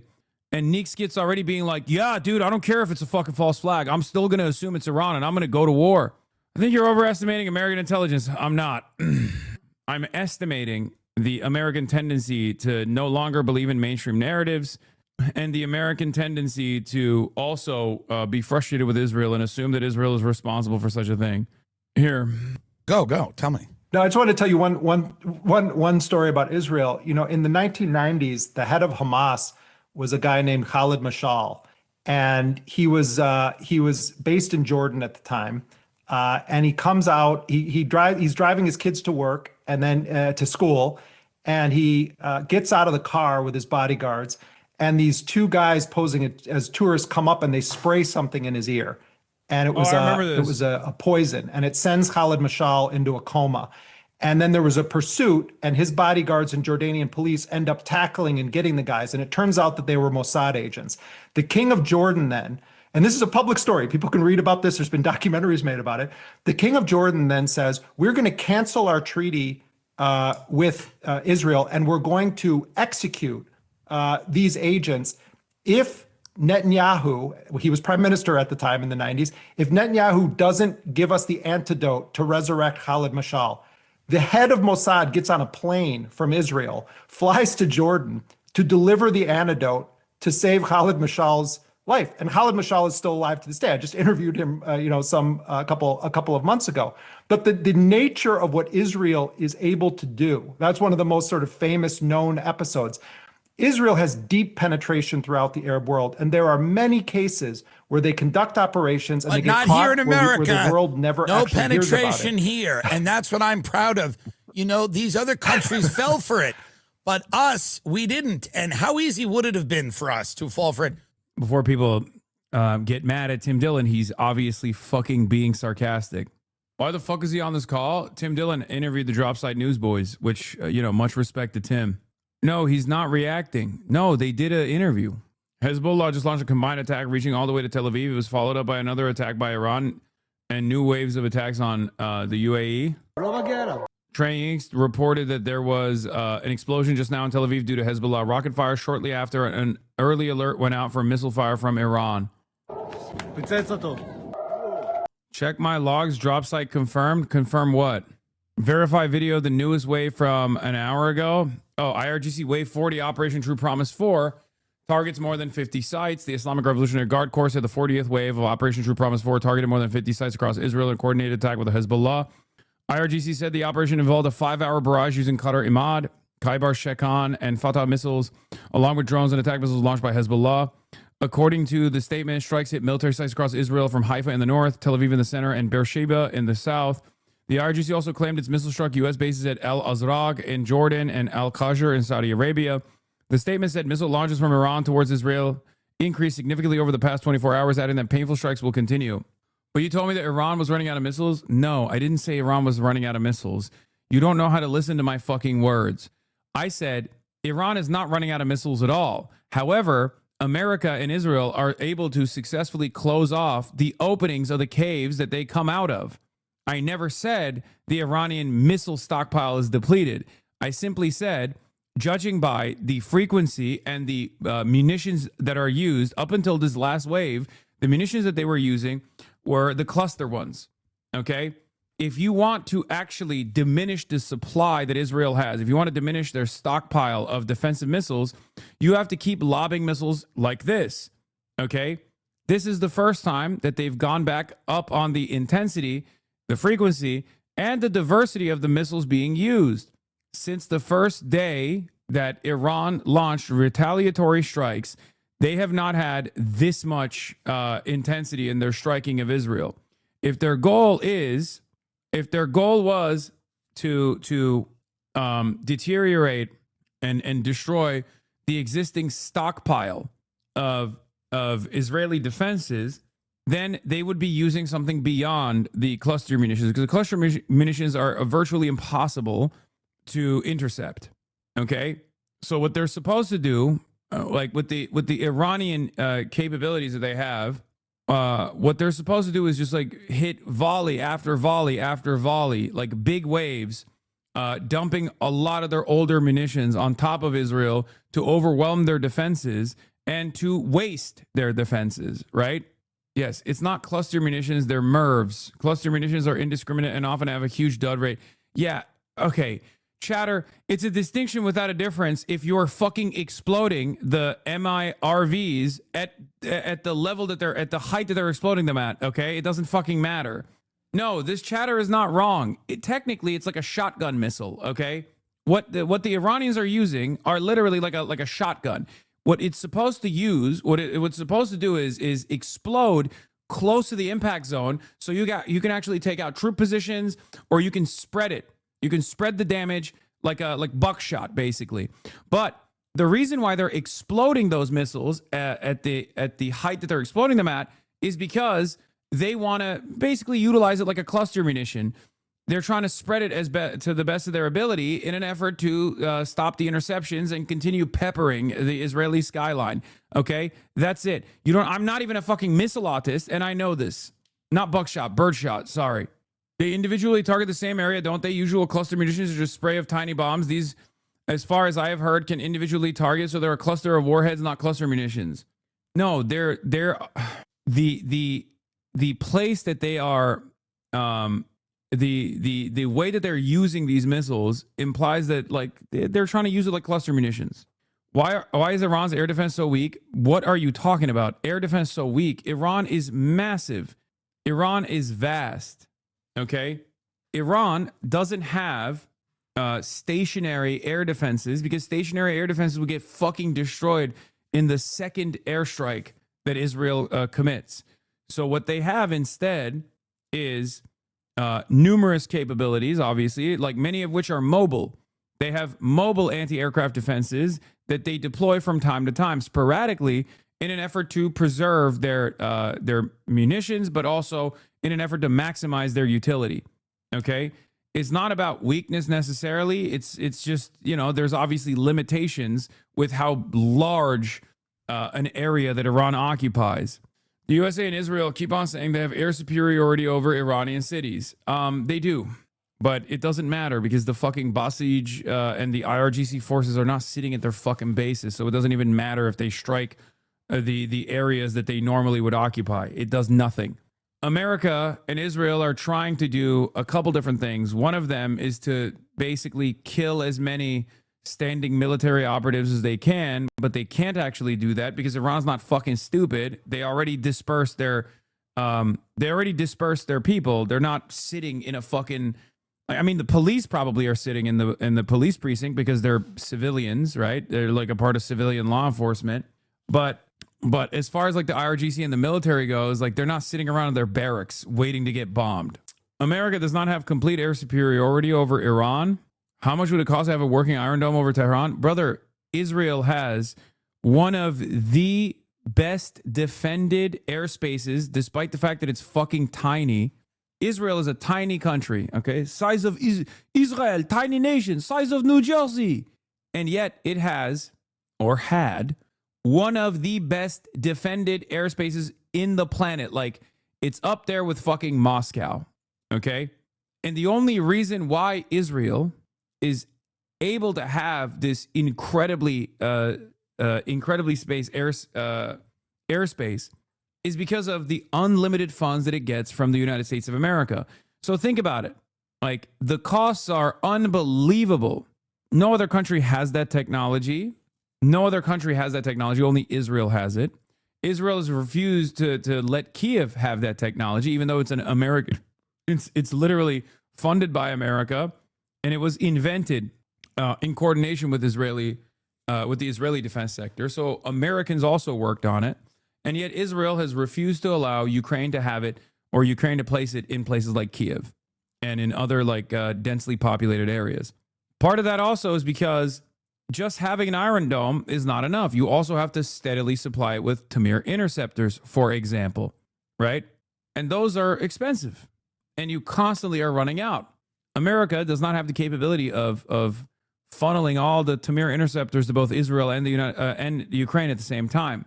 90% intercept rate is way fucking worse than the 100% intercept rate of preventing other nations from wanting to bomb you by not colonizing them? Yes, that's true.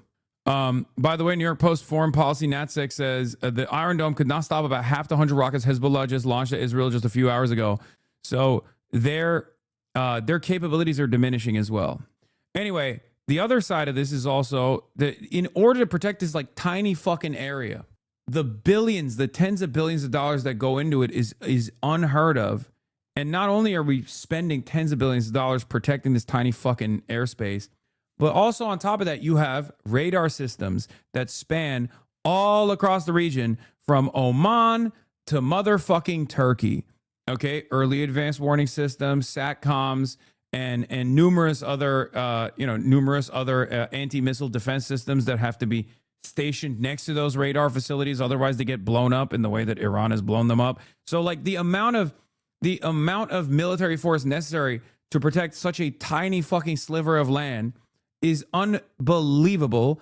And it has taken Iran 11 days to put a dent in it, regardless, with the with the missile barrage that they've done over and over again, with the Shahed drone strikes that they've done over and over again. So obviously, it's not replicable by any other fucking country if it's barely holding together with the most expensive and most expansive military apparatus on the fucking planet, unilaterally deciding to only defend this place. Okay? From the latest launch, and Israeli sensors were not able to hide this one. Here are some of the missiles that went through, the Hezbollah missiles that went through. Notice how the fucking alerts come after the first strike, by the way. That is because Iran has been able to successfully shut off the eyes and ears. Okay, that's what happens when your radars are down, and therefore there is a major delay in your sentry system that you have. Look at the latest tweet. This isn't the one. First video shows Hezbollah missile getting through. Second video is from Kirkuk. Image reportedly of a strike in Dubai and an official statement. Look at the latest tweet. This isn't the one. Wait, isn't this it? Oh, this one. No, that's in image reportedly of a strike in Dubai. That's Dubai. And this is Kirkuk. The sirens are already going off, though. Bro, they have literally openly admitted that. The Iranian government has openly admitted that they've targeted the radar systems of their missile shield of the fake Zionist regime. The air defense capability of the regime has been severely reduced, and the sky of the occupied territories is under the powerful roar of Iranian missiles and drones. This was from 5 days ago, and since then they've taken out even more fucking satellites inside of Israel. This is from northern Israel. Hezbollah launched a massive barrage of 100 rockets at numerous cities, coinciding with ballistic missiles fire from Iran at the area. 2 people were lightly wounded by shrapnel. But these are successful intercepts.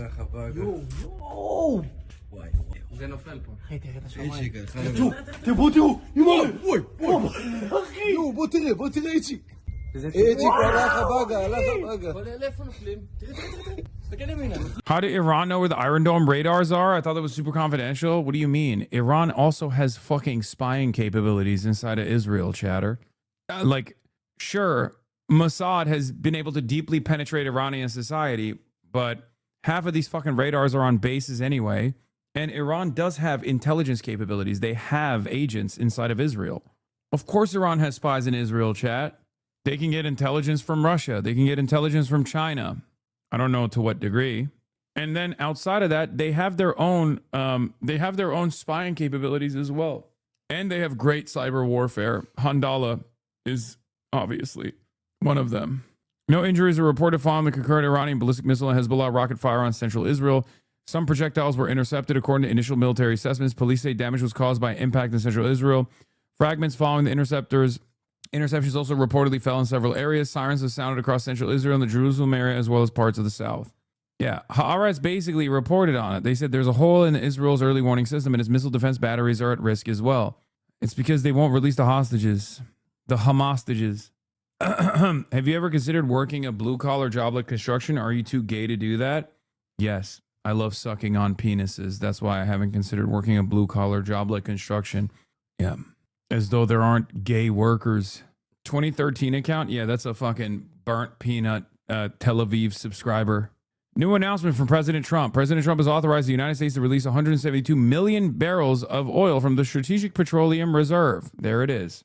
I'm gay and do a blue-collar job is not correlated. Yeah.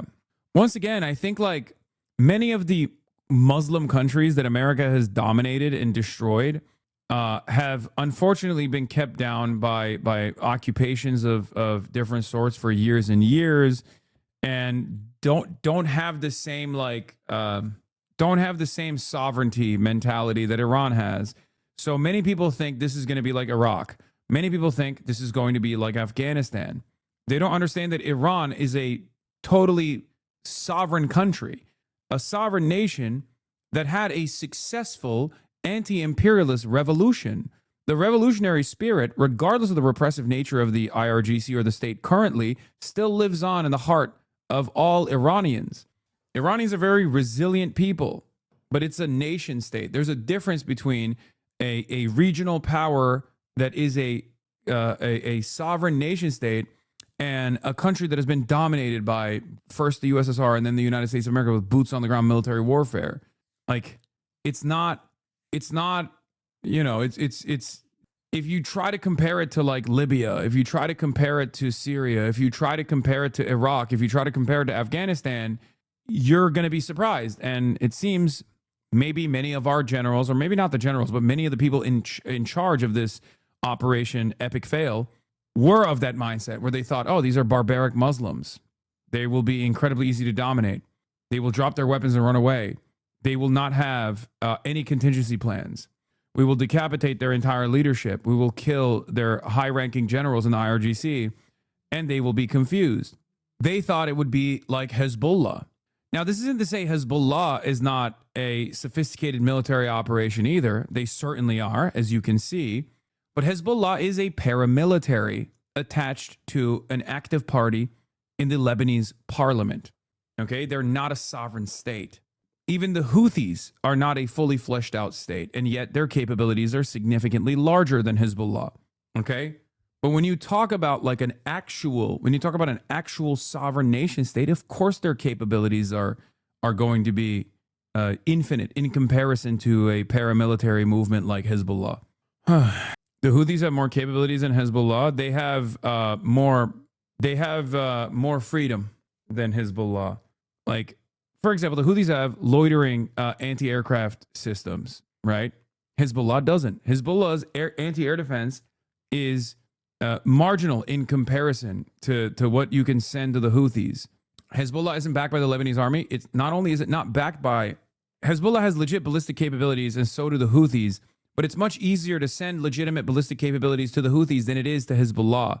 That's the problem. And it's become impossible to do so now that the land bridge between Iran and Lebanon has been disconnected. Syria no longer is a territory that you can use in your supply chain. It's become impossible for Hezbollah to continue getting more weapons from Iran. Because Yemen has a weaker government than Lebanon, right? No, Yemen's government is Ansar Allah. I'm saying that Ansar Allah has, the Houthis are the government, but they are a weaker government in comparison to the IRGC, in comparison to the Islamic Republic that is a strong government. It's a sovereign state.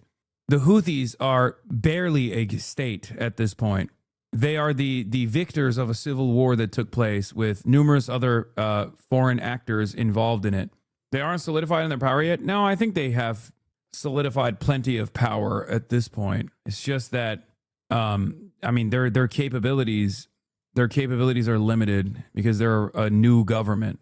And even with their limitations, they were able to defeat America twice. So, you know, Ansar Allah is a force to be reckoned with, really. Held together by sheer will, okay? That's it. And like, the Houthis don't control all of Yemen. They only control North Yemen. South Yemen is totally different leadership. Yes. Strike on the Shabaya oil field in between Saudi Arabia and the United Arab Emirates. We've seen further north strikes in the area of Iraq, and that's a separate possible part of the war that may begin against Baghdad International Airport. Oh my God. New U.S. intelligence assesses that Iran's leadership remains largely intact and the regime is not at risk of collapse after nearly 2 weeks of U.S. and Israeli bombardment, according to 3 sources familiar with the assessments. No way. I'll take it one step further. There was a Financial Times report on this as well that showed, that, guess what? A lot of the people were fucking duped. A lot of the people in Iran that were primed and tuned into Israeli and numerous Gulf state media that was trying to do psyop after psyop to gear them up for Israel saving them were fucking duped. It turns out there are a lot of people in Iran who legitimately hate the regime that thought that Israel and America would actually come to save them. And then when Israel blew up the oil refineries in Tehran and engaged in chemical warfare against 10 million plus Iranians, they very quickly realized, oh my God, they're not here to save us at all.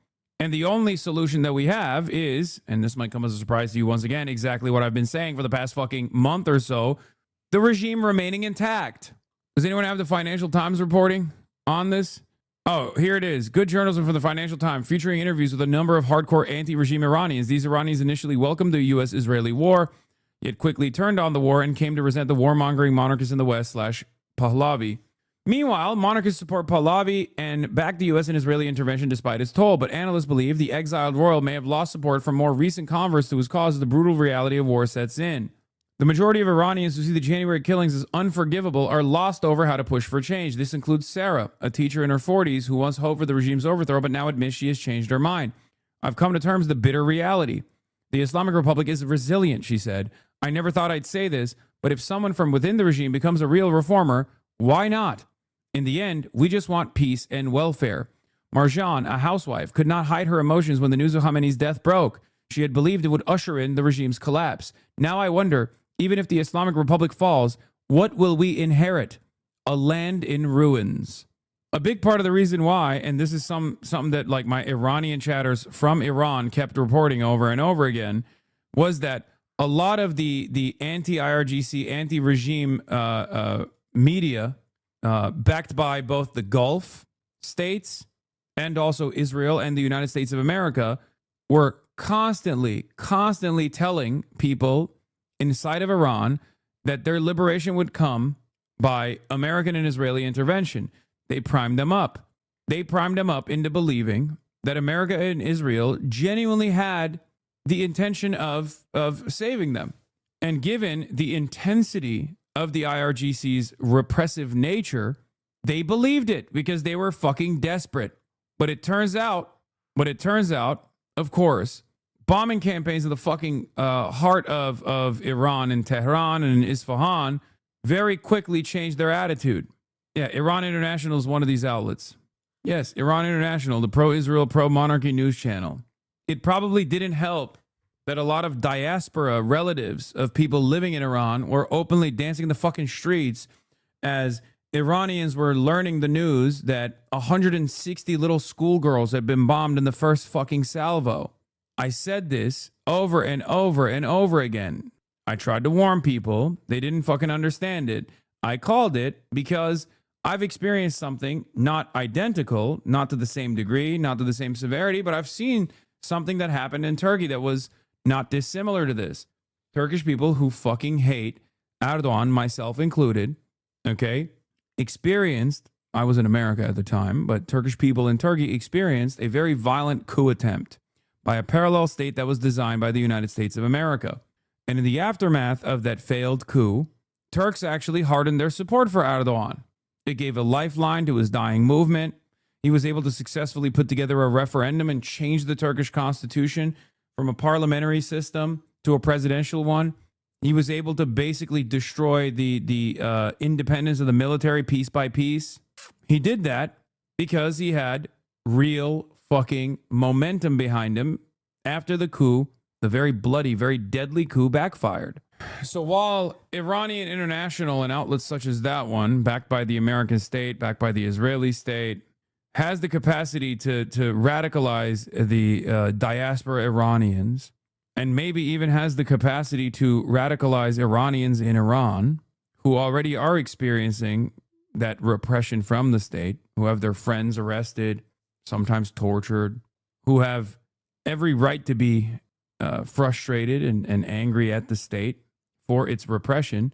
They were the ones who experienced the bombing campaigns, and they saw their relatives in the Western world celebrate and dance over their graves. It's going to be very hard to whip up popular support and mobilization when the forces that are demanding you to mobilize have no investment whatsoever in a sovereign nation state's development in the aftermath of its bombing campaigns. When Israel, that is leading the charge, is very clearly trying to create a failed state, Iranians are too smart to fall for that bullshit. Even if they hate their own regime, even if they hate the IRGC, they're understandably going to fucking hate the Israeli government and the American government a lot more. Go fight for Iran then, you terrorist. You're saying a whole bunch of fucking nothing. Chatter, you're an Amerifat. And therefore, you will never understand what it feels like to fight for something. What you fight for is McDonald's. What you fight for is SpongeBob. Okay? And in most circumstances, you don't even have to fight for it. Some other fucking poor dipshit from Iowa will fight for you. And they're not even fighting for you. They're fighting for the same forces of capital. But at least you can sleep comfortably at home at night with the knowledge that, you know, our enemies are being destroyed. They can steal all your money and reappropriate all of your fucking productive output back into this endless militarism so that the military-industrial complex can turn profit year over year. Okay? Don't worry. Your jalapeno poppers are safe. I know it's very difficult for you to comprehend what I'm talking about because you've never experienced an alien superpower seeking out the destruction of everything that you hold near and dear. And therefore, you will never understand it. Okay? Plus, you have nothing that you have nothing you hold dear for yourself anyway. Like I said, that's why, you know, you got SpongeBob and Spider-Man. SpongeBob abi yapma. Sünger Bob kare pantolon abi. Now, the brilliance of the Trump plan to have strategic control of key waterways, this cannot be understated. And the press doesn't seem to get this, so let me help them tonight. I'm talking... Is the same calculation for me as an Egyptian. I fucking hate Sisi, but if America and Israel tried to do regime change here, I would become the regime's strongest soldier. Brother doesn't understand that the regime change already happened. Dog, the regime is already controlling you. The American and Israel-backed regime is literally in charge right now. I hate to report this to you, Egyptian chatter, but it already happened. Okay? It quite literally happened. There was a point in time where Egypt almost had democracy, and that was a bridge too far for Israel. It was a bridge too far for America, and Sisi is the guy that they put in charge. Oh, he's Muslim Brotherhood. Muslim Brotherhood, they said. Scary. I know, man, but it can always get worse, right? I mean, I don't know if it can get worse than Sisi, I'm going to be honest. There's a reason why it's not happening, right? The Strait of Malacca in Indonesia, the Panama Canal, remember China wanted it, and now preventing Iran from choking off the Strait of Hormuz with an eventual nuclear threat. Also, no, dipshit, it can get worse. Yeah, what the fuck? I'm Egyptian. Fuck you talking about? Bro, what in the fuck? What in the fuck? No, dipshit, it can get worse than this, you dumbass. I mean, you're already in it. There's a reason why you're not being destabilized actively and being bombed actively. It's because you already have a pliant regime that is totally servile to the needs of Israel and America.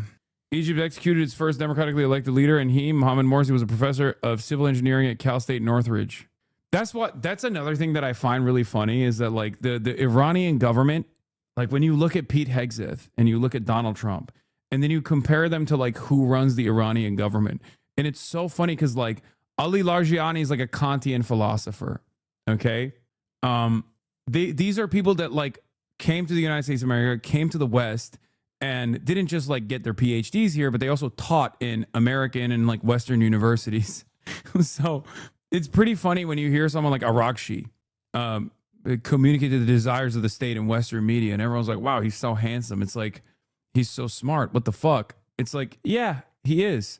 Bro, look at Arakshi's dissertation topic. It's insane. I know. It's political Islam, right? Sisi, yes. Sisi, yes. Morsi, no. Morsi, no. Shut up your moose, Obama.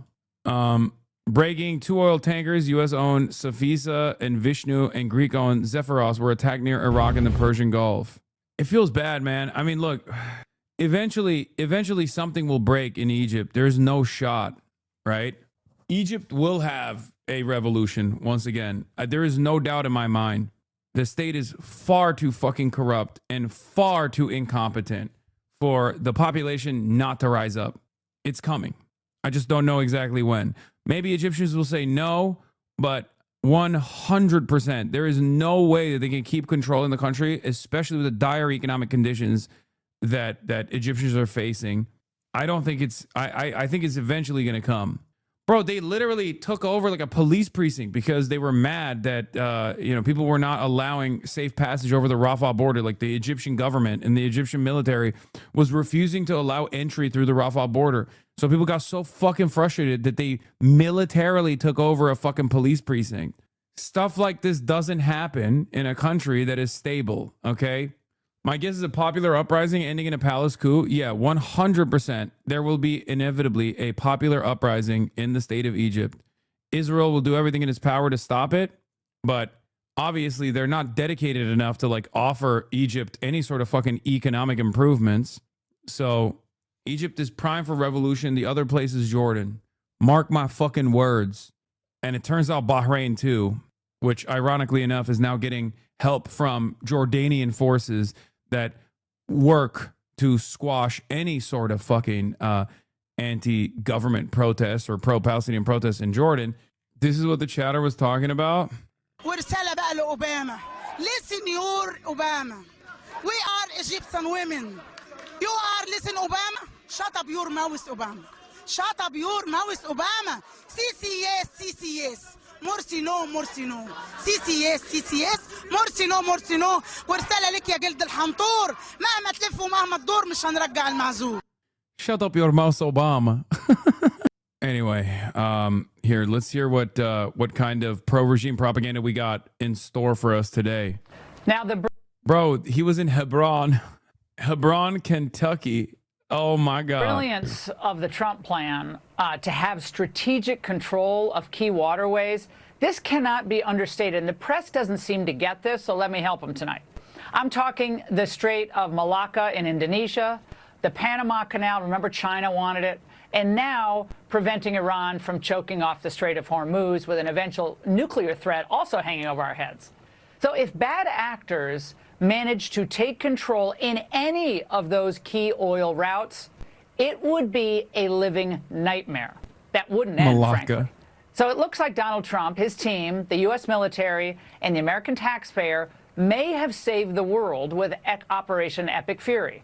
Why do we think China has been scrambling to fill its own oil reserves, by the way? Obviously, President Xi knew Iran would eventually try to take the Strait of Hormuz. Dude, American media is so awesome. We just like invent a totally alternative reality in which we're fucking absolutely cooking, okay? Like the entire world could be collapsing around us in real time, as it kind of is, right? American military might and American military capabilities have diminished drastically. America's force projection capabilities have been destroyed by a country that we have economically destroyed for decades now, okay? Energy markets are on fire, a larger crisis than when Russia invaded Ukraine. And you got dumb fucks on American television being like, we're fucking killing it, dude. Have you guys seen the epic clip compilations of blowing up Iranian jet skis, dude? Yeah, they better not close the Strait of Hormuz. My sources are telling me the Strait of Hormuz is closed. Well, we'll open it right now, dude. We'll fucking open it right now. We'll pry it. We'll destroy it, dude. We'll fucking kill them. We got so much hype and aura moments. It's like, how can people not see that this is just a coping mechanism? It is kind of alarming that people are so desperate to hold on to maximalist cope. People are so goddamn desperate that they might as well be doing this. This is a joke, obviously. Worst case scenario, we can just make a new strait. Shouldn't take long once we unleash the productivity boosting powers of AI. Maybe a day or two at most. But is crazy, dude. I mean, this is what it looks like. Look, I said this earlier. Israel wanted to get away with conquering the region with no pushback, so it chose to pursue its lifelong goal of destroying the one sovereign country that isn't under the U.S. security banner. And now the global energy markets are on fire. When will we say enough is enough? Like, look at this. These are the images coming out of the Strait of Hormuz right now. Okay? This is what it fucking looks like. Ships are on fire. Nobody's passing. And America has no plan to open the Strait of Hormuz. They have no control over this at all. He saw your QRT and said, I'm fucked. You and Schmondrick need to manage Israel's foreign relations. Prepare the electro jihad. This is about the craziest crossover I've ever seen in my life.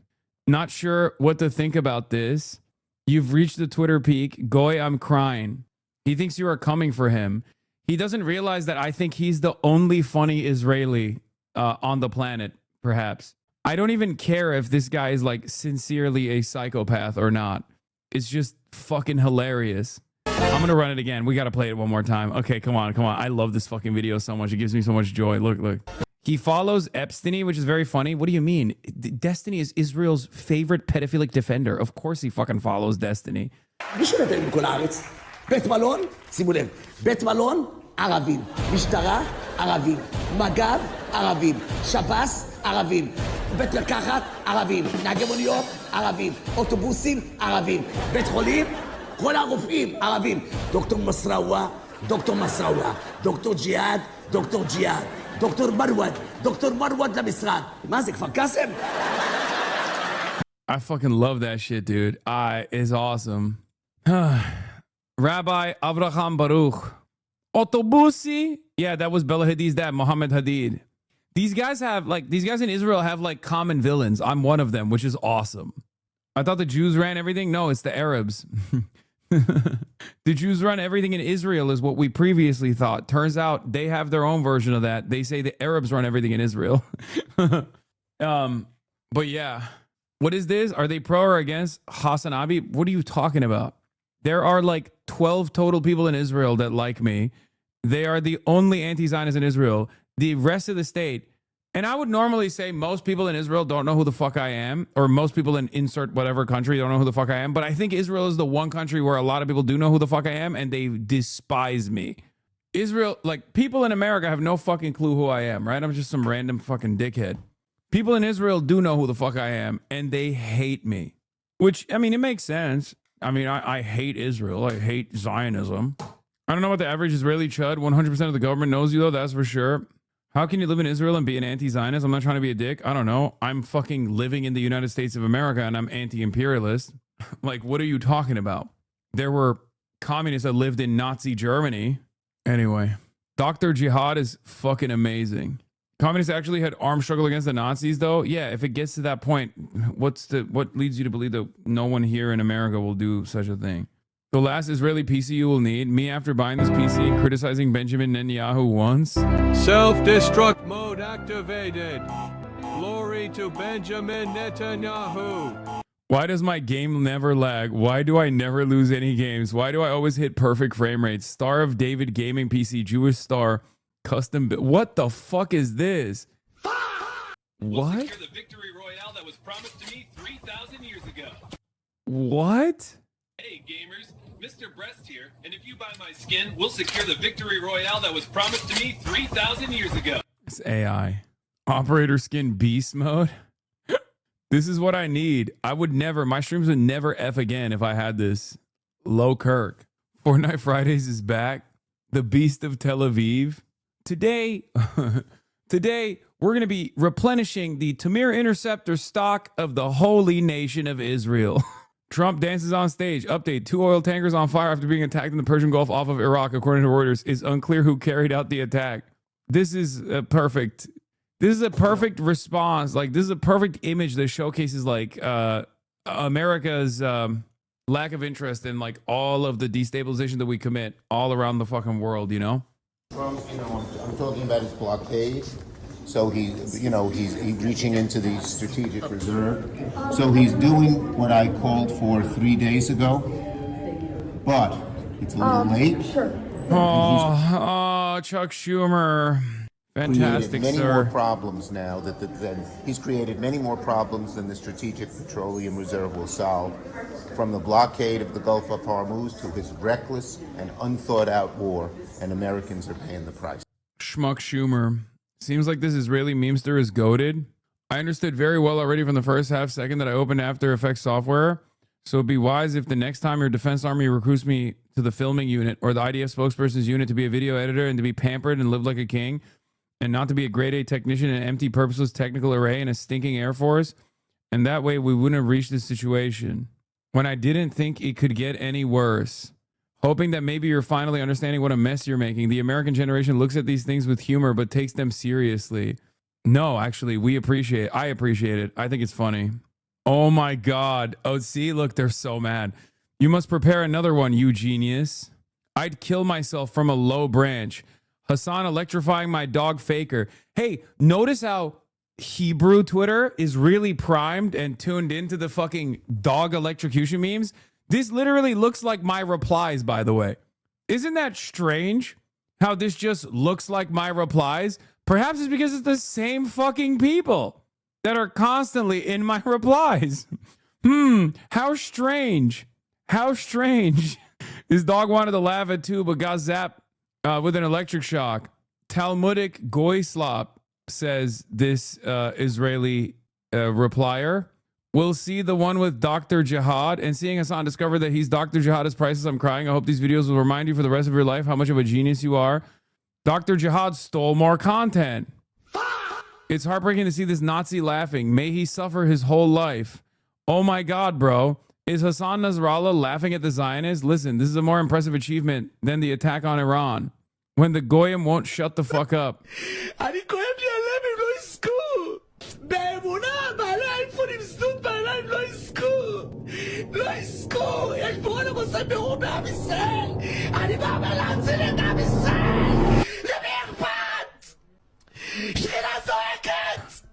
have no idea what he's saying, but he's awesome. The Goyim have gone mad. This is literally the only people on the planet that use this in a racist way. Can you tell Benjamin Netanyahu to improve my algorithm for me? I'm sick of browsing content meant for Gentiles. You are a king, Jew or Goy.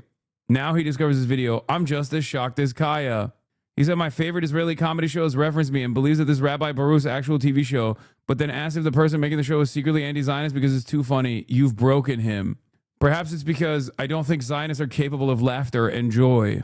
And therefore, if any dude that's making a comedy show in Israel is capable of making me laugh, they must not be a Zionist. The gif is so fucking funny. God, they're so stupid, Lamont. I know. Did you really fall from heaven because I'm an angel? Yes. How does he have the exact timestamp ready? He's a fan, bro. American military is evacuating Iraqi bases. Oh my God. Oh my God. Bruh. American military cannot leave Iraq. With an order to evacuate bases 10 days ago, military cannot leave and remain under intense fire from Iranian drones and local Shiite militias. Iran managed to open fire against, oh my God, Iran is literally liberating Sudan. Iran is freeing Sudan and liberating Iraq. How is this possible? How is this fucking possible? U.S. hegemony fake all along? Many people are asking. Iran is straight up engaging in the act of decolonialization. What the fuck? Iran managed to open fire against almost all American bases in the region to the point that the military had to abandon these bases and $1 billion loss. Patriots were powerless in the face of the number of attacks. However, I believe the anti-drone systems of these bases were not strengthened for an eventual confrontation with Iran. U.S. struggles to evacuate American personnel from facilities under fire in Iraq. Bro, this is, I'm not asking, I'm knowing. This is literally paper. This is paper tiger. This is paper tiger. Iraqis. The good people of Iraq. Their money is your money. Go out to the nearest American military base right now. Put your hand in the cash register. Their money is your money. Reach into the box of bullets and arm yourselves. That base is yours. Crack open the armory. Oh man. Yeah, this is becoming more and more relevant every day.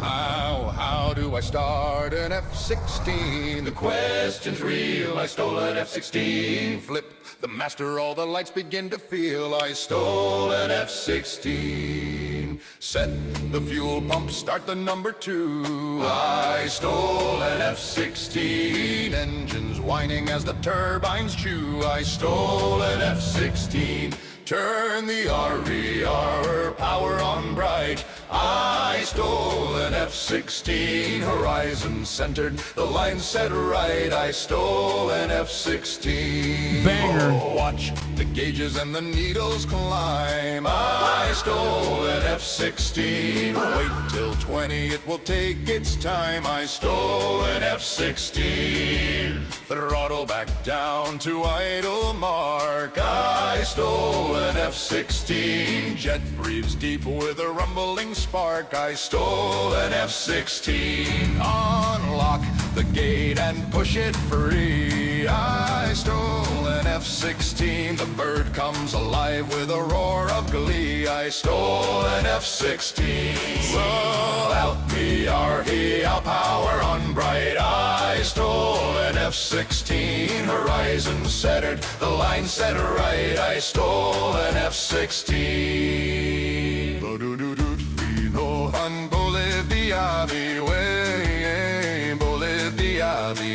This song is like if Austin and Alex had a baby together. Yeah. No one has been more correct than the Chinese evangelical dad. Yeah. Chinese international student in my class was telling me about how his evangelical dad in Beijing believes that Trump was chosen by God to win the election, but that this victory is part of a larger divine plan to destroy the United States. JD Pandan is no longer just a theory, okay? It's a reality. It's reality. JD Pandan is objectively reality. I know I've been joking about this, saying like he's undermining American imperialism every step of the way. He's destroying the heartland. He's basically launching economic missiles at every American suburb. You know, tariffs regime and Liberation Day was my first inclination that this man was genuinely trying to destroy the country. But god damn, dude, I didn't think it would be this bad. I truly had the mentality that at the very least, like the American military as it stands is like the last remaining competent institution that has like decent organizational principles, like has a function.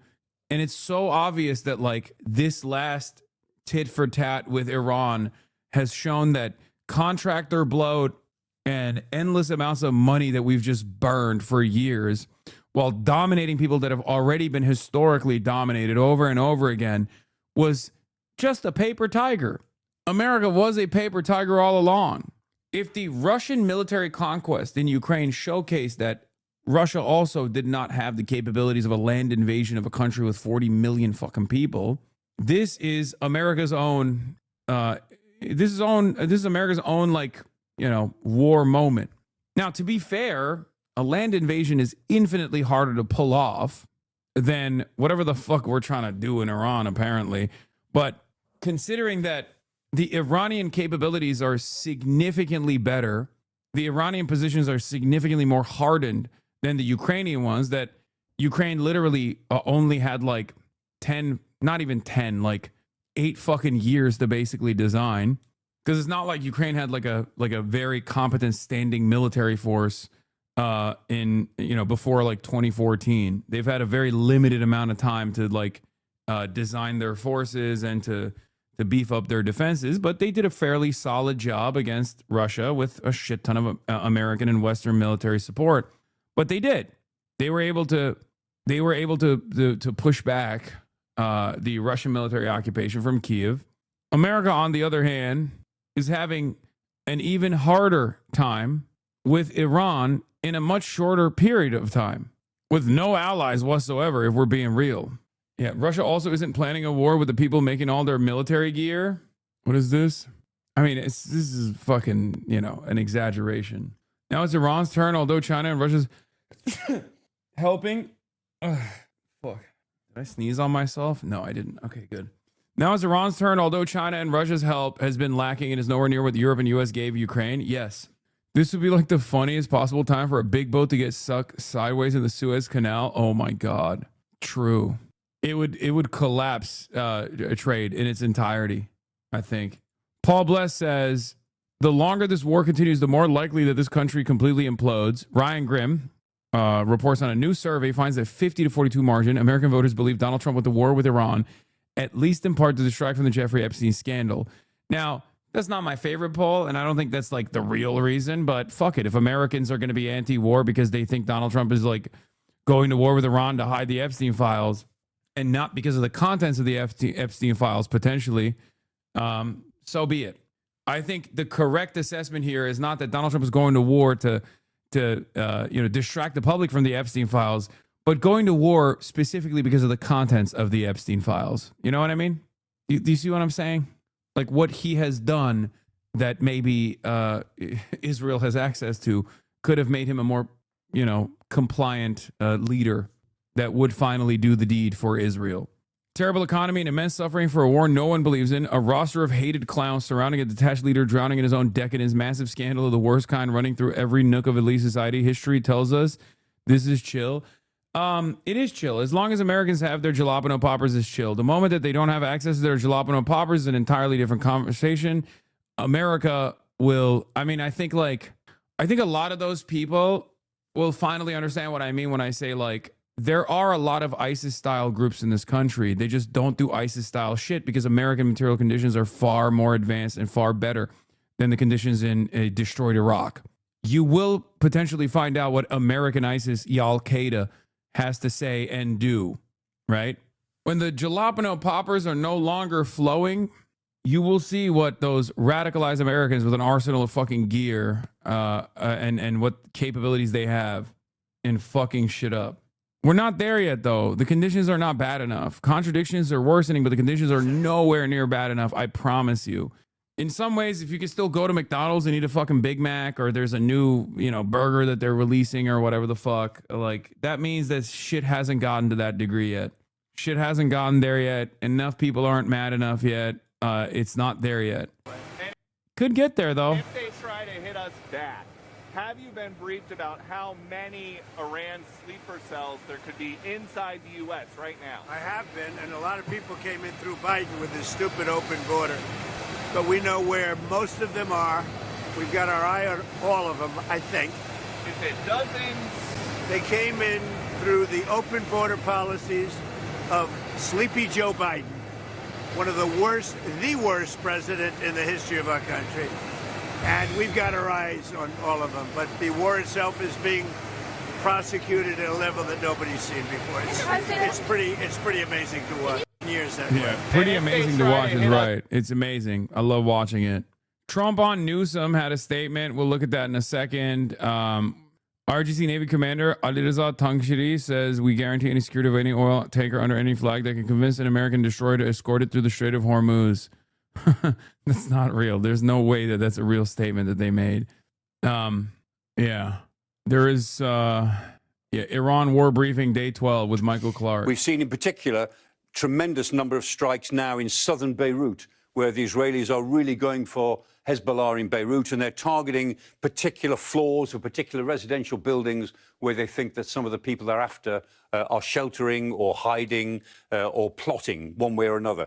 The war in Lebanon is set to get a great deal worse, whatever happens to the war elsewhere in the region. But Tel Aviv has also come under attack, and the Iranians are giving particular attention to try to hit back at Israel with all that they can, insofar as they've got the ordnance to do it. Pete Hegseth made it clear yesterday that the war would intensify today. He said the most intensive day of the war is coming up, and that's more or less what we've seen today. In terms of the number of attacks, the amount of ordnance delivered, I think he was right, and he implies it will get even higher yet. However, the Strait of Hormuz is now the most critical area of the war. It is, in every sense of the word, the trump card which the Iranians can play, because the Strait of Hormuz is a really important waterway for obvious reasons. We always say that the narrow Strait of Hormuz is at its narrowest between there and there, 33 kilometers. It's actually a great deal narrower than that, because the shipping route includes an in lane and an out lane.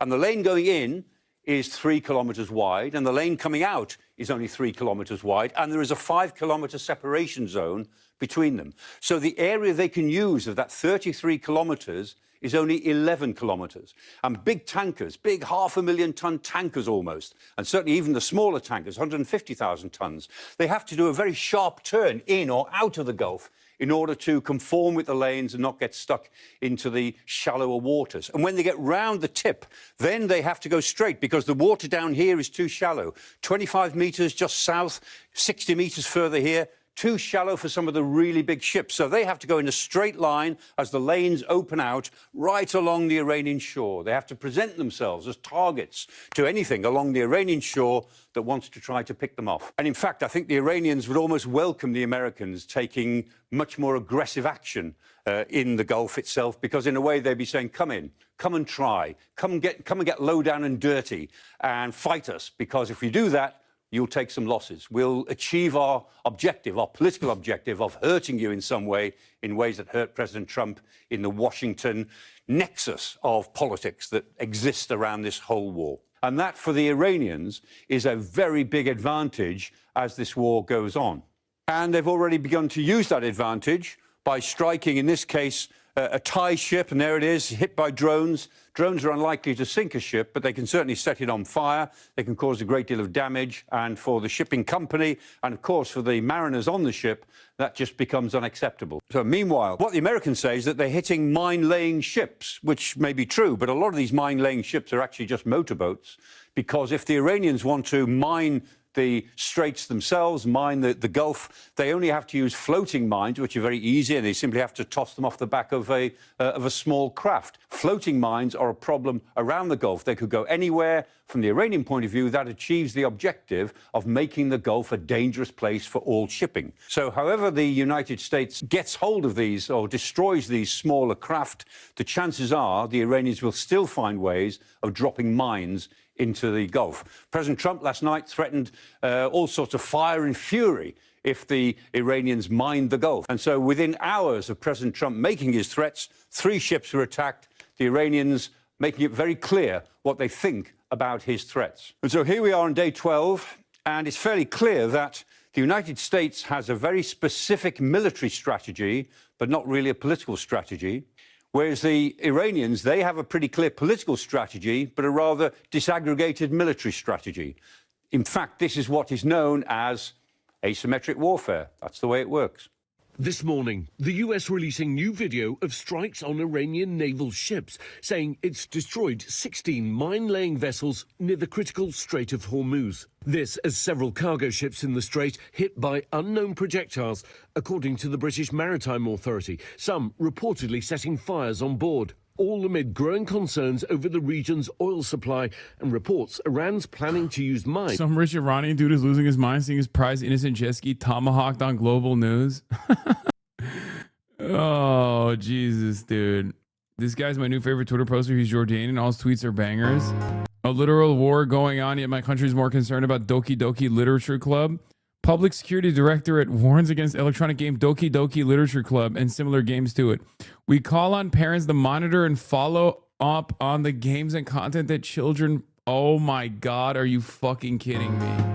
By the way, JJK is so fucking fire. I love this new season. I love the direction that they took. That's totally separate from everything else, obviously, but Jujutsu Kaisen, the latest season of Jujutsu Kaisen is peak, dude. Straight up. I love his backstory as well. Fucking awesome. I rewatched it. I rewatched Jujutsu Kaisen, and it's so fucking, it's good. It's good. I'm glad I rewatched it. It's so fucking good. His domain is cool. His backstory is really fucking cool.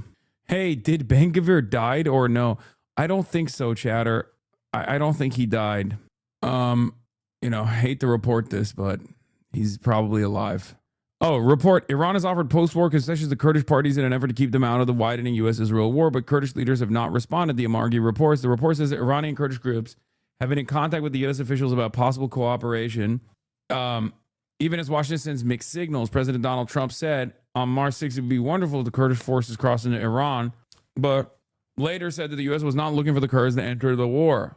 Meanwhile, Ali Larijani, Secretary of Iran's Supreme National Security Council, warned Kurdish parties that if they enter the conflict, they will be dealt with. Kurdish parties have so far taken no concrete action, citing the lack of U.S. security guarantees against Iranian retaliation. Estimates suggest 5,000 to 10,000 Kurdish fighters are based in Iraq's Kurdistan region. FBI Director Kash Patel fired the entire Iran-focused counterintelligence team, CI-12, including agents who investigated Trump's classified documents just days before the U.S. launched strikes on Iran. Hell yeah. Wait, Hassani's actually dead? האיראנים אומרים שאתה מת. כל האיראנים שהפיצו את הפייק שאני מת. Bro, why you gotta fucking why you gotta bum me out, dude? Why you gotta fucking bum me out, dude? God damn it. That shit sucks, dude. Fucking, I don't even want to think about that. Spain permanently withdrew its ambassador to Israel on Tuesday's diplomatic standoff worsened. We covered that already. Oh, there's also this. So yesterday I was talking about Shoykot and Emily Mills. Did Hassan the Hun talk to Shoykot about Rebellion Pact Policy Institute with Cenk or Brianna or not? I haven't watched the show. Also in 2022, Shoykot was the director of the Rebellion Pact Institute alongside Cenk and Brianna Wu. Ryan says, I see that Mills keeps bringing this up as if it's somehow unexplained. In 2022, Brianna Wu had not yet become an unapologetic champion of genocide and was fairly standard progressive democratic operative. Working in a pact with her and Cenk Uygur would not have been unusual. The other side of the story, of course, is that I literally, once Brianna Wu became this fucking Zionist monster, I told Cenk to literally drop her, which I don't even know when he actually did. But last but not least, I don't give a fuck if he worked on the Rebellion Pact. I don't care. But a lot of people are talking about some of the candidates that we've had on the broadcast. A lot of people are talking about it. Scott Wiener is running scared. He actually came out with a video shitting on Shoykot. Guys, for people that don't know, he has all the fucking backing, okay? He was AOC's first chief of staff. He literally is responsible. Shoykot was one of the people that literally built Justice Democrats. And then he transitioned into being AOC's chief of staff. He was AOC's first chief of staff, okay? He's legit. It's very fucking annoying that people don't know anything and are like, oh, he's like really rich or whatever, and getting mad at all this shit. Elizabeth Warren moment in Illinois 9. Oh my God, don't even get me fucking started on this. Like, I also don't even want to shit on like Bushra because I think she's like a very nice person. But yeah, Israel's favorite candidate in San Francisco came out with a statement on Shoykot, Senator Scott Wiener. My opponent is using his vast personal wealth to try and buy a seat in Congress. I'm not worth hundreds of millions like he is, but what do I do? But what I do have is decades of real experience delivering for San Francisco. Being hyper rich can buy you lots of things, but it shouldn't be able to buy you an election. I left a career in tech. Lately, your TV and social media have probably been flooded with ads from this rich guy who wants to buy San Francisco's seat in Congress. Let's take a closer look at. Why would you shit on Bushra? They're the DSA candidate in the 9th district. Oh, so that's what people were yelling at me about, because Kat is actually a part of DSA, but did not get the DSA endorsement for the race. That makes sense now. Mike is asking people to vote for Bushra. Oh my God. It doesn't dude, it doesn't matter. Here come the brigaders. Okay, we'll talk about that in a second. Oh my God. Yeah, Kat ignored the DSA. We tried to say they didn't want it. They said they didn't want it. Yeah, I think there was like internal DSA drama. All right, let's watch the Scott Wiener ad first. What's really going on? And then we'll get to all all that. He's running that. to represent San Francisco, but over the past decade, he listed Maryland as his primary residence. And just months before he entered the race for Congress, he listed LA as his address. He says he's not taking corporate money. I don't take corporate cash. But he's exploiting campaign finance loopholes by self-funding his campaign with the hundreds of millions of corporate dollars he made in big business and hedge funds. Kat is a part of Obama world. Why? Because Axelrod and Ben Rhodes basically gave like a fairly soft endorsement to Kat Abu-Ghazaleh. Have you perhaps considered that Ben Rhodes learned about who Kat Abu-Ghazaleh is because I introduced Kat Abu-Ghazaleh to Ben Rhodes after her disastrous foreign policy performance that I found out about from Ryan Grimm's reporting? Perhaps that might have been the reason why Ben Rhodes was tuned into who Kat Abu-Ghazaleh is. How the fuck are you in this community and you literally think that like you get duped by shit that you see on Twitter? Funds. And he deleted 13 years of his social media posts when he entered the race for Congress. Anyway, this is a nonsensical bullshit. Okay, one, he talks about how Shoykot is not from San Francisco. The motherfucker's been living in San Francisco for like what, 20 years or something, like multiple decades, probably around the same time that Scott Wiener got to San Francisco. That's number one. Number two, Shoykot is very wealthy. This is correct. Except his policies are much, much better than any other candidate I've interviewed, like with the exception of maybe like Oliver Larkin. Okay. He's not a carpetbagger. Shut the fuck up. He's been living in San Francisco for years. What are you talking about? That's number one. Number two. Okay. Number two. He's been at this game in progressive politics and has played a formative role in developing left flank candidates since 2016. Okay. Another swagged out brown boy from the Bernie contingency alongside like Fez Shocker. Okay. So that's another reason why I already liked him. I was already aware of him for many, many years. Okay. There is there is another progressive candidate in this race, which by the way, you know, Scott Wiener is not even mentioning. Scott Wiener is not the progressive candidate here. There is a progressive candidate in this race. I believe her name is Connie Chang, right? If I'm not mistaken. Connie Chan. She is also a progressive candidate. I prefer Shoykot. The reason why I prefer Shoykot is because Shoykot is not just a progressive, but he also literally has the policy background. Okay? He has the policy background. He has the policy knowledge. He knows how to work within DC. That is the reason why. That is the reason why I am in favor of Shoykot, and I will literally do everything I can to get him elected. Okay? Straight up. He's already incredibly impressive. I was already in favor. I was already a fan. Connie Chang is not progressive. She's the progressive lane in this race. And people are trying to do like the dumbest, oh, these are two men that are trying to attack a woman shit. Okay. Adam shit backed Connie Chan. If you want to understand the progressive bona fides that she has. Shoykot is the fucking real deal. I said, Shoykot is very rich, but unbought. You serve the interests of corporations and Israel, which you now sheepishly backtracked on your campaign. It's ironic because out of all the three candidates that are in this race right now with viability, you got Connie Chan, you got Scott Wiener, and you got Shoykot Chakrabarti. And ironically enough, Scott Wiener has raised more money than all of the other ones. Scott Wiener has spent more money than the other candidates. So it's ridiculous where he's like, oh, dude, it's just this guy's using his vast wealth to go up against me. Scott Wiener is the worst option. Okay. I mean, there you go. There you go. February 18th, 2024, after October 7. Scott Wiener, last week I co-led a legislative delegation to Israel with both Jewish and non-Jewish legislators and several community organizers. Okay. And the San Francisco DSA has not given up on how frustrated they are about what do you call it? He was one of the top donors along with all the tech oligarchs on a campaign that attacked the only socialist in San Francisco government. Yes. What's his name? Dean. That's who he's talking about. Okay. Dean Preston, who I think he's a good dude. Dean Preston's a good dude. He was against Dean Preston. DSA San Francisco has not let go of this. Okay. They refuse, or not even the entirety of the DSA San Francisco, but like San Francisco DSA does not forgive, and they do not fucking forget. Okay? They do not forgive, and they do not forget, or at least some people do not forgive, and they do not forget. And for that reason, they're still very skeptical. That's why I wanted Shoykot to address that. Like, I'm aware of these concerns. This is a race that I am, this is a candidate that I'm much more tuned in with and much more aware of. Isn't that the town hall guy who didn't even give an answer if Gaza's being genocided? Yeah, you're talking about you're talking about Wiener. He's bought by Stripe, Emily Mills says, who left San Francisco because they didn't want to pay taxes. Yeah, he's not bought by Stripe. He is Stripe. What the fuck are you talking about? He is literally Stripe. That's how he made his hundreds of millions of dollars. He fucking founded it. He co-founded it. Anyway. He said he was backing Bilal because he liked his policies more. Yes. Shoykot's net worth is $167 million. He has MBA money. Yeah, I don't really give a shit. I don't like that he's so rich.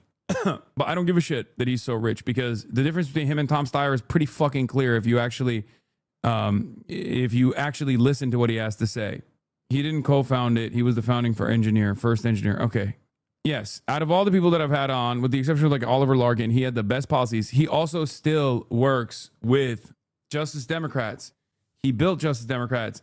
Justice Democrats is like 90% of the candidates that I've had on. Okay. It's nowhere near as like, as popular, I guess, as it once was in like 2016 with the squad, right?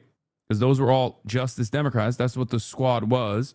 But he works with He played a role in writing the Green New Deal. He works with all the fucking progressive candidates. He works with all the not 2016, sorry, 2018 Squad 2018 Justice Democrats. Kyle Kalinske, Cenk Uygur, my unc, Shoykot, and I forget the name of the policy guy. There's a guy who like writes all the policies as well alongside Shoykot. How come DSA? It feels like DSA has more popularity than Justice Democrats because DSA is like an actual active political organization. Justice Democrats is just like a way to get progressive people elected.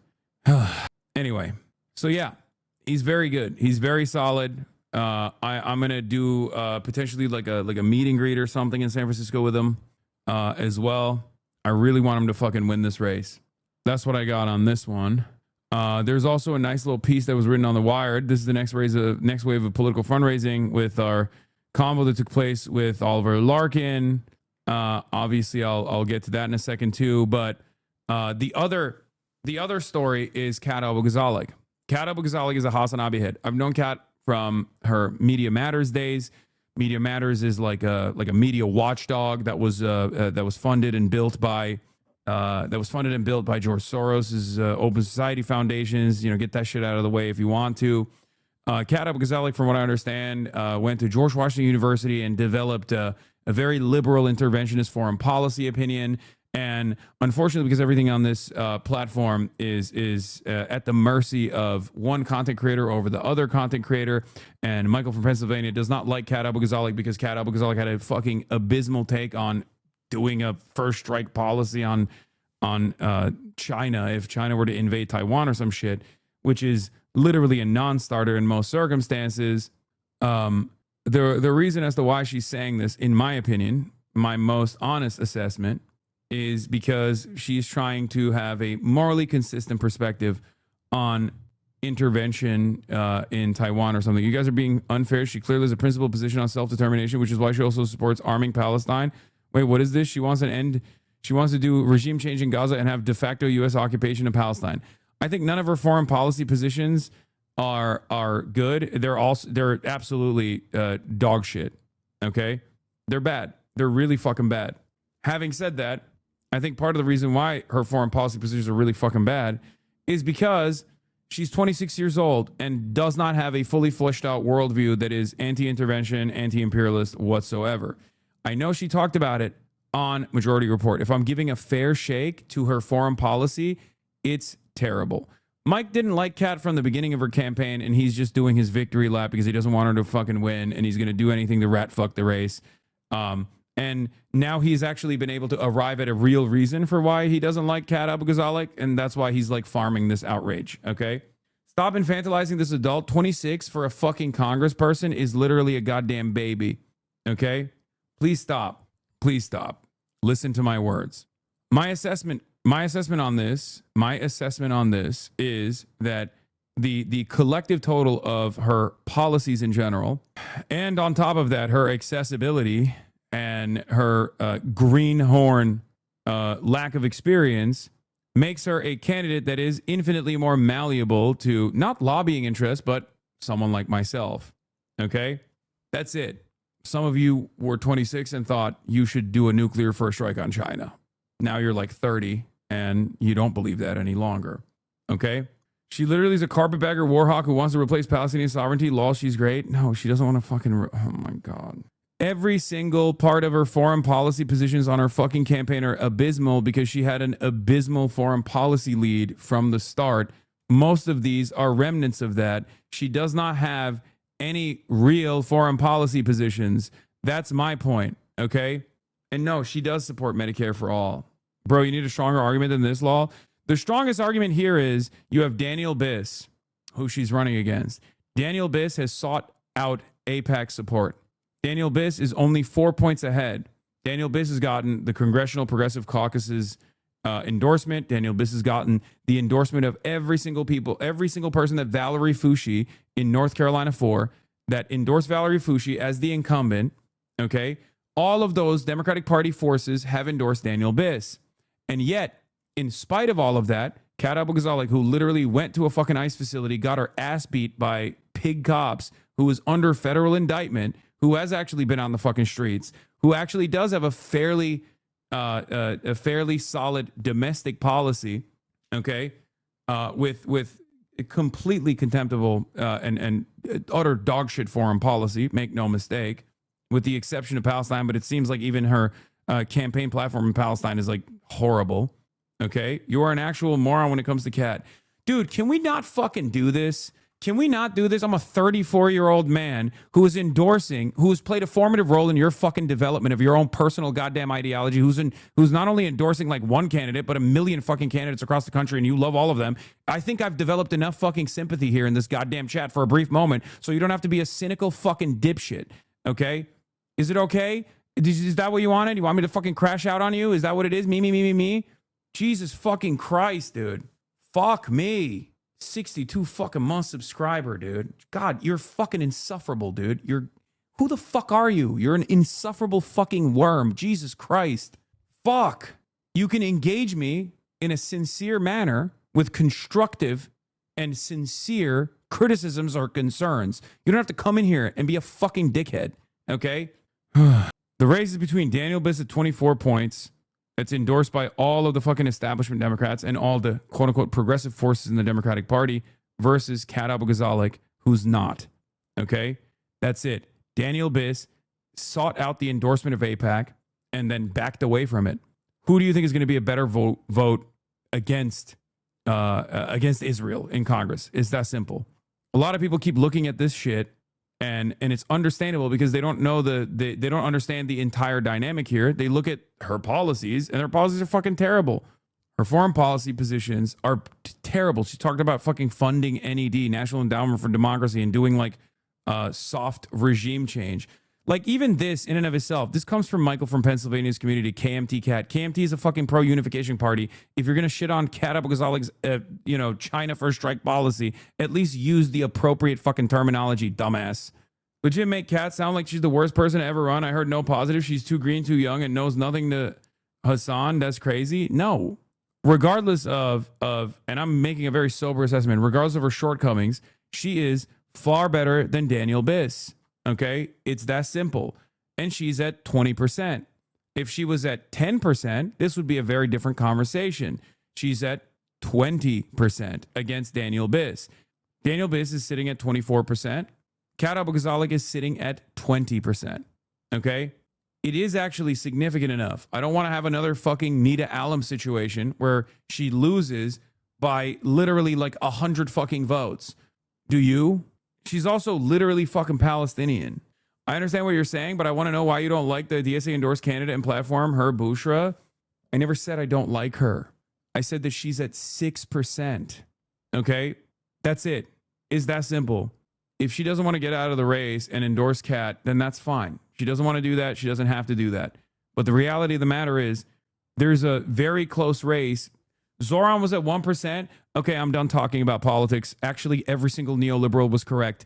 Every single person in this community is a fucking mouth-breathing troglodyte. You are a fucking moron. Zoran was at 1% in the beginning of the primaries, like 5 months out of the fucking race. Not 5 days out of the race, you fucking baboon. You absolute fucking baboon. You are so fucking stupid. Oh my God. Every single time we have a conversation about electoral viability, this entire community turns into a bunch of fucking idiots. It is probably the worst aspect of this community. Every single fucking centrist neoliberal is vindicated. Anytime some of you dumb fucks try to open your mouth about, well, there's a better candidate out there. Like when I was interviewing Tom Steyer, there's a race with like 20 fucking Democrats right now, and it's going to be the top two candidates in the state of California for the gubernatorial race, because there's like 25 fucking Democrats running for office, is going to go to the top 2 Republicans. Okay? There's a reason why I fucking interviewed Tom Steyer and not Ramsey Robinson, which I will, but it's not going to change anything. There's a reason why Ramsey Robinson doesn't have the capacity. I don't personally have the capacity to make Ramsey Robinson into a viable candidate. Okay? A lot of you literally don't understand it. You think like, well, this guy has the best policies, so like he should win, right? Like this is how it works. That's not how it fucking works. Okay? That's not how it works. There's a reason why AIPAC is dumping $850,000 against Kat Abou-Ghazalek. They recognize the threat that she presents. Why the fuck can't you? That's the problem. Okay? I'm sorry. Every single person that works at AIPAC is a million times smarter than you. Okay? That's just the truth. They see her as a threat. She went on television and said, I want to condition all aid to Israel. No distinction between defensive and offensive weapons. Okay? And you guys still think she is not a fucking real advocate for Palestinians when she herself is a fucking Palestinian. I'm done. I can't have this conversation with you guys any longer. It's very frustrating. It's incredibly fucking frustrating. You just want to meme around. You want to be like, no, if you want fucking Daniel Biss to win, go right ahead. Vote for Daniel Biss. Vote for Bushra.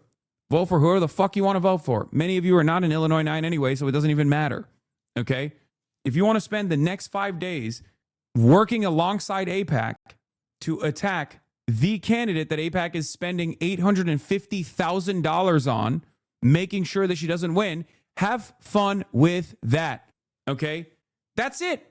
If you want to be a servant of Israel, if you want to be fucking cattle, go moo around all up and down Illinois 9.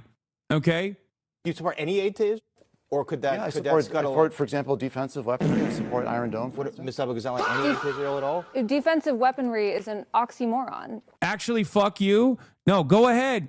Cut the fucking AIPAC checks. Yeah, dog, I'm stupid for not wanting to vote for a disingenuous TikTok candidate. Do you live in Illinois 9? Send me proof right now that you live in Illinois 9, or I'm going to fucking ban you. Send the mods proof that you live in Illinois 9 right now, or you're getting fucking banned. Hassan, this strat didn't work for Kamala. Just get Kat to change. There is no strat here. You guys are fucking insufferable. Why is AIPAC spending $850,000 against Kat Abu-Ghazalig's run, despite the fact that she's now sitting at 20%? Think. Why is Jewish Insider attacking Graham Plattner? Why do they keep saying Graham Plattner is a Nazi? Why does Jewish Insider even go to the lengths where they talk about how Graham Plattner's brother-in-law is actually in the IDF or was in the IDF? Is he actually anti-Israel after all? None of you want to think about these things. Unfortunately, many of you think you're highly educated voters. You think you are ideologically principled voters. But in fact, you are very malleable. You're just as malleable as the rest of these fucking cattle that don't even think about this shit at all. Okay? It's about any candidate that does this shit, you're just hurt. You put your whole stream behind her and taking it out on your community because you're embarrassed and saying to call anyone cattle for this. Okay, there you go. None of you have ever thought about pragmatism at all. You are going to let Daniel Defend Israel Biss win this fucking election. Okay? That's it. This is not about saving face. Stop trying to find a cynical alternative reason. I am communicating exactly what the reason is. Why not support Bushra? Because she's at 6% 5 days out from the fucking primary. Many of my long-term community members going forward from this point on, I suspect is probably going to stay with Michael from Pennsylvania and refuse to come in here. And to all of you, I have to say this. Mike and I agree on a lot. Okay? We agree on pragmatism. Sometimes Mike can be more correct than myself, and in other circumstances, I can be more correct than Mike. For example, Michael from Pennsylvania wanted a third-party run immediately, and I told him that the time wasn't right for that. Now, he's also very much actively trying to get DSA candidates endorsed and elected in the Democratic Party. Notice how he stopped advocating for third-party runs across the board in the entire country and is now doing exactly what I'm doing. Sometimes we can have disagreements. If you think that one person's political perspective trumps the other person's political perspective in this situation without making up your own fucking mind, and you just come in here to repeat talking points that he gave you, okay, for his own personal reasons. I'm not going to say it's cynical, okay, because I'm not a fucking asshole like many of you are. I'm not going to sit here and be like, oh, Michael's doing this for one reason or another. No, we have a disagreement. He understands, just like I do, that Kat Abu-Ghazalig's foreign policy is horrible. Okay, it's bad. With the exception of Israel, it's bad. Her entire foreign policy platform was written by a person who is a liberal, NATO Atlanticist, pro-intervention, pro-NED, pro-CIA interventionist person. Okay, it's clear. You can see it. The reason why I'm not putting a lot of emphasis onto it is because, unlike Mike, I don't think this is a sincerely held perspective from Kat Abu-Ghazalig, and it's more so just her, you know, trying to be morally consistent, as though that fucking matters. She's 26 years old and she's very green. Okay? That's it. You have to work with what you have. You have to be pragmatic. She is 4 points away. If you want to fucking go and do a protest vote against an anti-Zionist, when the choice is an anti-Zionist candidate versus a Zionist candidate, and you want to be the deciding factor in the Zionist candidate winning here because you wanted to throw your vote out and you think this is like Kamala Harris style lesser evilism, you're making the same exact fucking failed calculation that many people do when it comes to Graham Plattner.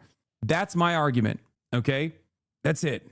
She literally outflanks AOC when it comes to not offering defensive weapons to Israel. She outflanks AOC's foreign policy on Israel. You guys literally champion AOC's cause as though she is the most anti-Zionist here. And I do think that AOC is far more anti-Israel than the average congressperson. Kat Abu-Ghazaleh is better than AOC on this issue. That's it.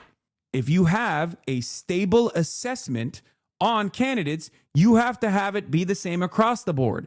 That's it. That's it. Do you support any aid to Israel? Or could that, Yeah, I could support, that scuttle... for example, defensive weaponry. I support Iron Dome. Ms. Abu-Ghazaleh, any aid to Israel at all? Defensive weaponry is an oxymoron. Weapons are inherently offensive, and for any Do you ally... support Iron Dome? No, I don't support any... We need to condition all aid to any country, any ally. It doesn't matter if it's Israel So or if Iron it's Dome Mexico. was where they shoot down missiles that are coming in. Right. If we aren't using our leverage, there is no reason to condition any aid. We absolutely should be supporting our allies, but they have to follow our own laws first. Do you support any aid to Israel? Or could that, Yeah, could that scuttle... Do you understand? I also think your perspective being more open is very important. We can disagree on tactics. I said the exact same thing you're saying today. So anyone saying anything different is wrong, but I consider a Taiwan take to be fucking batshit crazy. Yes, but I don't think it's a sincerely held opinion that she wants to fucking do a nuclear first strike on China. Okay, that's it. My point is she's 4 points away. She is the viable anti-Zionist candidate in this race. Bushra, unfortunately, is not. Okay, that's it. It's that simple for me. She's pro-Medicare for all. Before people say she's not, she is pro-Medicare for all, okay? If you're pro-Medicare for all and you're an anti-Zionist, that's like two major fucking issues solved right out of the fucking gate. It was the same reason why I liked Graham Plattner from the start as well. These are pretty reliable litmus tests. That's it. If you consider that not to be enough, and you are from your perspective, from your framework, you're like, no, I actually am going to take what she's saying in her foreign policy platform that literally doesn't even correspond to what she's saying on this broadcast, doesn't correspond to what she has said on TV, and it's very clearly written by a fucking horrible foreign policy advisor from the start. If you want to turn this into a Nita Allen situation, let's go. Let's have fun, you know? It's going to turn into that. Daniel Biss is going to be your fucking candidate. Have fun. Daniel Biss probably has a better take on Taiwan because he's smart enough to shut the fuck up about Taiwan, that he would never fucking bring it up. If you want to believe that Daniel Biss is going to be less of a warmonger than Kat Abu-Ghazaleh, you can fucking delude yourself into thinking that. Okay? That's the only difference. Daniel Biss is old enough to fucking know not to say some dumb shit like she's going to arm Taiwan and continue escalating militarily against China. That's the only difference. He might sincerely believe that too, but you'll never hear it because he's a much older politician. So go ahead, work alongside AIPAC. AIPAC has already spent $850,000 on Kat Abu-Ghazaleh. Part of the reason is because she says shit like this. The other part of the reason is because she's fucking Palestinian. Okay? If you want to work alongside AIPAC, go right ahead. Go right ahead. Okay? That's it. And she fucking hates ICE. She wants to abolish and prosecute ICE. She's anti-Zionist, regardless of whatever the fuck her stupid ass campaign site says. And on top of that, she's pro-Medicare for all.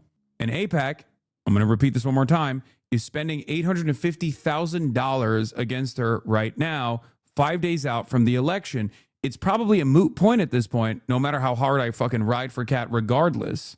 Because once again, AIPAC is spending $850,000 in ad spend against her right now. So if you look at that situation and think, I think AIPAC is right, I'm going to side with AIPAC.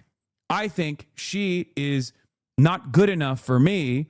It doesn't matter that she has a real opportunity to go out and defeat Daniel Biss and run. If you think that, if you want to, whether you agree with AIPAC or not, it doesn't matter. You are aligning with AIPAC. Go right ahead. That's it. So are you saying it's okay for people to blame you for Trump winning since you didn't endorse Kamala? Maybe you should push Kat on our shit policies. It's 5 days out from an election. Every single aspect of her foreign policy is unironically insignificant in the primaries, with the exception of people like yourselves in this community. That's why I said this is similar to the Graham Plattner situation. These are things that you care about. These are not things that need to be fixed right now. That's it. It's completely ridiculous. The conversation that we're having in this community is, for the most part, utterly irrelevant in the grand scheme of things. I just don't want 100 people from my chat to be the fucking deciding factor that causes Daniel Biss, who wants to give defensive weapons to Israel, who might have a better Taiwan policy than Kat Abu-Ghazaleh, to fucking win the primaries by 100 fucking votes because 100 dumb fucks in my community that live in Illinois 9 ended up not voting for her. Okay? That's it. That's what I care about. That's what I want to avoid in this situation. Do you understand? And I've said this clearly with Graham Plattner. When I defended Graham Plattner initially, I said, when people were like, Graham Plattner, aren't you trying to do lesser evil voting? Aren't you trying to do lesser evil voting for Graham Plattner? Isn't this the same thing as Kamala Harris? Do you think Kamala Harris is also for Medicare for all, abolishing ICE, and anti-Zionist? Like, take the policies and put it into the other package and you will understand, okay? Kamala Harris is not bad because she's fucking Rizless, dumbass. Kamala Harris is bad because her policies were dog shit, okay? Kamala Harris had power to at least try and stop the genocide and did nothing. This comparison is idiotic. Basically, vote smarter, not harder. Can we get someone who's 95% there? We can completely bomb it because of purity play. If I thought that her foreign policy positions were like sincerely held, I would have a very different approach to this. I would be a lot more skeptical. I think her foreign policy positions are bad. It's not even defensible. It's bad to indefensible. But the dichotomy between like the juxtaposition between what she's saying she's for versus what is written on her fucking website should give you a clear indication that that's not her foreign fucking policy at all. These are problems that happen when you're 26 fucking years old. And if she was polling currently at 5%, this would be an irrelevant conversation. I was like, go vote for Bushra. If you want to vote for her, if you want to vote for Kat, vote for her. That's not the reality. 5 days out from the fucking primaries, she's sitting at 20%, which means, especially considering, as Michael from Pennsylvania has also correctly pointed out, she actually has a much higher likelihood to win than even those polls show, because a lot of those polls don't actually correctly poll for youth turnout. So if she actually has even better youth turnout, then it's going to be an even closer race than fucking 24-20. So ask yourself that question. When that election night comes out, when the results are pouring in, do you want to functionally be on the side of AIPAC, whether you agree with AIPAC or not, or do you not want to be on the side of AIPAC? It's that simple. And no, I'm not going to ask Bushra to back out and back Kat either. That's disrespectful. I don't know her like that. I think it's ridiculous for me to do such a thing. Okay? But there are so many fucking people in the chat that are literally unironically behaving like wreckers. Okay? And it actually is frustrating endlessly. Graham Plattner murdered many people in the name of imperialism, was stationed at Abu Ghraib, and did multiple tours and served in Blackwater. Okay, don't worry. Hopefully Janet Mills will win, so you can be happy with the most pro-Israel candidate. Have you guys noticed that when you do stuff like this, when you say stuff like this, once again, you're probably not being pragmatic. You're basically deciding for all intents and purposes, you're hoping that the most pro-Israel candidate wins. Given the lack of power that the left has in this fucking country, I'm not going to fucking sit around and be like, you guys are tankies, you guys are ultras, blah, blah, blah, all this shit. I never do this, okay? I don't do this at all. But just for the time being, just shut the fuck up, please. Please shut the fuck up. Like, the Department of Justice literally has federal charges against Kat Abu-Ghazaleh. She is hated by all the people that you fucking hate. But it turns out you don't maybe hate them that much. Daniel Biss does not have charges against him by the federal government for protesting outside of the Broadview ICE facility in Illinois. Kat Al-Baghdadi does. Daniel Biss doesn't have $850,000 in AIPAC ad spend being spent against him. Kat Al-Baghdadi is. You're promoting a Nazi to a stream full of minority groups. Get that fucking blue sky shit out of here, dude. Get this fucking blue sky shit out of here. You're promoting a Nazi to your stream full of minorities. That's woke 1.0, not woke 2.0, okay? Anyway, that's Grant Plattner. He's, yeah, the crypto Nazi. Chatters aren't thinking clearly, and you're not addressing what the problem is. The reality is the fight for rank choice is the most valuable fight of our electoral futures, but we can't fight for it here today. That's the reality. It's a fight worth having, but you need to fight it in a relevant battleground to make that change. The system is a who can win system, and it's 5 days away. Exactly. I am addressing that. I'm saying it. It's 5 fucking days away. And I don't have magical powers to change the outcome of a fucking race. Seriously, where this cattle hypocrisy comes when you don't endorse a shitty candidate like Kamala, you blame. And when you support a candidate that's a much more viable candidate against this fascist regime, then you're making propaganda for not wanting the fascists to win this election? Wait, what? I'm confused as to what you're saying. The reason why I did not endorse Kamala Harris but urge people not to fucking vote for Donald Trump is because Kamala Harris was continuing a fucking genocide and refused to even separate herself from the genocide policy that Joe Biden was committing. Kat Al-Baghdadi is anti-genocide. It's pretty good starting point. Grant Plattner has 2 fucking Nazi tattoos. He's either a Nazi or a former Nazi. He doesn't have 2 Nazi tattoos. You got duped by opposition research of a hallucinating fucking blue dog Democrat. Once again, Grant Plattner is unironically one of the best communicators the Democratic Party has right now. I'll say it out loud. It's true. Regardless of his fucking red flags, that's just the case. Any comparison between Grant Plattner or even Kat Al-Baghdadi between Kamala Harris is idiotic.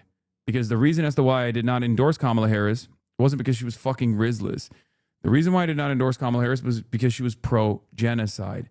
Kat Al-Baghdadi and Grant Plattner are anti-genocide. And that might be a low bar for many of you to clear. But if you actually fucking look at the rest of Congress, that's a pretty goddamn high bar, it seems. Okay? In a country where 70 to 80% of the Democratic base of support says Israel's committing a genocide and we must decouple from Israel.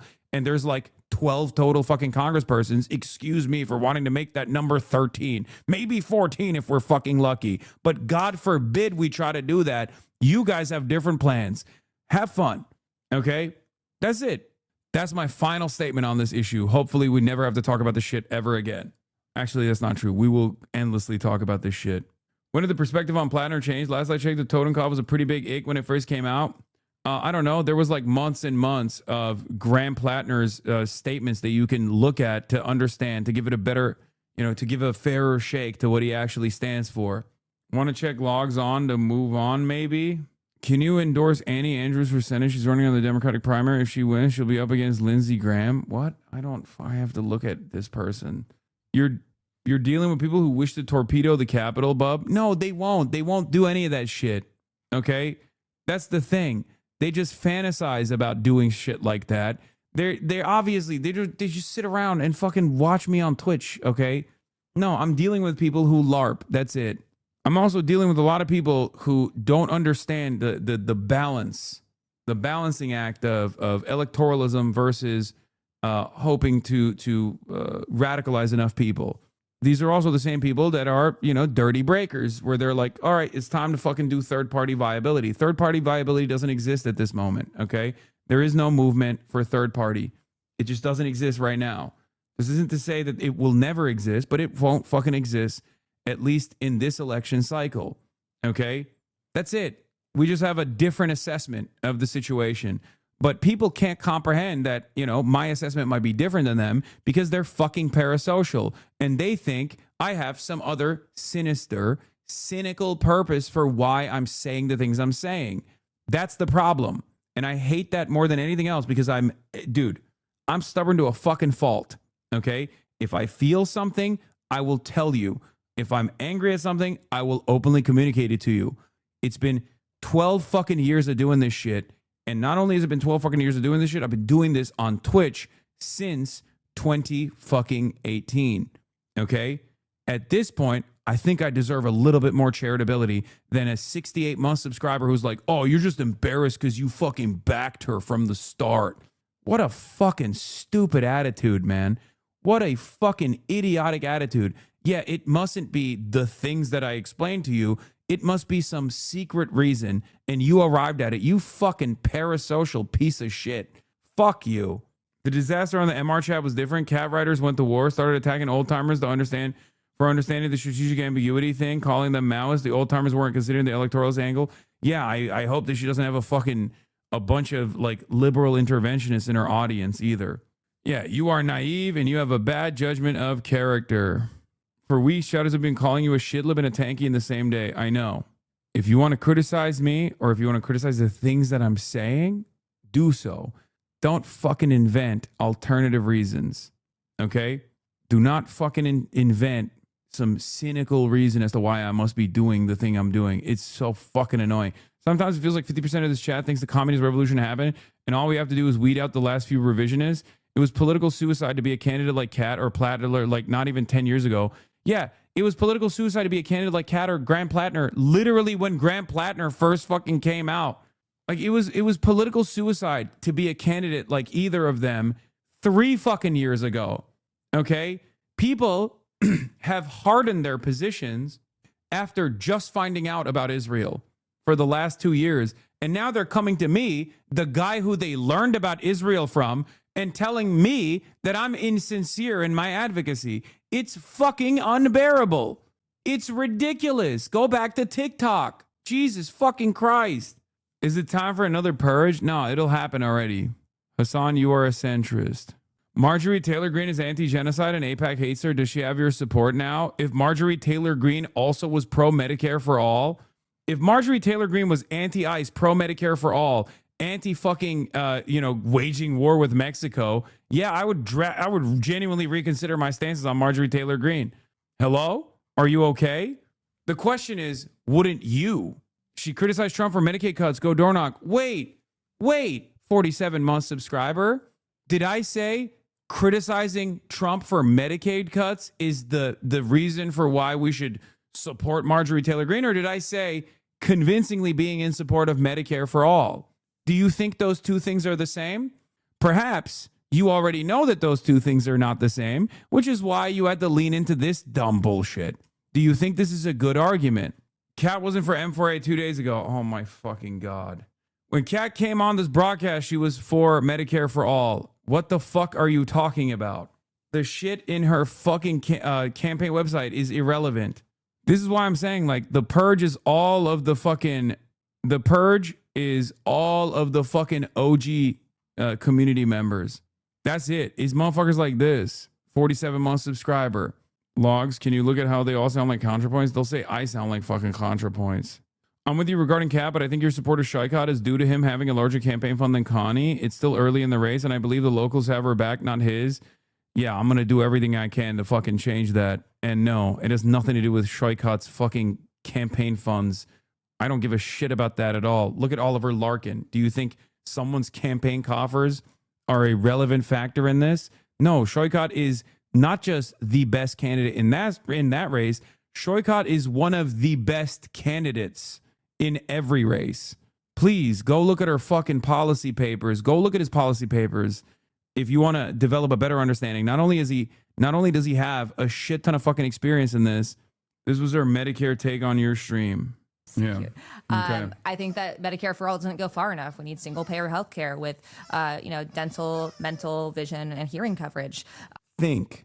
If she says this on this broadcast, but her fucking policy, her policy papers or her policy prescriptions on her website are so different, what do you think?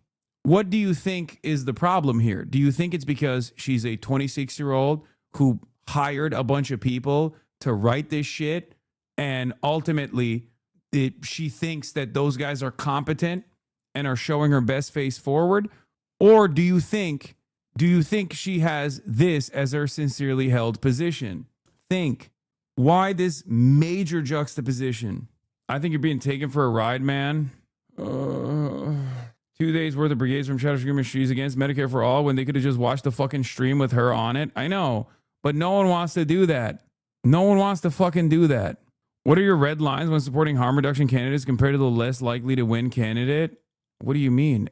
Pro-genocide, pro-ICE, funding ICE, I don't know, like the reversal of most of her positions. You just have to look at every race individually as well. Like you have to look at who you're running against, like who your opposition is, what they're advocating for. But I will not stand for people being like, she's not an anti-Zionist. That to me is fucking ridiculous. Like she's literally Palestinian, man. Jesus Christ. I know I'm a gray name, but I've been watching since 2020 and seeing all these annoying ass chatters type up a storm when they see a candidate that doesn't take AIPAC money, wants to abolish ICE, wants Medicare for all, and then it's some real record behavior. Progressive could never progressive enough for them. It's obnoxious. Yeah, it's unbelievable the way that fucking people are behaving. I truly cannot comprehend it, especially because like this isn't a race between like a competent progressive candidate and then someone who's like maybe marginally better than them. This is a race between a candidate that has sought AIPAC money, okay, and a candidate who is being attacked by AIPAC. And the chatters literally are looking at the situation where there's 4 fucking points between the candidate who sought AIPAC funding and the candidate who's Palestinian, and they're fucking going, she's not anti-Zionist enough. What the fuck is going on? Wake the fuck up. If you want, look, Daniel Biss is better. Daniel Biss is better than the average Democrat. I mean, he's literally pushing the Bernie line and the AOC line on defensive weapons. Okay? He'll be just fine. If you guys want that, then go right ahead. Go right ahead. You know? But I don't want to fucking hear from anybody complaining about this shit. Anyway, speaking of one of the more positive sides about this, I love you, but a candidate's written policy prescriptions are much more important than the rhetoric they use when they're campaigning. They know how to use and manipulate an audience. Cat makes me nervous. You're a fucking idiot if you think that that is legitimate. Like, I've known this person for years.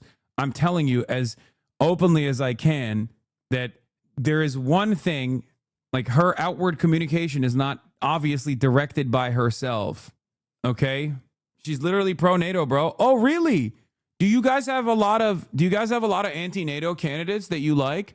Give me one fucking American Democratic Party politician that's anti-NATO, with the exception of like Ilhan Omar and Rashida Tlaib, who I probably think are still anti-NATO, or I mean pro-NATO, let's be real. Do you know a single American Democratic Party candidate that is currently in office right now that openly says that they are anti-NATO? Are they here? Have you met them? Do you think that this is a sincere distinction that you make when voting for a candidate? Do you know a single one? Do you know a single anti-NATO Democrat? One. Just one. Give me one fucking anti-NATO Democrat name right now. Ask yourself why your NATO is not good now, you fucking dingus. Shut the fuck up. You can't answer because there is none. You fucking moron. The question is, why are you making this distinction right now? Because if your standard is, I want a Democrat to come out and say, fuck NATO, okay? I say fuck NATO. But if I thought, if my red line for voting for a fucking Democrat was that they have to come out and say they're anti-NATO, there's no one I could vote for. Why are you looking for a reason, any reason whatsoever? Why is this a standard that you apply to every candidate? Or are you simply using it because you're a fucking debate pedophile and you feel like this is something that you can debate endlessly? I think the answer is that you're a fucking debate pedophile. Okay? That's it. Apply the same standards evenly to every candidate. Grade them on a curve. That's what I do. Okay? That's what I do. You have to be fucking pragmatic. Bro, everyone hates NATO except the establishment. As someone who lives in NATO country, that's fucking hilarious to hear. It's just a puppet state that complies with the U.S. and maintains the same order of capital. Oh my God. Oh my fucking God. I asked a very specific question. It's giving blue sky liberal. I think, why are you telling tens of thousands of people to only focus on one race on a day with multiple congressional primaries are happening with multiple DSA and Bernie endorsed candidates who are viable and can win? Wait, what? I've covered the other races as well. What the fuck are you talking about? Please switch to Illinois chat only mode. Illinois chat only mode is the ones that are being annoying currently. If I were taking the least charitable position possible, Taiwan and China are still not currently trying to bomb one another back into the Stone Age. Israel's certainly trying to do that with every single one of his opponents and is trying to take us down with it. I really wish people would consider this when discussing Cat. No, they can't. Like, it's so funny because all those fucking centrist liberals unironically think that they must think I'm like some guy who literally says like, do not vote, do not ever vote. Voting is bad. You need to firebomb a Walmart all the time or something. Because there are people like that in this community, and I fucking yell at them all the time. Like, I wear a totally separate hat when discussing elections, okay? Viability is very important. Being pragmatic is very important. Moving the needle in the appropriate direction is very fucking important. We got 5 fucking days, man. Gen Z are cooked. They're trying to outwoke each other, but don't act on it. I suspect that's who's being pissy in the chat without even understanding how hard it is to gain even 1%, never mind 20%. Yeah. Illinois 8 DSA candidate is Junaid Ahmed. Yes. And he got the Bernie nod. I wish Bernie and AOC would be like, more active in doing this stuff, but he seems great. And Ben McAdams for Illinois State Senate in the 24th District. Manur Ahmed for DuPage County Board in District 2. Joey Ruzevich for Illinois 6 Congressional. Ask Zoran about Taiwan next time. Surely he would answer. Yeah, that's the thing. A lot of you motherfuckers love Zoran. Let me ask Zoran about Taiwan. What do you think he's going to say? Huh? The fuck do you think he's going to say? People have asked him about Cuba. People have asked him about Venezuela. Obviously, Cuba is very fucking important to me. I'm literally going there. You don't play the same game. You don't have the same consistency with candidates. You go off of vibes. This is not good. Okay? Bernie Sanders says he would intervene if China took military action against Taiwan. Cooper asked Sanders if China taking military action against Taiwan would elicit a military response from the United States. That's something, yeah, Sanders said. I mean, I think we would have to make it clear to countries around the world that we will not sit by and allow invasions to take place. Absolutely. I believe we should uphold Taiwan's sovereignty. The one China policy and strategic ambiguity are things we should keep. The obsession over cat Abugzalek's hawkishness, when compared to lefty heroes like Bernie, definitely indicates a misogyny component here. An off-the-cuff response, not the same as saying she wants to fight a war with China. You're lying. I think Mike is getting a little cooked by Sammy Gold here. Sammy fucking fried him. And I am aligned with Michael's policies, his vision, his agenda, 100%. As opposed to like Sammy, who has, in recent years become much more open-minded and much more radical in his politics. I'm aligned with Mike on China 100%. I'm more Chinese than he is. This, I think, is Bernie's take on China. Washington's dangerous new consensus on China. Don't start another Cold War. Yeah, I mean, okay, that's Kat's take too. Kat's like, come on. Where she's like, this is Matt Duss's take on China, by the way. This is not Bernie's take on China. This is Matt Duss's take on China. Because unlike Kat Abugzalek, Bernie has hired a more competent foreign policy advisor. One that we disagree with all the fucking time when it comes to certain issues, for the record. Okay? Bernie, this is Benjamin Netanyahu's genocide Sanders, right? I know the person who wrote this. Okay? It's not Bernie Sanders. I've had the person who wrote this on the broadcast. Okay? Perhaps candidates are somewhat at the mercy, regardless of their 80-year-long experience in fucking office, they're somewhat at the mercy of their foreign policy advisors when writing out the fully fleshed out opinion on foreign policy. And when they're, giving a response in real time, they just end up coming across like they want to do a nuclear first strike on China. Mike, you know this. Stop. You know this.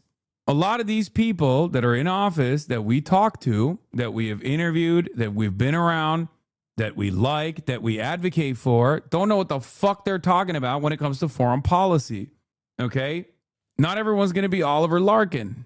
Kat literally openly says multiple times she doesn't want a war with China. For God's sake, she literally said that she supports Taiwan unifying with China. Taiwan wants status quo, so Kat would say then keep status quo. Those are her words on MR and breaking points. I know those are her points, and it doesn't matter.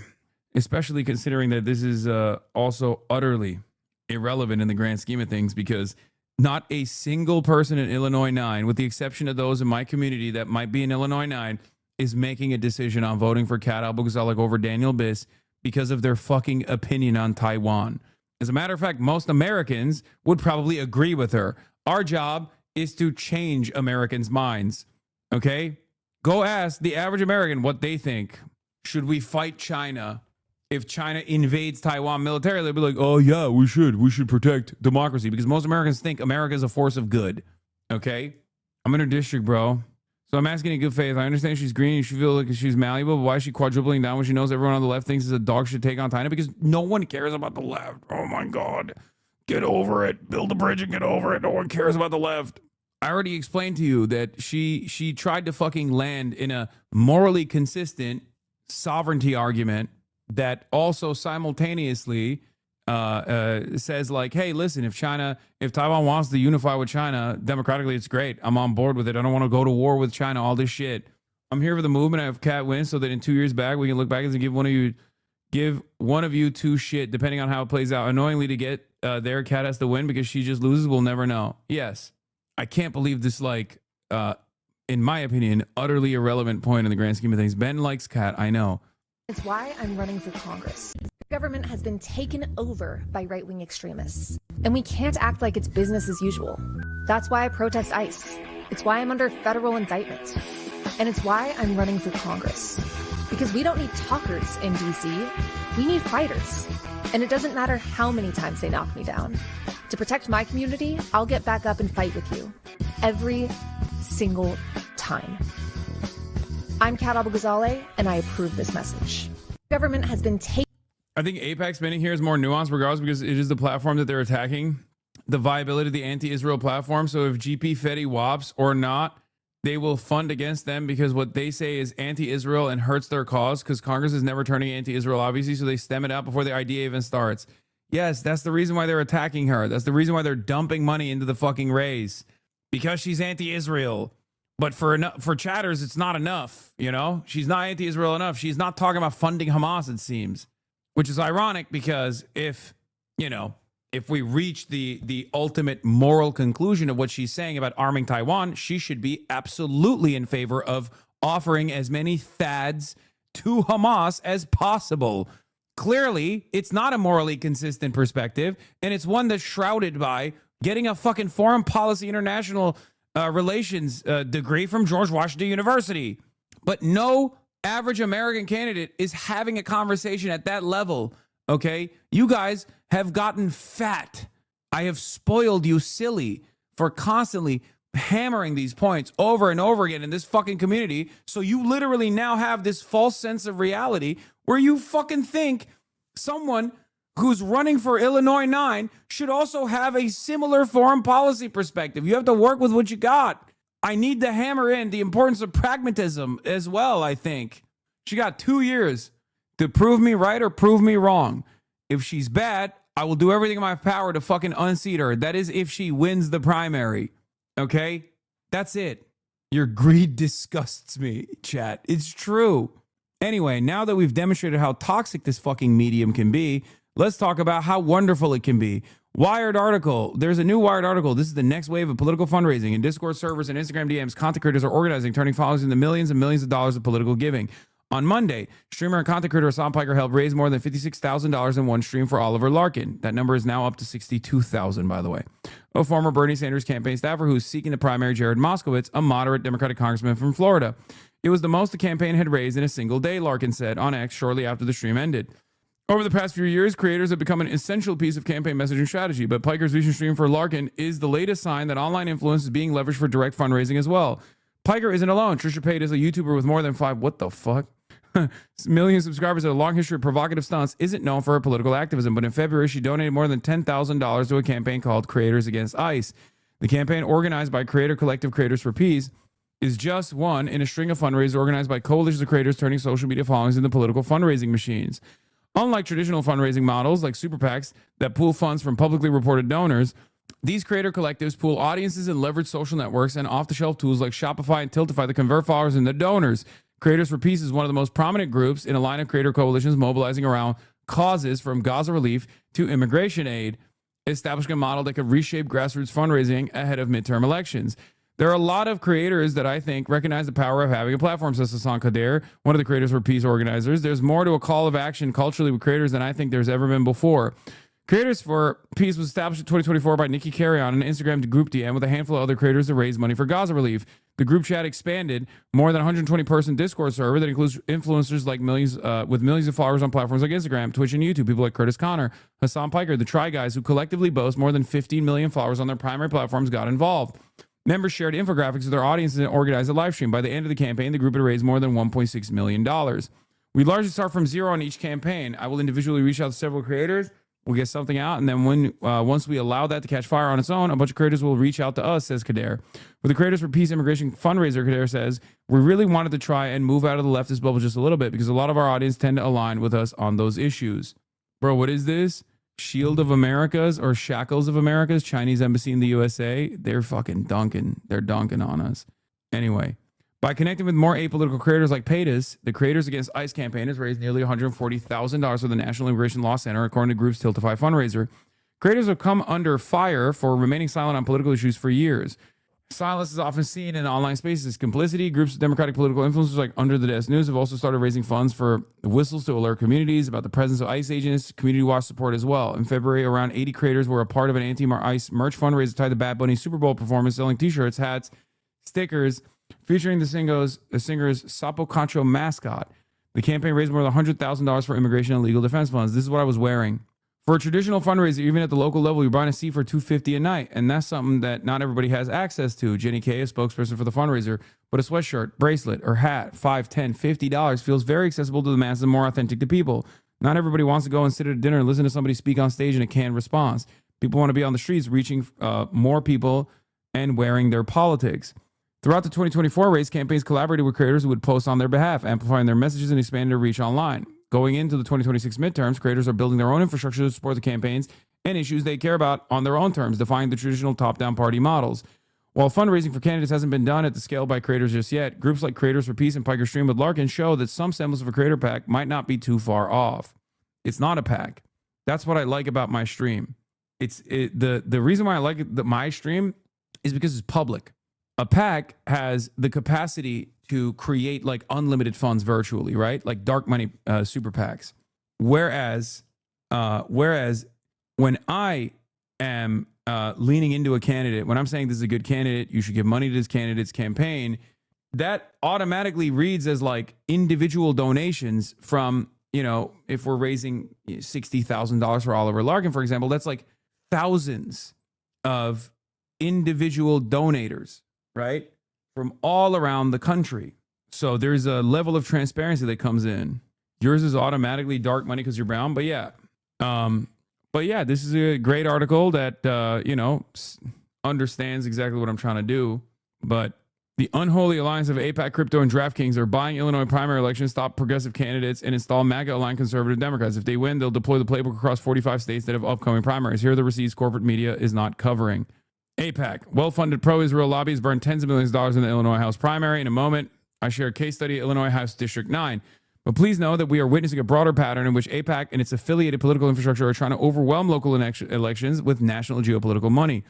The spending in District 9 is not isolated. APAC-aligned spending is also flowing across Illinois congressional races to protect candidates who remain aligned with its policy agenda. House District 2, APAC is spending absurd resources to prop up right-wing corporate Democrat Donna Miller. Miller allegedly claimed she would not take APAC money, but then happily accepted their corrupt funds. House District 6, APAC is backing corporate Democrat Sean Casten, who has continued to deny genocide in Gaza while funding Netanyahu's war crimes. If you're in District 6, vote for the fully people-funded candidate, Joey Ruzevich, the DSA endorsed candidate. Right? I think. I don't want to. Yes. Okay. Before people yell at me because I got the DSA endorsement wrong. Illinois High 7, APAC is spending absurd resources to prop up right-wing corporate Democrat Melissa Conieres Irvin, who was fined $60,000 by an ethics board for a disciplinary action for misusing taxpayer resources. Now she refuses to speak to any constituent who so much asked her about her nearly $3 million APAC spend when she to get her elected. In the 7th district, voters should be voting for antitrust lawyer Reed Showalter, who's running a 100% people-funded campaign. Is that the one that DSA endorsed in District 7, or is there not a district endorsement in District 7? I guess not. 8, APAC is spending absurd resources to prop up right-wing corporate Democrat Melissa Bean. District 8 is obviously where Junaid Ahmed is running. Father of 4, DePaul graduate, immigrant and proud Illinoisan who has given back to his community throughout his life. And Junaid was also recently endorsed by Bernie Sanders and AOC, I think. Or maybe just Bernie Sanders. APAC is backing District 9. APAC is spending absurd money to prop up Laura Fine while actively attacking Kat Albuxalik. More on this below. Let's briefly talk about Illinois 9th District Democratic primary. According to available filings, Elect Chicago Women, a PAC backed by APAC's political network, has already spent $2.8 million supporting Laura Fine. Meanwhile, a deceptively named group called Chicago Progressive Caucus has spent an additional $389,000 promoting Fine while attacking Kat Albuxalik. The substance of that spending is not subtle. Fine has refused to acknowledge genocide unfolding in Gaza, continues to support military aid to Israel, even as credible international institutions, including the International Court of Justice, major human rights organizations like B'Tselem, have recognized Israel's actions as genocide. By contract, Abu Ghazaleh, who is herself half Palestinian, has called for adherence to international law and accountability for war crimes, including the arrest of Israeli Prime Minister Benjamin Netanyahu, pursuant to international legal standards. Abu Ghazaleh is the only viable candidate to have the courage to demand justice on this critical issue. And now, with recent polling showing she is within the margin of error to win this election, AIPAC is spending nearly $1 million in new attack ads against her. When outside organizations spend millions of dollars to elevate one candidate while targeting another for demanding compliance with international law, the issue at stake is not simply campaign strategy. It's the integrity of democratic self-governance itself. Okay? The pattern is unmistakable. Candidates who rely on grassroots support, who are willing to speak openly about international law and human rights, find themselves facing a tidal wave of outside spending designed to bury their campaigns under attack ads. Meanwhile, the voters are often misled by PAC names that sounds progressive. In this case, defending Israel's genocide. Similar to AIPAC, the crypto industry is propping up pro-MAGA candidates, yes, in the Democratic primary. Anyway, the gambling industry is also doing it. It's great. Anyway, first time I've heard these candidates be mentioned. They don't have bad policies like Cat. What? First time I've seen these people mentioned, they don't have bad policies like Cat. The races I'm talking about for Congress are in Illinois the same day and have DSA and Bernie endorse people who can win. When did you cover the other Illinois congressional races with better candidates and endorsement and viability? You covered them. First time I've seen these people mentioned, they don't have bad policies like Cat. Dude, it's because I fucking hate the Democratic Socialists of America and also the state of Illinois. That's the reason why I was only talking about Cat Abu Ghazaleh. Okay? Dude, can you stop having an autistic hyperfixation on one fucking candidate for one reason or for 1 second, please? Like, is it being just the most annoying possible fucking person in this chat the only way that you can think you can do political advocacy? Are you a fucking bot? What's wrong with you, dude? Yeah, I don't have the power to cover every single fucking candidate, okay? Jesus Christ. I live in Naperville and trust this is the center for the revolution. What is this? I regret to inform chat that the era of open presence liberalism is over. Gift to subs was a policy mistake. A new administration begins now. No more treats, says zero presence. I get your frustration because if Cat loses to Biz in a marginal victory, it would be the definition of snatching defeat from the jaws of victory. I mean, seriously, a lot of people would be fucking excited, elated at that prospect. Closed presence. Thank you for the 100 gifted subs. I just asked my friend in China about this whole Cat thing, and he just said, just do whatever is best for yourselves. If you guys attack China, we'll crush you anyway. I think you should debate Maine resident, the Cavernacle, to settle these debates once and for all. And then I'll debate the other Maine resident, Bad Empanada, to defend Graham Plattner. I really like Cavernacle too, so it's not, I'm not dissing him, okay? Anyway. All right, that's all I got for today. I've been through enough leftist infighting, and even this is ridiculous. Why do you dislike the DSA? Bro, are you fucking stupid? You think I dislike the DSA? Do you think I'm being serious? What the fuck is wrong with you? Oh my God. I'm being sarcastic, chatter. Jesus Christ, dude. Fuck me. Oh my God, we're not going to make it. It's over. It's fucking over. All right, you've done it. You've successfully, I'm standing down. I'm done. Chat dog 5,000. Thank you for the 5. Get the subs. That's all I got for today. I'm done. I'll see you tomorrow. Holy fuck. Bye, everybody. Stunning lo-fi introduction, starting off the day. All the chatter's trickling in. Hostile people hate. Sunny in Los Angeles, California, says Hasan. Stun luck to the stun luck to the topics just begun. 'Cause there is again, Hasan is streaming. Hasan is streaming. There is again, Hasan is streaming. Hasan is streaming. Reviewing a Chinese train, telling Kaya place. Sun and Asmin chatter loves, giving Grenin's grace. Zoran winning NYC, woke 2 back with the force. The Rogan of the left, to me a dumb himbo still of course. The Charlie Kirk assassination, the Fear and Online show. 8 full fucking years of this, and plenty more to go. Doing fun stuff tomorrow, throw PBS up on the screen. A man-made horror reaction brought to you by this live stream. 'Cause there he is again, Hasan is streaming, Hasan is streaming. There he is again, Hasan is streaming, Hasan is streaming. Kicked out of the DNC, IRL with March the Goat, combating the propaganda that shoved down people's throats. CBS Israeli news, a coup, a regime falls, a full-blown fascist takeover, and still the duty calls. Total radicalization coming out to see. The system will always fail, it's up to you and me. On these daily streets, whether short or whether long, have helped millions of people keep it moving right along. 'Cause there he is again, Hasan is streaming, Hasan is streaming. There he is again, Hasan is streaming, Hasan is streaming. But hey, what can you say? That's BBS for you. But he'll play games real soon, just you wait. Say, hey, what can you say? That's BBS for you. But he'll move on real soon, just you wait. Ba-da-da, ba-da-da, ba-da-da-da-da-da. Hey, what can you say? That's BBS for you.